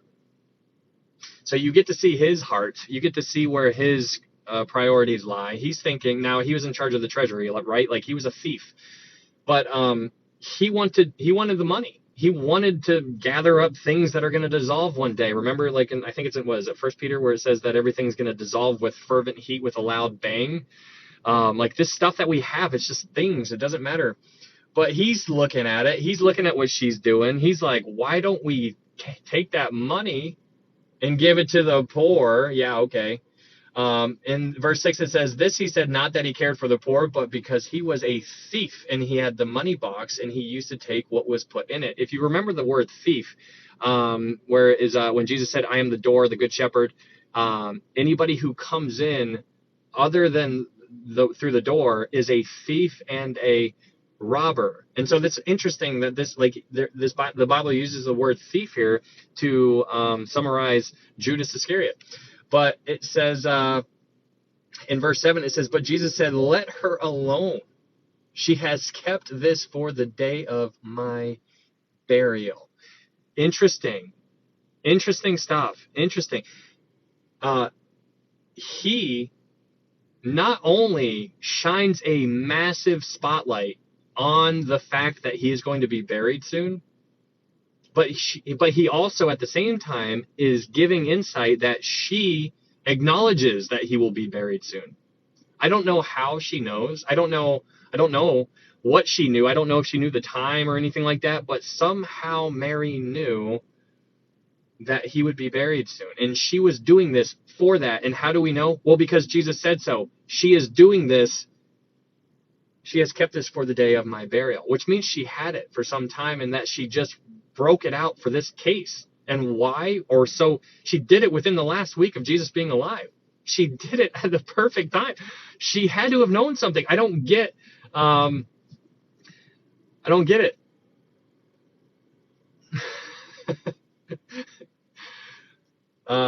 Evo Sandman, that's my brother-in-law. Everybody say, what up, Evo? But it's really, really cool. It's really neat that this one verse is not only paving the way because Jesus is acknowledging that he's going to be buried soon, but it's also Jesus saying that he's letting us know that Mary knew. But it's also funny because the disciples didn't. It's an interesting thing. The disciples were kind of left in the dark to some extent because Judas was like, why are you doing this? Blah, blah, blah. Nobody else was piping up. It was just Jesus and Judas and Mary. And it's just interesting here. But Mary got it. Judas didn't. The disciples, the guys, didn't see it. I mean, but somehow Mary did. I don't know. But in verse 8 it says, for the poor you have with you always, but me you do not always have. Verse 9 it says, now a great many of the Jews knew that he was there, and they came not for Jesus' sake only, but that they might also see Lazarus, and so whom he had raised from the dead. And so what's interesting, let's go back to John 11, because in John 11 verse 44 it says, and he who had died came out bound hand and foot with grave clothes, and his face was wrapped with a cloth. Jesus said to them, loose him and let him go. At this moment, when Jesus said, loose him and let him go, what that did at that point, but you don't know it now, but now you do in chapter 12, what that did in chapter 11 is that made Lazarus dangerous. Lazarus was now considered a threat. Do you see? Do you see what happens when you come to Christ? what you become when you become a Christian. You become a threat. I am dangerous. And what I mean by that is because Satan now views you, if you are a Christian, once you're living in sin, you're not a threat. Satan wants it, he's going to keep giving you everything you want. Hey, here's some money, here's some gold, here's some silver, here's some drug, sex, and rock and roll, right? Like here it is. Keep playing with it. Keep doing it. You're not a threat to me if you keep doing this kind of stuff. But once you become a Christian, now you're becoming dangerous to Satan, because now you are a threat. Now you can go out and witness to other people and share the gospel with them. So what here we have in John 12 is that now Lazarus is now a threat. Lazarus is now dangerous. And so what my question is for you, if you are a Christian, I don't know you guys, but if you are a Christian, are you dangerous? In Satan's point of view, I hope you get what I'm saying. Thanks, Wanda. Are you dangerous to Satan? And what I mean by that is, are you a walking billboard for Jesus Christ? Because that's what Lazarus was, which is why the Jews wanted to kill Lazarus. Both ways. Yeah.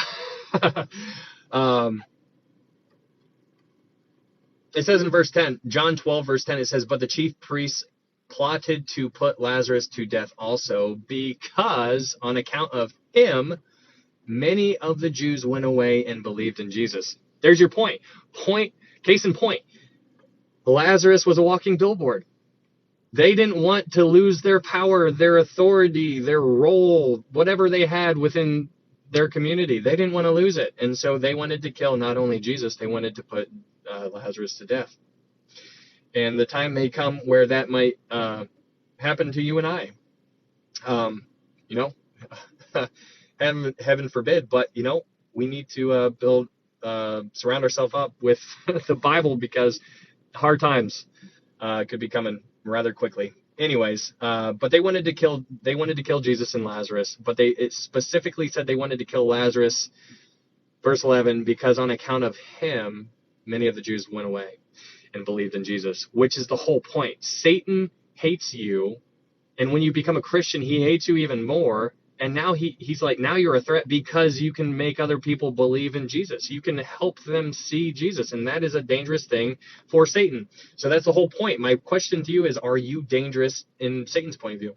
Verse 12, the next day, a great multitude that had come to the feast, when they heard that Jesus was coming to Jerusalem, took branches of palm trees and went out to meet him and cried out, Hosanna, blessed is he who comes in the name of the Lord, the King of Israel. Then Jesus, when he had found a young donkey, sat on it, as it is written, fear not, daughter of Zion, behold, your king is coming, sitting on a donkey's colt. Okay. All right, let's roll up the sleeves.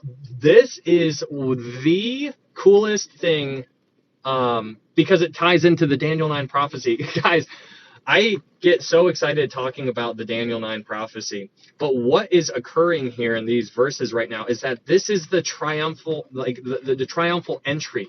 This, or a Palm Sunday, like is what some people call it. This is when Jesus rode into town. This is what's going on, and it is absolutely fascinating to see this kind of stuff. You get a very small picture here in the Gospel of John, but we're gonna go to Luke here. But let's go to Daniel. Let's go to Daniel 9, just so we can get the whole picture of what is actually occurring here, because of it's a verse that you can just read and just keep on going and be like, oh, that's pretty neat. But when you actually understand the background of it all, you're gonna be like, oh my goodness, no freaking way. All ears. Yeah, let's go, Stan, man. In Daniel 9, verse 24 through 27, Daniel 9, 24 through 27 is the biggest prophecy in the entire Bible.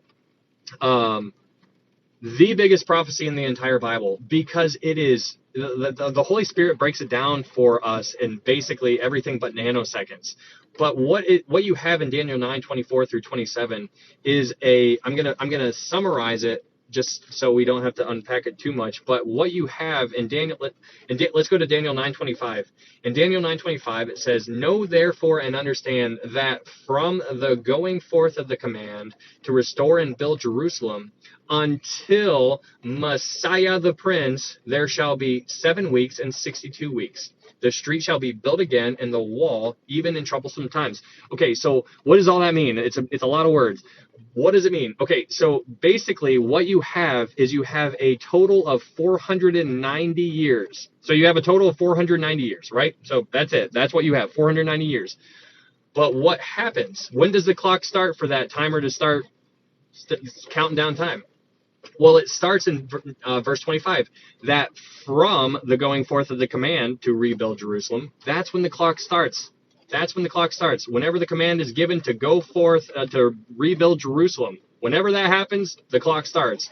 Well, when does it stop? Well, keep reading in verse 25. It says, until Messiah the Prince. That's when the clock ends. Okay, well, when was the command given to rebuild Jerusalem? That was given on March 14th, 445 BC. And that's documented in other books, but that is when the command was given, and the clock stops when Jesus rides into town on a donkey, and that is the fulfillment of 483 years of the 490 years. So 483 years when the clock started to when it stopped was when Jesus literally rode into town on a donkey. That fulfilled 483 years of this Daniel 9 prophecy. Now, we're still missing 7 years of that prophecy that has not yet been fulfilled. That will complete the 490-year Daniel 9 prophecy, but that hasn't happened yet. That's going to be during the tribulation when that actually happens. But get the picture. You have a total of 490 years that need to be fulfilled. We don't know when it's all going to be fulfilled, but what we do know is that 483 years were already fulfilled. We just need to fill the 7 years that are left, which are going to be the tribulation. So let's go to Luke 19. In Luke 19, just to talk about this for a second, because this is so neat. What is actually happening here to really, really get the picture? In Luke 19, verse 28, I'm going to read a little bit. Luke 19, verse 28. It says, when he had said this, he went on ahead going up to Jerusalem. And it came to pass when he drew near Bethphage, that in Bethany, at the mountain called Olivet, that he sent 2 of his disciples, saying, go into the village opposite you, where as you enter you will find a colt tied on which no one has ever sat. Loose it and bring it here. Okay, I'm going to pause right there. This is crazy because what is so neat about this is that there were other times in the Gospels where the people wanted to take Jesus by force and make him their king. They were going to force him to be their king, but he kept saying no, not my time is not yet, my time is not yet, my time is not yet. But here in Luke 19, he doesn't just allow it to happen, but he arranges it to happen. He arranges it by sending his disciples in to go get a donkey, knowing full well that he would ride into town on a donkey, knowing what was going to follow after that. But let's continue on. Luke 19, verse 31, and says, and if anyone asks you, why are you loosing it? Thus you shall say to him, because the Lord has need of it. So those who were sent went their way and found it just as he had said to them. But as they were loosing the colt, the owners of it said to them, why are you loosing the colt? And they said, the Lord has need of him. Then they brought him to Jesus, and they threw their clothes on the colt, and they set Jesus on him. And as he went, many spread their clothes on the road. Then, as he was now drawing near the descent of the Mount of Olives, the whole multitude of the disciples began to rejoice and praise God with a loud voice for all the mighty works they have seen, saying, blessed is the King who comes in the name of the Lord, peace in heaven and glory in the highest. Okay, so let's talk about a couple of things here. Go to Zechariah 9:9, because let's talk about that. Because there's a lot going on here. This isn't just, go to Zechariah chapter 9, verse 9. In Zechariah chapter 9, verse 9, it says this, Zechariah 9:9. It says, "Rejoice greatly, O daughter of Zion. Shout, O daughter of Jerusalem. Behold, your king is coming to you. He is just and having salvation, lowly and riding on a donkey, a colt, the foal of a donkey." Huh! So go back to Luke 19, verse 38, where it says, "Blessed is the king who comes in the name of the Lord." They recognize what was going on here, and they're saying, "Blessed is he who comes, blessed is the king who comes in the name of the Lord. Peace in heaven and glory in the highest." So now let's go to Psalm 118. Psalm 118. In Psalm 118, verse 24. Psalm 118, verse 24, it says this, "This is the day the Lord has made. We will rejoice and be glad in it. Save now, I pray, O Lord. O Lord, I pray, send now prosperity. Blessed is he who comes in the name of the Lord. We have blessed you from the house of the Lord." And it continues on there. But it's interesting because if you just read that psalm, you'll hear some common words there where it says, "Blessed is he who comes in the name of the Lord" in verse 26. But what's going on? Go back to verse 24. It says, "This is the day the Lord has made." Okay, that's just like a verse that people are like, okay, this day, you wake up every day and you're like, this is the day that the Lord has made. We will, right? That's true. But this day was the day that the Lord made for when Jesus rode into town on a donkey. Because in verse 26, they quoted that when Jesus rode into town on a donkey. So the whole picture there is absolutely wonderful to see that entire thing. So get the idea here. In Luke here, Jesus knows full well when the Daniel 9 prophecy started, because he sent Gabriel to Daniel in Daniel chapter 9. Jesus sent Gabriel to go give a message to Daniel. Gabriel's message was, hey, in 483 years, when the command is given to rebuild Jerusalem, to when Jesus rides into town, is going to be 483 years. The picture there, it says until from when the command is going forth until the Messiah. The Messiah is the key word. The Messiah. Messiah.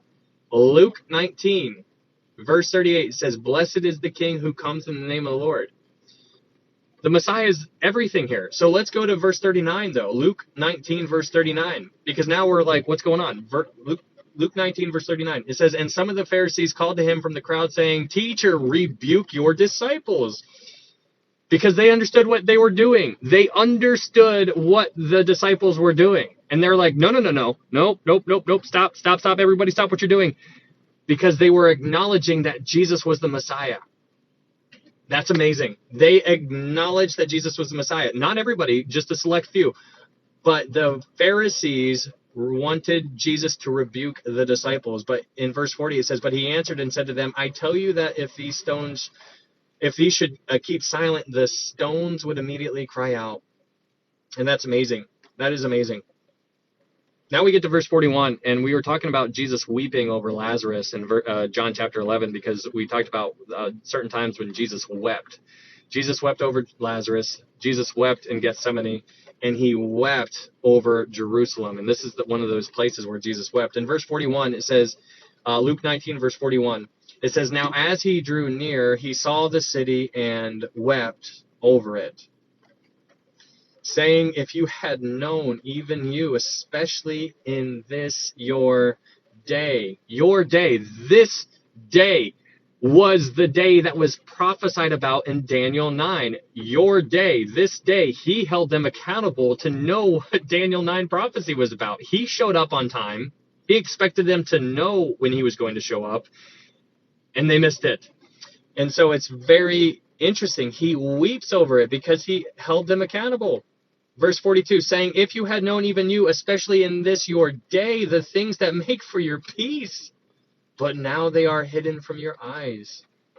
For days will come upon you when your enemies will build an embankment around you, surround you and close you in on every side, and level you and your children within you to the ground, and they will not leave in you one stone upon another. He was prophesying over Jerusalem about how the Romans would defeat them, would conquer them in 70 AD. So he prophesied over them. The end of verse 44. Why did he prophesy over them? Because you did not know the time of your visitation. And this is very, very interesting because we talked about this before. If you were here for the other studies in Daniel and whatnot, or Revelation, we talked about this, but this is another time that we have to talk about it because it shines a light on how your things in your world that you think are important, or whatever you hold to a high standard in your life, or things that take priority, or, hey, I'm not going to go to church today because I got a football game or whatever. You're wrong. And I'm wrong. But like this, what we're talking about here shines a bright light on that kind of stuff. And what I mean by that is that Jesus prophesied over an entire city, and he said that you're going to get defeated in 70 AD, essentially, when the Romans defeated Jerusalem and the temple was destroyed. But the reason that all happened was simply at the end of verse 44, Luke 19, verse 44, at the end of it, it says, because you did not know the time of your visitation.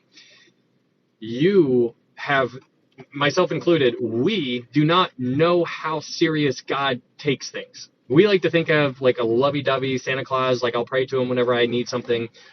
We don't talk to him all the time. We don't read the Bible all the time. But do you understand how serious God is? Yes, he absolutely loves you. Yes, he died for you. Yes, you were worth it. Yes, he wants you to come to him. Yes, all of those things. But on the flip side of that coin, he's very serious. Thank you, Jesus. He is very serious about what he loves. And he's very serious about sin. And he's very serious about his word and what you should be doing. Guys, he held this entire city accountable. And he said, you will get destroyed because you missed the time of your visitation. Do you think that that's a big deal? In your opinion, probably not. Like, okay, yeah, I missed it. Okay, I'm sorry. Hey, I'm sorry. I'm sorry. Can we move on? I apologize. No. Because you missed the time of your visitation. Boom. It is serious. That is why when sin entered the world, it was terrible. You don't think it's that big of a deal. Okay, she didn't listen to God. She took a bite of the fruit. Okay, what big deal, right? No, that is where we see things wrong. You see it from your eyes. I see it from mine. We don't think it's that big of a deal. Imagine how God sees it. You can't. We can try to imagine, but it's light years beyond what we can ever imagine for ourselves. You need to understand that God sees sin in a certain light, and he hates it. Do you understand? We talked about, I think it was in Proverbs, that there were 7 things that God hates, and pride was the very number one thing. But there are a list of things that God hates, and we need to know that list so that we can avoid it. We don't want to do that, but we need to know his word. The only way we know it, we need to hide his word in our hearts, that I might not sin against thee. We need to know his word. We need to know it. We need to hide it in our heart. Why? Because I don't want to sin against you. But we don't take it serious. We have an American point of view. We think I'm okay, or I'm better than that guy over there, or I'll ask for forgiveness in a couple years from now and I'll make it all right, or I'll fix my life tomorrow, or do it. No, now is the time, guys. Like, it is all about all right, but we could keep going on and on about that. I don't want to. Anyways, we can go back to John chapter 12. But my whole point in that entire thing is to let you guys know that Jesus prophesied over an entire city strictly for the sole purpose that they missed the time of their visitation. And that is not a big deal to you, but to God it was everything. And so I need you to understand it. Use that in a personal application. Use it in your life. Apply it to your life. Be like, oh, if God took that seriously, if he took that seriously for those people, then what do I need to do in my life? What do I got to do? I got to switch something around. Something's not right. I know we're all a hot mess down here. We're all doing the best that we can. But anyways, going back to John 12. John 12, They wanted to put Lazarus to death in verse 11 because he was a walking billboard for Jesus. He was a walking advertisement. But in John 12, verse 12, moving on, it says, the next day a great multitude that had come to the feast, when they heard that Jesus was coming to Jerusalem, took branches of palm trees and went out to meet him and cried out, Hosanna, blessed is he who comes in the name of the Lord, the King of Israel. Then Jesus, when he had found a young donkey, sat on it, as it is written, Fear not, daughter of Zion, behold, your king is coming, sitting on a donkey's colt. So hopefully you guys can see this picture a little bit better now if you weren't there for the studies before in Revelation and Daniel. This comes back into play. Those are huge times where all of this is a huge landmark in the Bible, what we just talked about. But it's interesting in John 12 verse 15 it says, your king is coming sitting on a donkey's colt, because I said it before, but he arrived the first time on a donkey, which is a lowly animal, right? Like it's a lowly, like how humble can you get showing up on a little donkey? It's the opposite of what you picture a Messiah arriving on, or a king showing up on. You picture a king showing up with like a whole parade of animals. You got all the, giraffes and lions and elephants paving the way, and then you show up on like the coolest horse ever. No, that's not what Jesus did. He showed up on a donkey, very, very lowly. He was born in a manger, in a stable. Like there was all of these, there's nothing extravagant about it. And it's interesting when you compare that to how he's going to come the second time, because when he comes the second time, he's going to show up on a horse, and it's going to be amazing. Anyways, John 12, verse 16, it says, his disciples did not understand these things at first, but when Jesus was glorified, then they remembered that these things were written about him, and that they had done these things to him. Therefore the people who were with him when he called Lazarus out of his tomb, and raised him from the dead, bore witness. For this reason, the people also met him, because they heard that he had done this sign. The Pharisees therefore said among themselves, you see that you are accomplishing nothing. Look, the world has gone after him. It's interesting. The world has gone after him. They did not like it. I said this before, but I'm going to say it again. The Jewish people here, the Pharisees, these are the religious leaders of the world, guys. I need you to understand. Be so careful. Be so careful. Be careful in who you listen to, like out in the world, right? Like if you go to church, be careful. There are churches out there that say Jesus and Christ and God and Bible and love and all of these buzzwords, but they're lost people, and you guys need to know what you know for you. When you die, it's going to be you and God. That is it. You need to know what you know for you before you can go on and tell somebody else. But you need to know what you know, and you need to know why you know it. But now we get to verse 20, and it says, now there. So my whole point in bringing that up is that the Pharisees were the one who were like wanting the attention, and they didn't like how the whole world was going after this one man. They wanted all the attention to them. They were losing their power. So be very, very mindful. Anyways, I digress. On John 12, verse 20, it says this, now there were certain Greeks among them who came up to worship at the feast. And this is interesting, okay? So this is interesting. It specifically says Greeks. Okay, so let's rewind and let's get a big picture.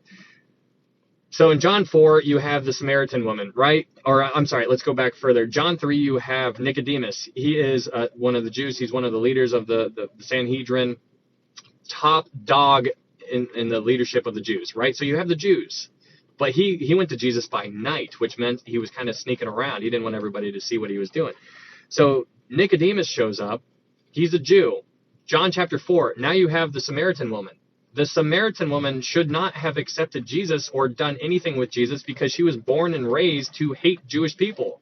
But she met Jesus at the well, had a one-on-one conversation. She ran into the city and got all of those people to come out to meet Jesus. There were some people who stayed back, but she did what we're all supposed to do. But it was opposite, because the Jew should have done that, but he didn't. The Samaritan shouldn't have done that, but she did. So now It's interesting because now we're in John 12, verse 20, and it says, now there were certain Greeks. So you have the Jew, you have the Samaritan, and now we're talking about Greeks. Like now these are Gentiles. These are Gentiles. So it says, now there were certain Gentiles among those who came up to worship at the feast. Now this is interesting because the Gentiles are being brought into the picture here. And the reason why is because of what just occurred like 5 verses ago. Well, what just occurred like 5 verses ago? Jesus showed up on a donkey, fulfilling the Daniel 9 prophecy, and they missed the time of their visitation.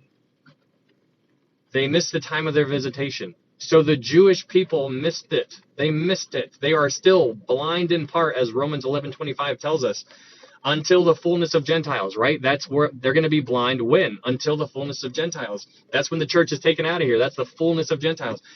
But what is happening here in John 12, verse 20, it says, now there were certain Greeks among those who came up to worship at the feast. These are Gentiles. Now you're seeing Gentiles being brought into the picture, probably because the king has just been rejected by Israel. Do you see how the church is kind of starting to creep its way in? So Jesus shows up to his people. They miss it. They miss the time of their visitation. A couple verses later, the Gentiles are brought in the picture.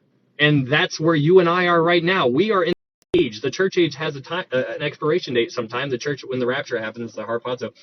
But that is interesting because here in verse 20, the Greeks are brought into the picture. And it's just interesting how it's just so happens to be like 5 verses after Israel rejected him as king. There were some who actually did, but the majority of them missed the time of their visitation. And that was a big deal.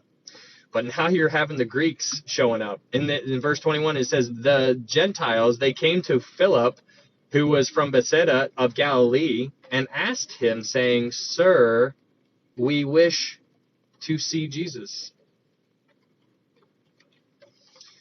It's interesting. They approached them and they said, we wish to see Jesus. I mean, if there's a verse that applies to me at all, that is it. I want to see Jesus. I feel you, Greeks. But it's interesting because in let's go back to 9 and 10. Verse 9 and 10. Let's read John 12, verse 9 and 10. It says, now a great many of the Jews knew that he was there, and they came not only for Jesus' sake, but that they might also see Jesus, whom he raised from the dead. But the chief priests plotted to put Lazarus to death. So you have this. So remember what's going on here. They are only looking for Jesus to kill him. That's what they're there. They're there to kill Jesus and Lazarus too. But here in verse 21, it says, Sir, we wish to see Jesus. There's a completely different idea or motive behind. They both want to see Jesus, but they both have different reasons for why they want to see Jesus. These guys want to see Jesus because they want to see Jesus. In verse 9 and 10 that we just read, they did not want to see Jesus. Those were the people who should have wanted to see Jesus. Do you see the picture? The Jews they are God's chosen people, and they're blind because they missed the time of their visitation. It's unbelievable. But now you have all of these other people who shouldn't want to be seeing Jesus, wanting to see Jesus. The Samaritans. What's that about? There's this huge clash between Samaritans and Jews, but the Samaritans wanted to see Jesus. Here, now you have the Greeks. Now they want to see Jesus, and they're approaching the disciples. They went up to Philip. But then in verse 22, Philip came and told Andrew. And it's just so funny because here we go again. Andrew is involved in bringing people to see Jesus. But in verse 22, Philip came and told Andrew. And in turn, Andrew and Philip told Jesus. Hey, it's almost like they had to stick to the picture of Andrew, because every time you see Andrew, he is bringing somebody to Jesus. And they're like, we're just going to sneak Andrew in this real quick just so we can keep the theme of Andrew. But Andrew is always bringing somebody to Jesus, and I love it. Verse 23, but Jesus answered them, saying, the hour has come that the Son of Man should be glorified. So you go all the way back in the Gospel of John, and he escapes. He walks through the crowd. They want to take him as king. He leaves. My hour has not come. My time has not come. My hour has not come. It is not yet my time. All of these sayings. But in verse 23, it's a completely different change. Remember, we're in the final week of Jesus. Mary anointed him because it was a picture of his burial that's rapidly approaching. Jesus knew it. Mary knew it. The disciples did not know it. But now Jesus is talking, and it says, "But Jesus answered them, saying, the hour has come that the Son of Man should be glorified. Most assuredly, I say to you, unless a grain of wheat falls into the ground and dies, it remains alone. But if it dies, it produces much grain."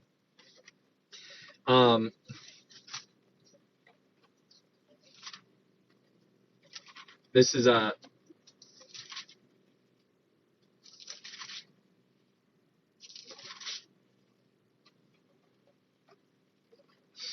go to Matthew 27, verse 52. So Matthew 27, verse 52. Matthew 27, verse 52. It says in John 12, verse 24, it says, "Most assuredly, I say to you, unless a grain of wheat falls into the ground and dies, it remains alone. But if it dies, it produces much grain." Produces much grain. What's going on here? Matthew 27, verse 52. It says this, "And the graves were opened, and many bodies of the saints who had fallen asleep were raised. And coming out of the graves after his resurrection, they went into the holy city and appeared to many." Guys, this verse right here in Matthew 27, 52, and 53, a lot of people don't know, but after Jesus rose from the dead, there were other people who also rose from the dead after Jesus did. And they all rose from the grave. They got out of their graves. They brushed themselves off. They hugged each other. And then in verse, they went into the city later on, and everybody saw them. And these were people who everybody would recognize. These weren't people who've been in the graves for like 1,000 years. No, these were people who everybody would recognize. Otherwise, there would have been no point if random people from 5,000 years ago rose from the dead. These were people who recently had died, and they rose again. So after Jesus died and rose again, there were other graves that opened and other people came out, because this is a picture of the first fruits. So let's go back to John chapter 12, verse 24, and read it again with that in mind. It says, "Most assuredly, I say to you, unless a grain of wheat falls into the ground and dies, it remains alone. But if it dies, it produces much grain." The whole picture here is beautiful, because the spring feasts, Jesus fulfilled every single one of them. On Passover was when he died. Jesus died on the Passover. On the Feast of Unleavened Bread was when he was buried. And on the Feast of First Fruits was when he rose again. And the Feast of First Fruits was when all those other people, he took them up. He took them up. He's like, these are the first fruits. These are the people I'm bringing up with me. They're the first fruits, meaning that there are more fruit to come, right? That's the harvest. This is the whole picture of what's going on here. This John 12, verse 24, it produces much grain. There's more coming, and you and I are a part of that, but this is really, really cool stuff. Anyways, John 12, verse 25, moving on, it says, "He who loves his life will lose it, and he who hates his life in this world will keep it for eternal life. If anyone serves me, let him follow me. And where I am, there my servant will be also. If anyone serves me, him my Father will honor." Oof. I'm telling you what, there is nothing cooler than being honored by the Almighty. I mean, it says, if anyone serves me, him my Father will honor. I mean, guys, there's things happening that we don't fully see or understand, or we won't fully understand until we get home, but it says, if anyone serves me, him my Father will honor. That's crazy. That's a crazy thought. Verse 27, "Now my soul is troubled. And what shall I say? Father, save me from this hour. But for this purpose I came to this hour. Father, glorify your name." And then here we go. Verse 28 says, "Then a voice came from heaven saying, I have both glorified it and will glorify it again." That's a voice that came from heaven. There was other voices that came from heaven in Mark 1 and in Mark 9. Let's go to Mark 1, verse 11.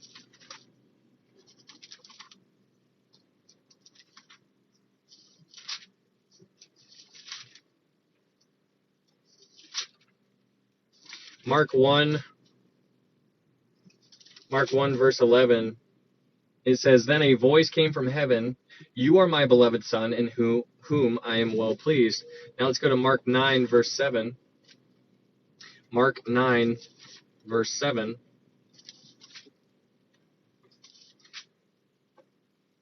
And it says, "And a cloud came and overshadowed them, and a voice came out of the cloud saying, this is my beloved Son, hear him." Okay, so there's examples of where there's a voice that came from heaven, right? So John 12, verse 28 says, "Then a voice came from heaven saying, I have both glorified it and will glorify it again." I mean, that's so cool. But it was confusing to some people. Verse 29, "Therefore the people who stood by and heard it said that it had thundered. Others said, an angel has spoken to him. Jesus answered and said, this voice did not come because of me, but for your sake." Verse 31, now is the judgment of this world. Now the ruler of this world will be cast out. So right here in verse 31, this is arguably where you could say that this is the beginning of Satan's end, because he's about to conquer death, right? And this is where he's saying that this is going to happen, because he says, now the ruler of this world will be cast out. Also, it's important to understand that God himself, Jesus himself, is acknowledging that Satan is the ruler of this world. I need you guys to understand that. This is he is the ruler of this world, okay? Big thing to understand. He is the prince of the power of the air. You know, like when the bowl judgments are poured out in Revelation, one of the bowl judgments is poured out into the air. Who is the prince of the power of the air? That is Satan. He is the prince of the power of the air. But in verse 32 it says, "And I, if I am lifted up from the earth, will draw all peoples to myself." This he said, signifying by what death he would die. You see the word lifted up there time and time again. You go back to Numbers 19, and Moses lifted up, right? Then you go to John 3, verse 14, 15, and 16, lifted up, lifted up, lifted up, lifted up. Here we go again, John 12, verse 32, and it says, if I am lifted up from the earth, will draw all peoples to myself. This he said, signifying by what death he would die. Verse 34, the people answered him, "We have heard from the law that the Christ remains forever. And how can you say the Son of Man must be lifted up? Who is this Son of Man?" Then Jesus said to them, "A little while longer the light is with you. Walk while you have the light, lest darkness overtake you. He who walks in darkness does not know where he is going. While you have the light, believe in the light, that you may become sons of light." These things Jesus spoke and departed and was hidden from them. Okay, we got to talk about that. First off, we're talking about light, walking in darkness. Let's go back, because this was not too long ago. John 11. Let's go back to John 11, verse 9. In John 11, verse 9, it says, Jesus answered, "Are there not 12 hours in the day? If anyone walks in the day, he does not stumble, because he sees the light of this world. But if one walks in the night, he stumbles, because the light is not in him." Time and time again, I am the light, right? Like, remember the candelabra that was put up to basically lighten up or enlighten the temple during the Feast of Tabernacles. Jesus says, "I am the light." Here you go again. Thanks, Veronica. Here we go again. It's in John 12, verse 35 and 36. He's talking about the light. And I gotta do this. Okay.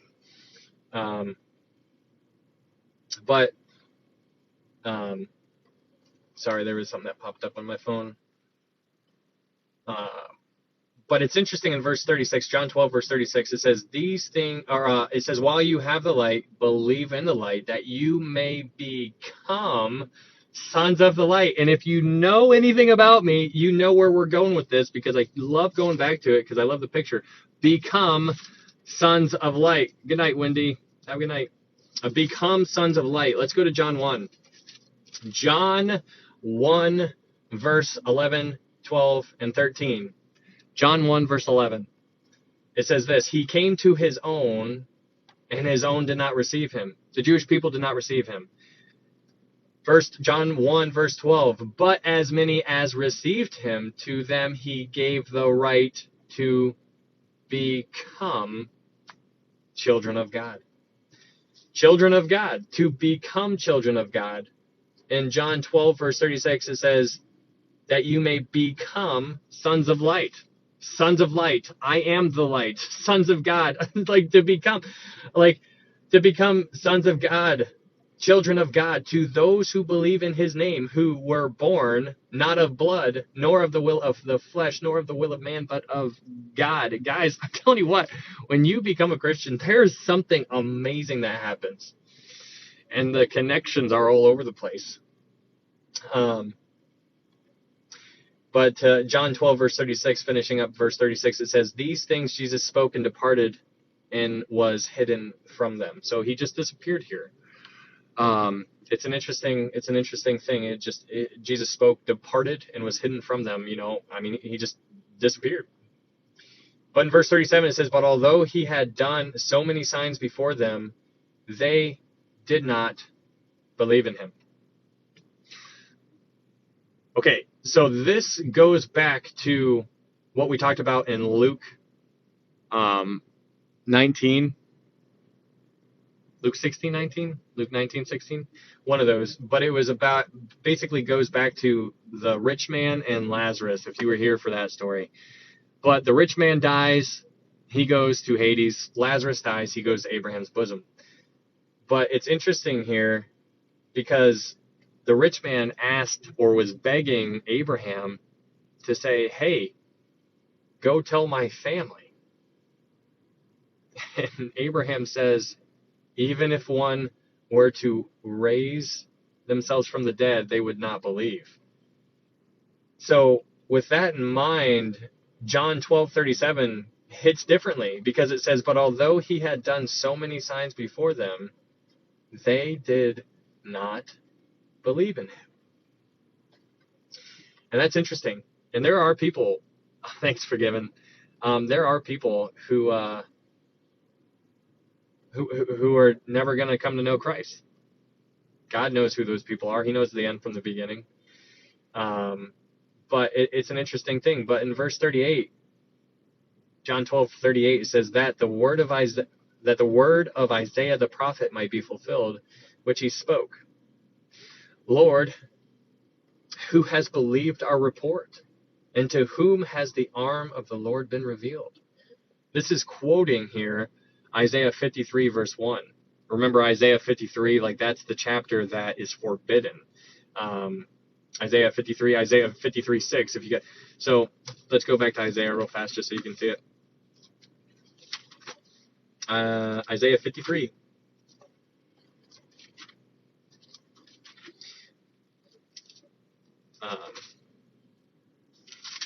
In Isaiah 53, if you were here at all before, you understand that in the Jewish culture, remember, everything is surrounding the Jews. That's why it's so interesting to pay attention to what's going on over in Israel right now, because it's so, it seems like it's telegraphing what's right around the corner from a prophetic kind of point of view. I'm not saying it is going to happen anytime, but I do believe that there's a lot of things that are going to happen bam, bam, bam, bam, bam here pretty soon.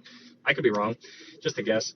But in Isaiah 53, it's interesting to look at it from a Jewish person point of view, because in the Jewish people, Isaiah 53 is forbidden. They're not allowed to read it. They read Isaiah 52, and then they go to Isaiah 54. They don't read Isaiah 53 because they can't explain it away from Jesus, because it just screams Jesus.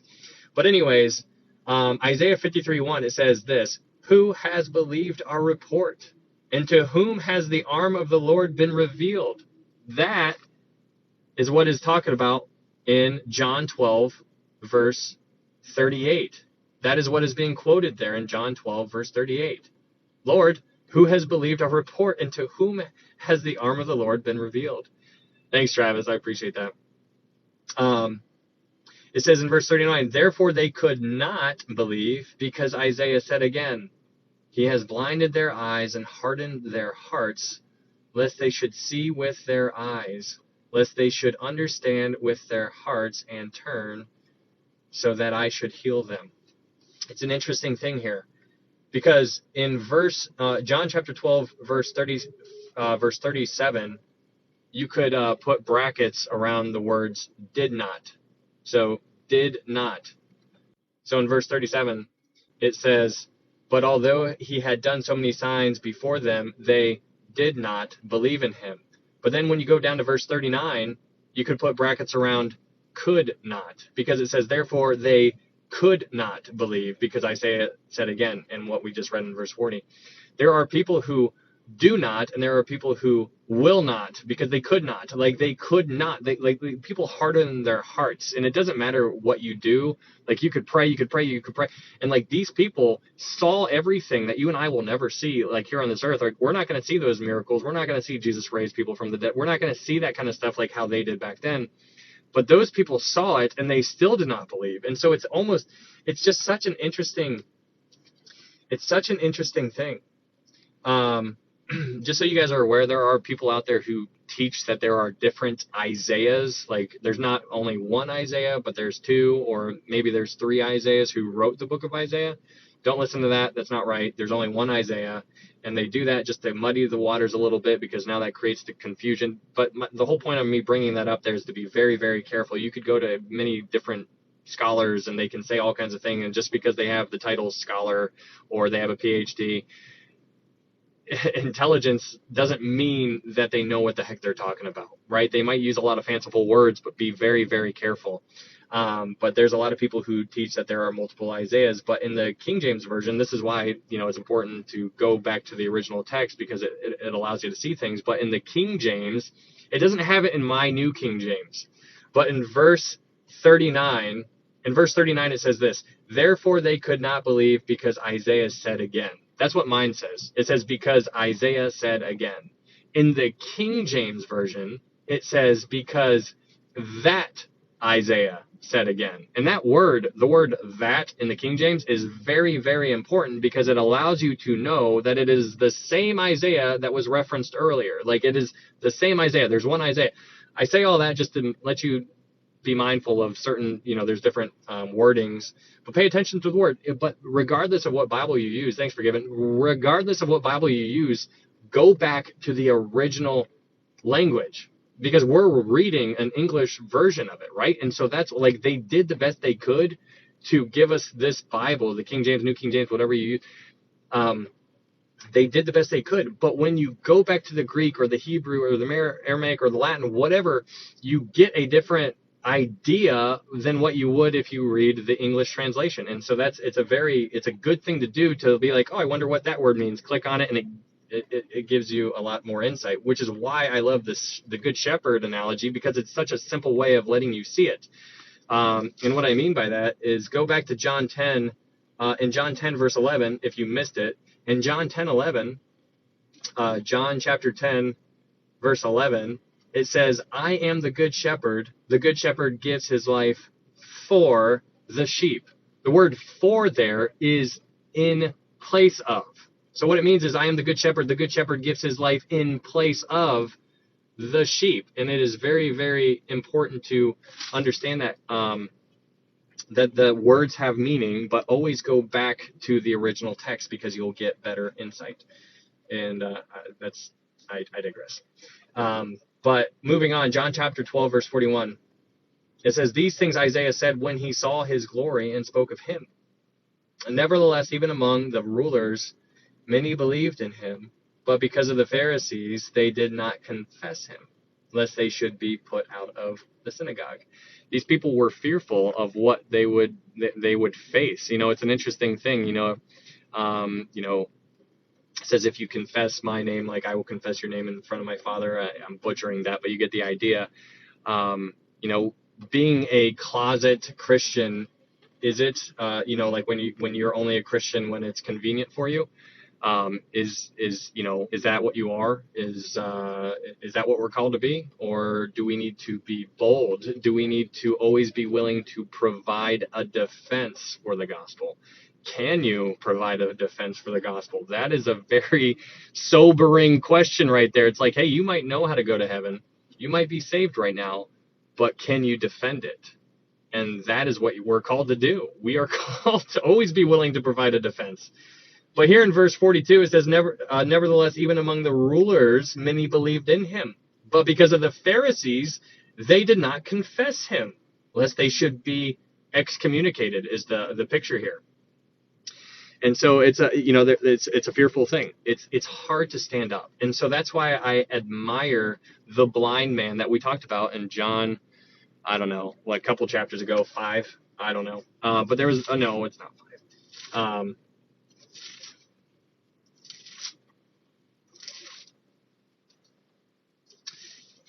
Where is it? Shoot. What is it?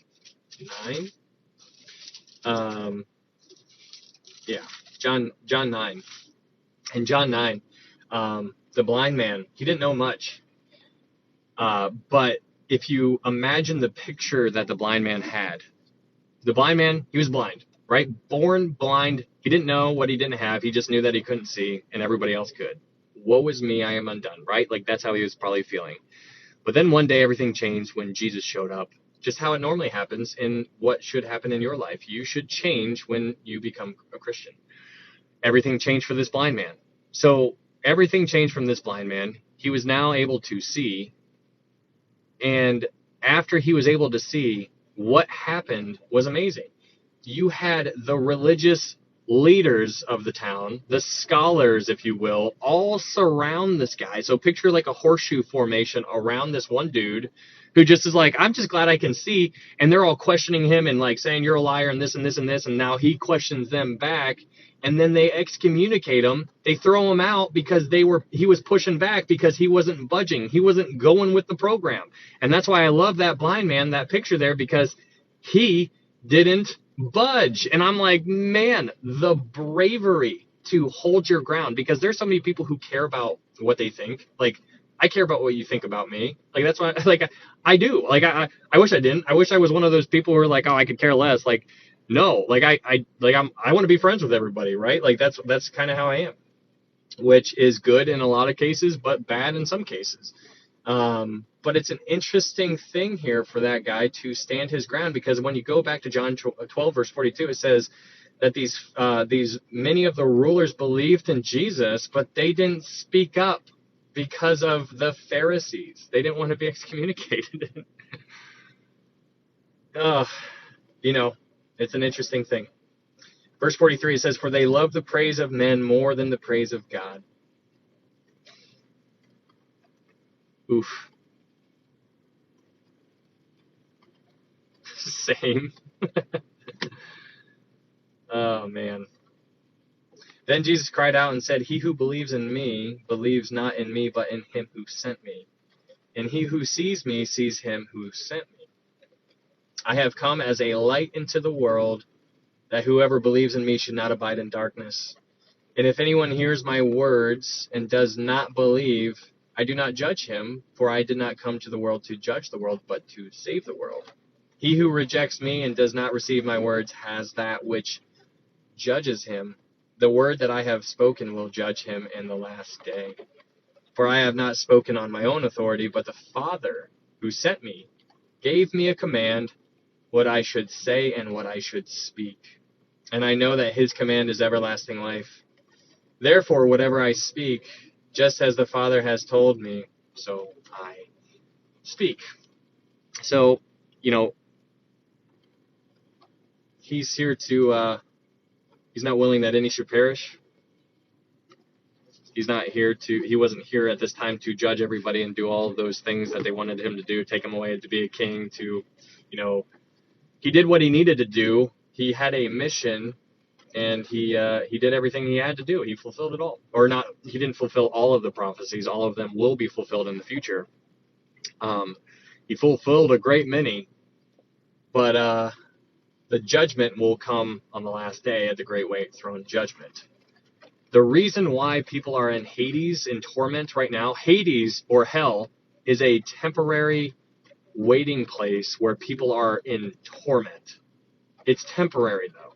They go from that and they get resurrected out of that to stand before the great white throne judgment. And don't be deceived. The great white throne judgment sounds good because it's great and it's white, right? Like, no. The great white throne judgment is terrifying. You do not want to go there. Only people who die in their sins stand before the great white throne judgment. That is when they will be judged according to their works. But the reason why they are in the temporary waiting place is because not all of their sins haven't been done playing out. Imagine you massacre a whole, 20 families. Now, if you do that to people, those sins are going to ripple all throughout time. And they're just going to keep on going, and it's going to affect the next generation. It's going to affect the next generation. It's going to affect the next generation. That sin that happened at one moment in time sends a shockwave all throughout time until the great white throne judgment. That is when all those sin ripples stop. And now those people can be lifted up and judged because their sins haven't been done. They're not done. Even though they're dead, their sins are still playing out. So be careful, be mindful. So the Hades, that's why the second resurrection is a terrible. That's why it says, blessed is he who takes part in the first resurrection. You don't want any part in the second resurrection, even though it sounds good. You need to understand the context behind it. It's not good. The great white throne judgment sounds good. It's not. You don't want to go there. Those people who die in their sins will be judged by the book of works. And that is terrible. You don't want your name in the book of works. You want your name in the book of life. So that is John 11 through 12. That's what I got for you there. So thanks for being here, guys. If you guys are new, my name is Ryan. I appreciate you guys being here.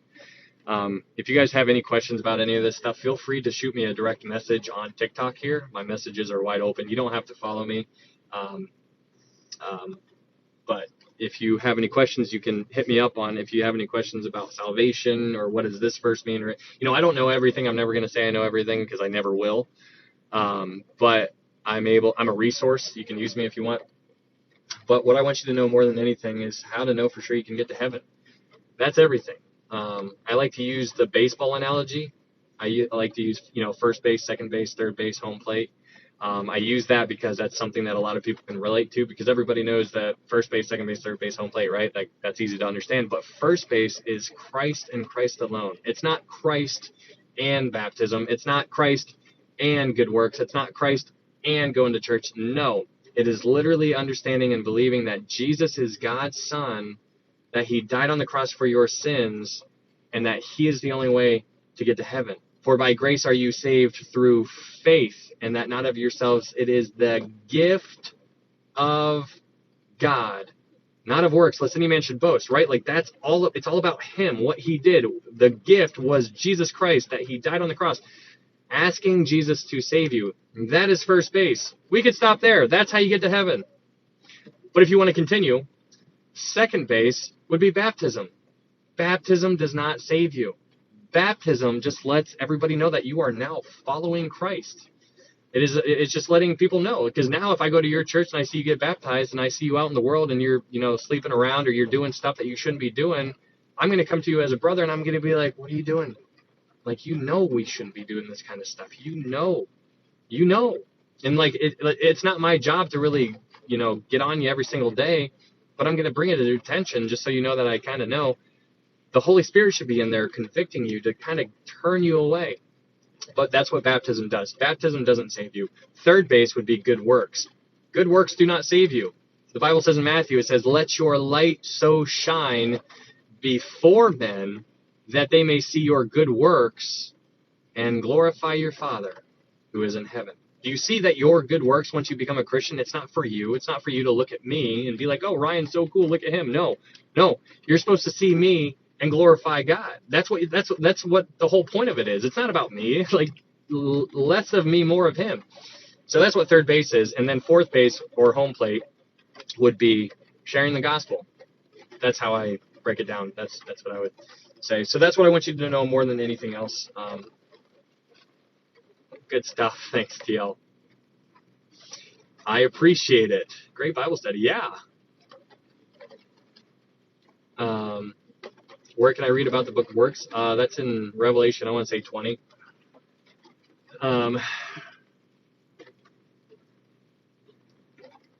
Don't us Christians have a judgment day as well? I don't exactly understand that. So that's a good question, Natalie. There is something that is called the Bema seat.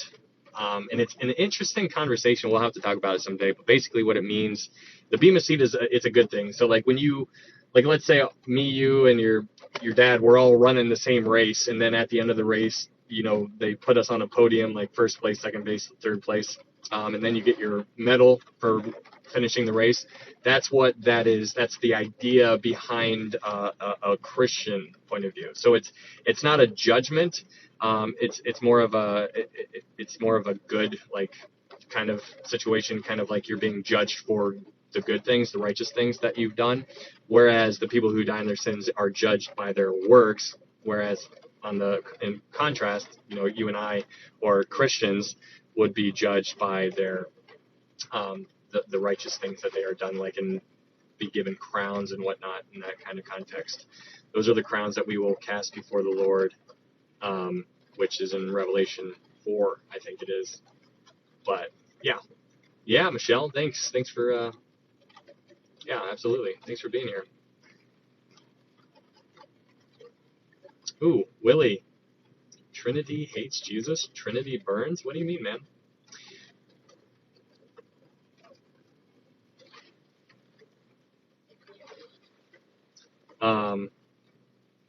But yeah, you guys have any questions later on, you can shoot me a message. I want you guys to know, just so you guys are aware, like, there's a lot of stuff going on. Sounds like a fun deep dive. Yeah, there's some interesting stuff. Lots of stuff going on in Israel, guys. You know, there's a lot of stuff that's fun. You know, obviously it's not fun real time. It's terrible what's happening. But as far as like looking through a prophetic or eschatological kind of lens, it's pretty interesting to be able to see a lot of the pieces on the board being moved around rather rapidly, it seems. You're seeing all these nations surrounding Israel, and I find it very fascinating because Daniel 9:27, it says that there's going to be a covenant that is confirmed or strengthened, is the idea. But you don't need that kind of covenant unless there's war, right? And so right now you're seeing war all over the place, and it seems like Israel is the epicenter of it all. And you can see now how a peace treaty or a covenant like that is now needed, and it's very, very interesting paying attention to it. So I don't know what's going to happen, but I do know that Israel is pretty much hitting Damascus. Damascus is going to be wiped out. It's going to be completely destroyed sooner or later. Was that in Isaiah 16, 17, 18, 19? It's one of the teens. But it's interesting. You're seeing stuff. The rapture is right around the corner. Ezekiel 38, 39. The stage is being set for that. If the rapture occurs before then, which I do think the rapture will occur before the Ezekiel 38, 39 war, if the Ezekiel 38, 39 war is right around the corner, then that means the rapture is even closer. I believe in a pre-tribulation rapture, which means the rapture will occur before the tribulation begins. I have all kinds of reason to back that up. It's okay if you disagree with me. Make sure you don't create any kind of division if you disagree with somebody on that kind of stuff, because number one, it's important to understand that you could be wrong. I understand that I could be wrong. It's okay. And, you know, I think we need to not, you know, there's people out there on TikTok who are like, debate me and post-trib, you know, I'm mid-trib, I'm pre-trib. Like, there's people out there who are missing the whole point, and they're taking away from the simplicity that is in Christ and taking the whole spotlight. The whole spotlight should always be on Jesus. But people take away from it because they want to debate other Christians and say, I'm right and you're wrong. And they are so lost in the pursuit of being right that they lost the fact that they might be wrong. That's the crazy part. They could be wrong. And I'm like, man, you're burning bridges right now. What are you doing? So be careful. Be, you know, don't lose sight of what the whole foundation of being a Christian is, and that is love. Without love, I am nothing. You need to have love. And so whenever you talk to people, it's difficult sometimes because they come at you swinging, and you're just like, whoa. Um, but try to remind, and that's the importance of training yourself. If you wanted to train for a marathon, you're not just going to wake up one day and be like, I'm doing it, and then you go outside and you run 1.1 miles, because then you didn't train. But if you train and train and train and train for 2 years or whatever it is, and then you finally do it, you're like, I'm ready for this. You're mentally prepared. Your mind is in the battle. You're in there. But if you don't train your mind, that's why I say people all the time, train your mind. Perspective is everything. So, yeah. I am going to get out of here, but Ryan, it's all okay. It's all okay now. Yeah, Terry.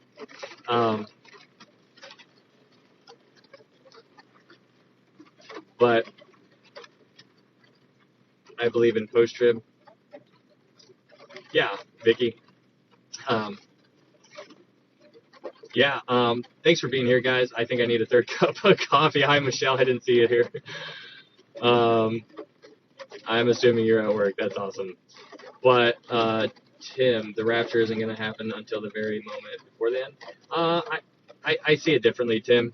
And I talk about that when we go through the book of Revelation, because the 24 elders are essential to understand.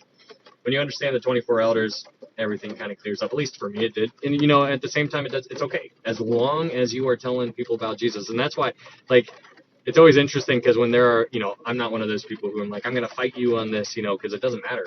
We'll find out one way or the other. It's not going to change my faith. If I go through, some crap down here, it's not going to change. Like I'm strengthening myself.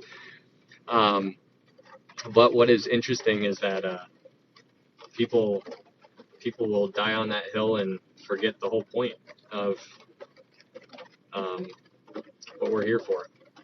And I always ask them, I always go back and I, just to try to see where they're at, I always be like, okay, well, when was the last time you told somebody about Jesus, like the whole gospel, like you were able to walk them through it? And then they're like, they kind of quiet down a little bit because it's been a long time. And so that's why I always encourage people. I'm like, go tell somebody about Jesus. It's great. Guys, my best friend, he just lost his uncle. And I'm going to share this story with you just before I go, just because I think it was important.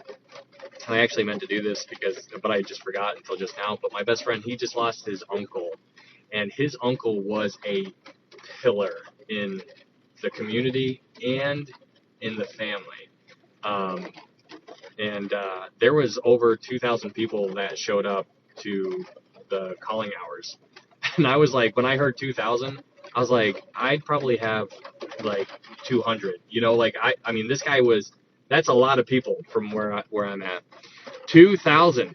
And they said that they were at calling hours. I can't even remember, but it was an unbelievable amount of time. And it just, like, I don't even think everybody made it all the way through. But huge, huge, huge pillar in the community, huge pillar in the family. He was the rock. He was everything. And now he's gone. And it's crazy to think about it because I don't know. Like, I was asking my buddy if he was saved or what his thoughts were on it, and he was like kind of on the fence because once upon a time he professed to be a Christian, but then somebody in their family died, and then they just completely blamed God and turned away from God and this and that. So it's one of those hard ones where you're just like, I don't know. But it's one of those things where he wasn't old by any means. Like, he was 60 years old, right? Like, he was young, healthy.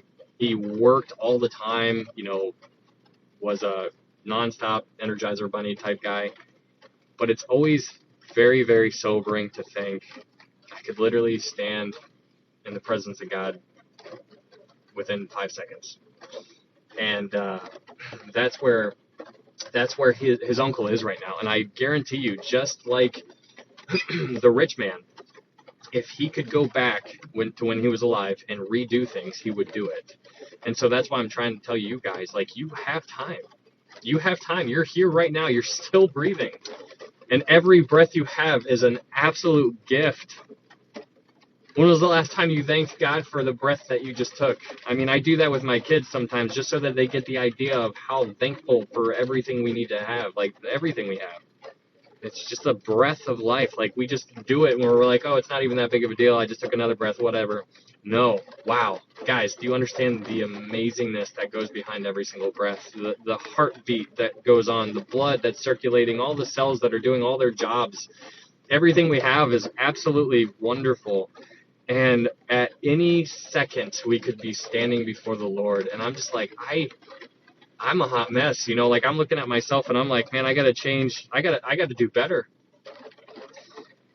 because I understand, I just want to be a light for him, but we're all going to have to give an account for our own actions. And that's crazy. Oh man, what a thought. But, thanks for being here, guys. I don't know. I'm probably going to go live tomorrow night if you guys are interested. We'll probably cover John 13 and 14. But if you guys would like to go through John 13 and 14, you can come tomorrow. I'll probably put out a story just so you guys are aware. That's how I normally operate. Put out a little TikTok story. I think I'm shadow banned on TikTok. At least my videos are, but it's nice to see that there's people in here still. So that's kind of a bummer on the shadow ban part. But thank you guys for being here. If you guys are interested, probably around 11:45 Eastern time, because I'm on the East Coast. So 11:45 p.m. Eastern time, if you guys are interested. And yeah, Wendy, yeah. Hopefully I'll see you guys then. I don't always see your stories. Oh, that's a bummer. Yeah, thanks, bro. If you guys have been here, Alex, thanks for saying something. If you guys have never, super cool. If you guys have never said anything and you guys have been here before, can you say hi or put like a little hand emoji? Because I like seeing the people who are just lurking in the back. I just enjoy, like, I know you guys are in the background, but I do enjoy. Hi, Sadie,